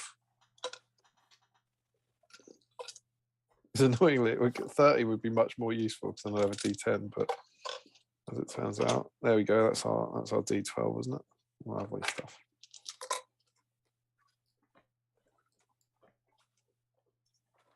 So what I'm going to do, I'm going to switch back to this bad boy, and this is a whole new world. But my hope, a new exciting Gilgalad stream, is that I might be able to drop this bad boy down. How's that? Nice bollocks. I mean, dice. It is CCAM, isn't it? What are we doing? Is the lower half of my body too sexually distracting? What do we think? Put it, so move the tray towards that takeaway container that's full of paint. Keep going. I can't. There's a takeaway container. Yeah, it's full of paint. Move it. It's like you knew the answer to this yourself. You had all the information. And go over here. A cheeky bit of face in you. How's that? Yeah, keep turning it a little bit. That way? Keep turning. Stop. Oh, yeah. That's perfect, mate. That was made for it. Can you read it all? No, we can't see anything. We can see the diagram. Oh, thank God we spent a lot of time getting that right. Hello, how about that? Well, you know, cleavage. Whatever you're after. Cleavage? Ouch. Cleavage. Oh, that's annoying. I mean, we had it on the tray and then you moved it. I don't know what the hell. No, I was just trying to get closer. We spent 25 minutes getting it on the tray and then... That'll do. Yeah. Cool. So, what we are going for is we're going to have 3 finalists. Yep. We'll have the first 10, second 10, and then the last 11. Okay, yep. So we are for the first one, we're re-rolling 11 and 12. Jens Elmos, Joe Holzman, Gordon Laidlaw, Tom Marshall, Joshua Crosby, Scott Newman, Ethan Walker, Bert Leach, Chris Grace, and Ryan Cuthbert. Are we ready? I'm ready. It's a 10. Ryan Cuthbert, and look, he's even got his the numbers. Oh, hello. Don't undo typing. That'd be disastrous. You see that 10 next to Ryan Cuthbert? Oh yeah. It's already there. Yeah. Already there. We have our first finalist. Congratulations, Ryan. So now again, 10 again. Chris Frozen, Tom Christian, Thomas Macklin, Robert Lawson, Paul Merritt, Larry Miller, Callum Moorsman, Richard Clammer, Morgan Morris, and Todd Egbert. Let's do it. It's a 4. 1, 2, 3, 4. It's Robert Lawson. Robert Lawson. Hopefully you can see Robert Lawson is 4 down from Ryan Cuthbert there. Happy with that? Yeah. Lovely. So that leaves us with 11. So we're only re-rolling 12s this time. And it is Sam Earnshaw, Reese Taylor, Sean Clark, Michael Haskell, Aaron Noonan, Remco Keystra, Michael Curtis, Carl Daly, Dwalin Grudgemain, Stephen Ryan, or Ethan Kessing. Ready? Yeah, I'm ready, mate. I'm ready. It's a 3. It's Sean Clark. Sean Clark. I'm going to call it. I think Sean Clark's got it tonight. I mean, it sounds like you have a favourite. I just feel he's on a bit of a roll. I mean, yeah. Okay, so it's mildly upsetting. I've lost the dice they're playing for. Put it back in. What's the black dice? I think that's something, won't it? What's the black dice? This never would have happened in the other room. All right, well, there's a black dice. You've seen it earlier in the stream. I promise. It's real. But, I don't know where it is now. Didn't quite survive the journey. Either. Sorry. Right. So D3. Yep. First to 3. Yes. And we have Ryan Cuthbert as a 1, Robert Lawson as a 2, Sean Clark as a 3. Yeah. Are we ready? I'm ready. Robert Lawson. 1-0. Robert Lawson goes into the lead. 0-1-0. 0-1-0. Ryan Cuthbert takes away. This is not going well for your boy. No, 1-1-0. But we know how these things go. Yeah. I think it's going to be another 1 or another 2 here. Yeah, exactly as I planned. Ryan Cuthbert is at match point. 1-0. 2-1-0. What do you think? Can Sean come back from this? I have faith. I have faith in it. 2-1-0. Ryan Cuthbert, match point. Sean Clark. Oh, God, because I live and breathe. 2-1-1. He couldn't, could he? He couldn't. Could he? No, he couldn't. He couldn't. Oh! Give it a go. He's going to give it a go. 2-1-2. Give it a go. Oh, surely, if our previous form is anything to go by, Robert's got to come back into this now to take it to a absolute decider. Come on. We need a 2 here for the tension. Can Robert get himself in, or will Ryan or Sean go home with the big money on this roll?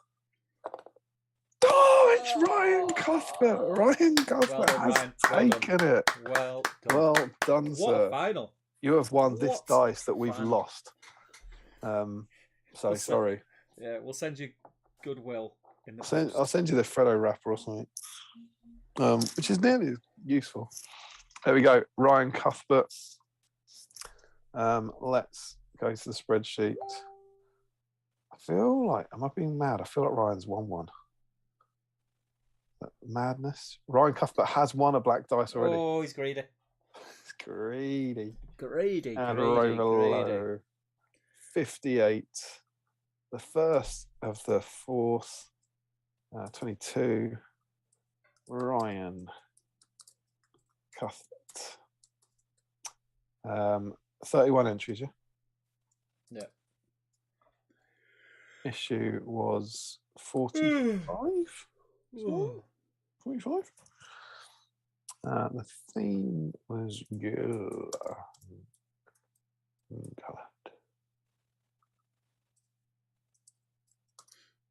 Well done, Ryan. Absolutely.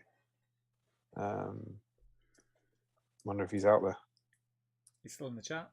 Yeah, he must. Oh, he must be buzzing. He must be buzzing right now. He's had Steve. He's had a roller coaster of emotions. Oh. Steve. You found it. Steve, look. He's out. Check his man out, right?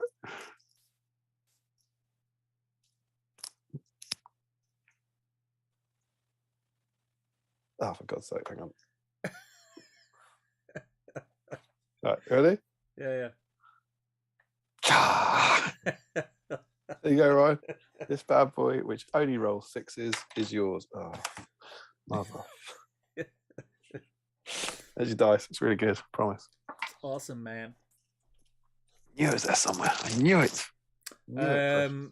I'll jump back in the chat before we do our sign-offs. Larry Miller again says the Batman. Second time. Dwellin says Shelob at the top of the... ... What are they talking about? What's Shelob what? I don't know. Shelob at the top of the ... And then Frederick says to Dwellin, lol, that's a good one. Is it still Bon Jovi? Is it Shelob at the top of the stair? I don't know what are they talking about? Calamar says maybe the mouth of Sauron. Whoa, we're halfway there. Whoa, who is this? Isildur's heir. Joe says stolen's a strong word. They never saw them. Those are donuts. Whether they saw them or not, it's still sealing. Sean Clark says, I've been watching all the Plantiers this week while I've been getting over COVID. Just watched the episode where you talked about getting the models painted to play. Nice to see a photo of these. Getting the models painted to play? What does that mean? Let's see a photo. Nice to see a photos of these. Don't know. Wasn't them elves, was it? You talking about them elves? Well, I mean, they were done a long time before the Plantier. That's not what you mean, Sean. I'm curious about that one. But I'm glad you're enjoying the old school Plantiers. That's fun. Yeah. Larry says he's been glued and primed. I'll have you know. Yeah. C-cam, more like D-cam at this angle, says Calamar. Well, it's been 2.5 years, but all I'm going to say is, what do you think the C stands for? I don't want to. Maybe that's how we celebrate the halfway. All right. That's been our little in joke for 2 years. C-cam. We skip B-cam. That's it. There's no, it's out there. That's it. Larry says you could also give away LSR. Whoa, we're halfway there. Whoa, Isildur's there. Damn it, just seen someone beat Isildur's there. Richard Clammer says it makes sense that he didn't break the record. He isn't even the real Galad. That's the Lady of Light. What? Galadriel. Oh, Galadriel. Because Galadriel. The real Galadriel. Yeah. The real Galad. That's very clever, Richard. Sean Clark says, "Well played, Brian." Well played. Yeah, it's all the work he put in the off season that got him. I think you'll find. I think that was mainly me. Ryan says, "Woo!" Remco says, "Congrats." Ryan says, "That was edge of your seat close." Hearts Racing said Sean. Larry Miller, it was what I saw before some singles tournament the other week. That's the third time he said that. That's what he saw. The other week. Shelob's Lair, says Frederick. Shelob's Lair. We're halfway there. Shelob's Lair. You were both talking about hobby goals. One of yours was to paint up your models to get your friends into playing the game. What? I talked about these models, did I? Oh, madness. And that is it. That's it, mate. Caught up. Episode, what was it, 58? 58 indeed. Completed it, mate. Jeez. Yeah. Thank you. You know what? I am super chuffed with what I got done. I've painted, so tonight on these, I've painted eyes, skin, base coated blades, wash blades, highlighted blades, highlighted and washed the and finished the shaft. Done the chainmail black and a bit of silver in it, highlighted the cloaks. And so the only thing I've got left to do is the armor and the red that I don't have the paints for, which is far closer than I thought I'd get them. So they probably won't show up, but that is the state of my elves. Only going for your super basic tabletop standard to match these guys from over 10 years ago. So again, no pressure whatsoever. Just had to get them good enough to that. And if you imagine that they just need a highlight on the red and a highlight on the gold, and they'll be there. I'm super pleased with that. It's been very productive for me. What about you? Yeah, I've done all right. Tidied them up a bit because I've done that thing where On my mounted. The way I like to do models that are predominantly armor, like I did in the Minister, I tend to base coat them that color, do all the washes and dry brushes, so I can then just pick out all the details. But I forgot, finish with a quick edge highlight. I forgot to do it on the mounted ones, so I had to go in and dry brush the armor after I'd already painted the cloth. So a bit of the dry brush stuff got on the cloth. So that's what I was doing tonight. I was going over all the cloth again with the base colour, tidying it all up. So yeah, I've got all that done, so I'm happy with that. And I'll continue with these in the week. But yeah, that's it. Did a lot of painting, didn't you? Yeah, painted, got put a bit of a dent in it. So next stream, I think, is it next stream and the one after are a bit going to be. You did mention. It depends what we do with the next one, but the next two could move essentially because of the Easter weekend and because of 10 Stones. So as ever, we'll keep our pledge that is we don't miss one. We've since we've started it, if we've been a week later, the next one's always been a week sooner and stuff. So we don't. Sometimes we might mess with the regularity of them, but we always, I believe, we always deliver the same number of streams. Yeah. So we'll let you know as soon as we know about that. I will check this weekend and see which. Oh, the Batman! Larry saw the Batman. That's what he said. The Batman. He saw that before. Yes, he did. I remember now. Yeah, him, Macklin, and Callum suggests, "Whoa, we're halfway there. Whoa, the Batman."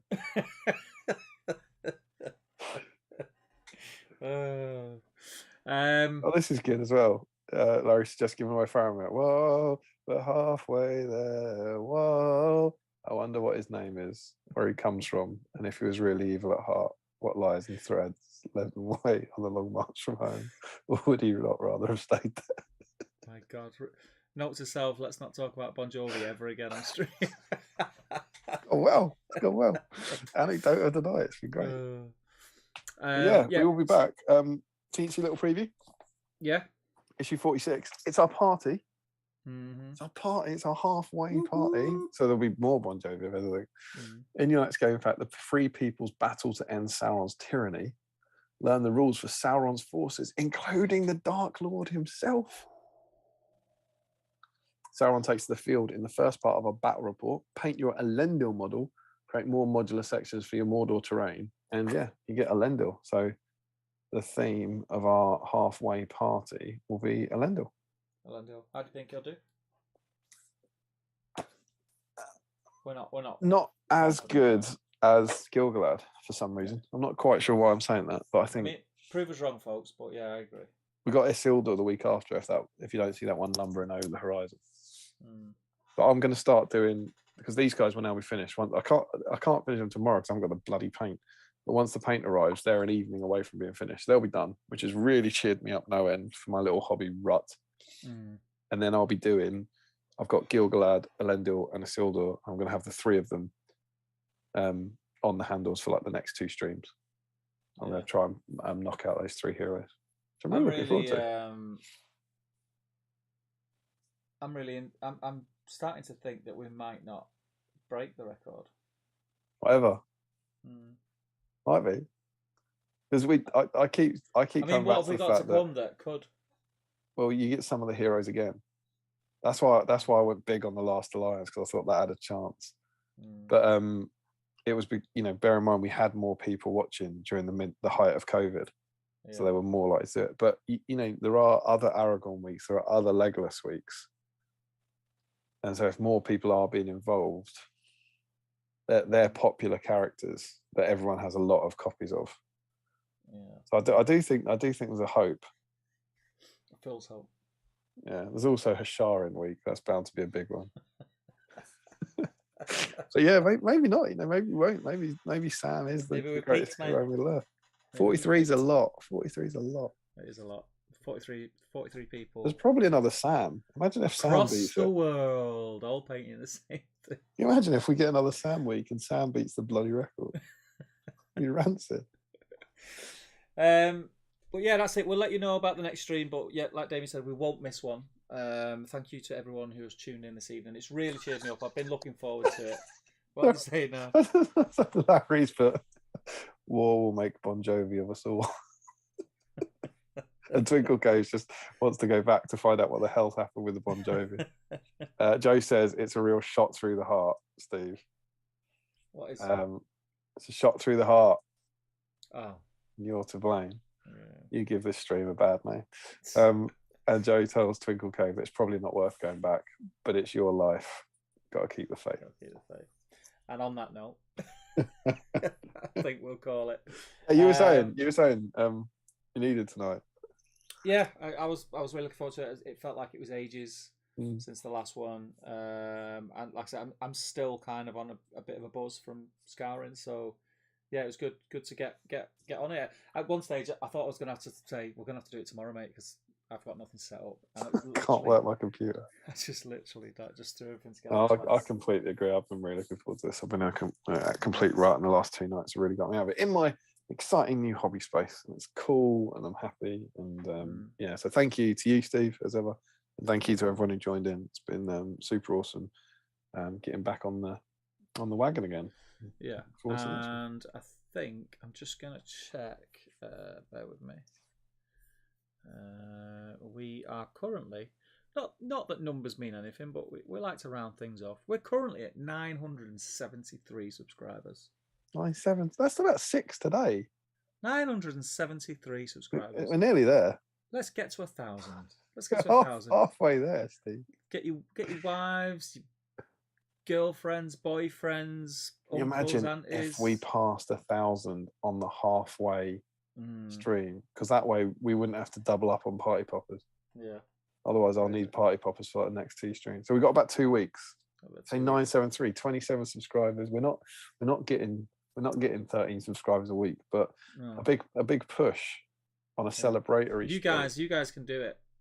I reckon we could do that. I reckon we might be able to do that. Yeah, for sure. So let's try and do it. Let's try and do it. Let's try and inexplicably make Elendil the record holder. Let's celebrate getting halfway through this mad journey we're on, and let's try and get 1,000 subscribers all on the same crazy night. I might even have 2 pork pies. 2 pork pies. What a time to be alive. I'm going to get a pork pie for next time. I'm going to try and remember. Right, people. Thank you very much again. We will see you in the Facebook groups. If you are a Patreon, we'll see you in the Patreon chat. If you are not a patron and you want to support the channel and support us, check out the Patreon. All links they're below in the videos, aren't they? I think all the links. I think so, yeah. Check them out. Any support is hugely appreciated and makes all this possible, to be totally honest with you. We wouldn't be able to do this without you guys and do the things that we're able to do. So thank you very much and take care. We'll see you in a couple of weeks. Happy Easter if we don't see you. Yeah, happy Easter. Peace out, people. Okay.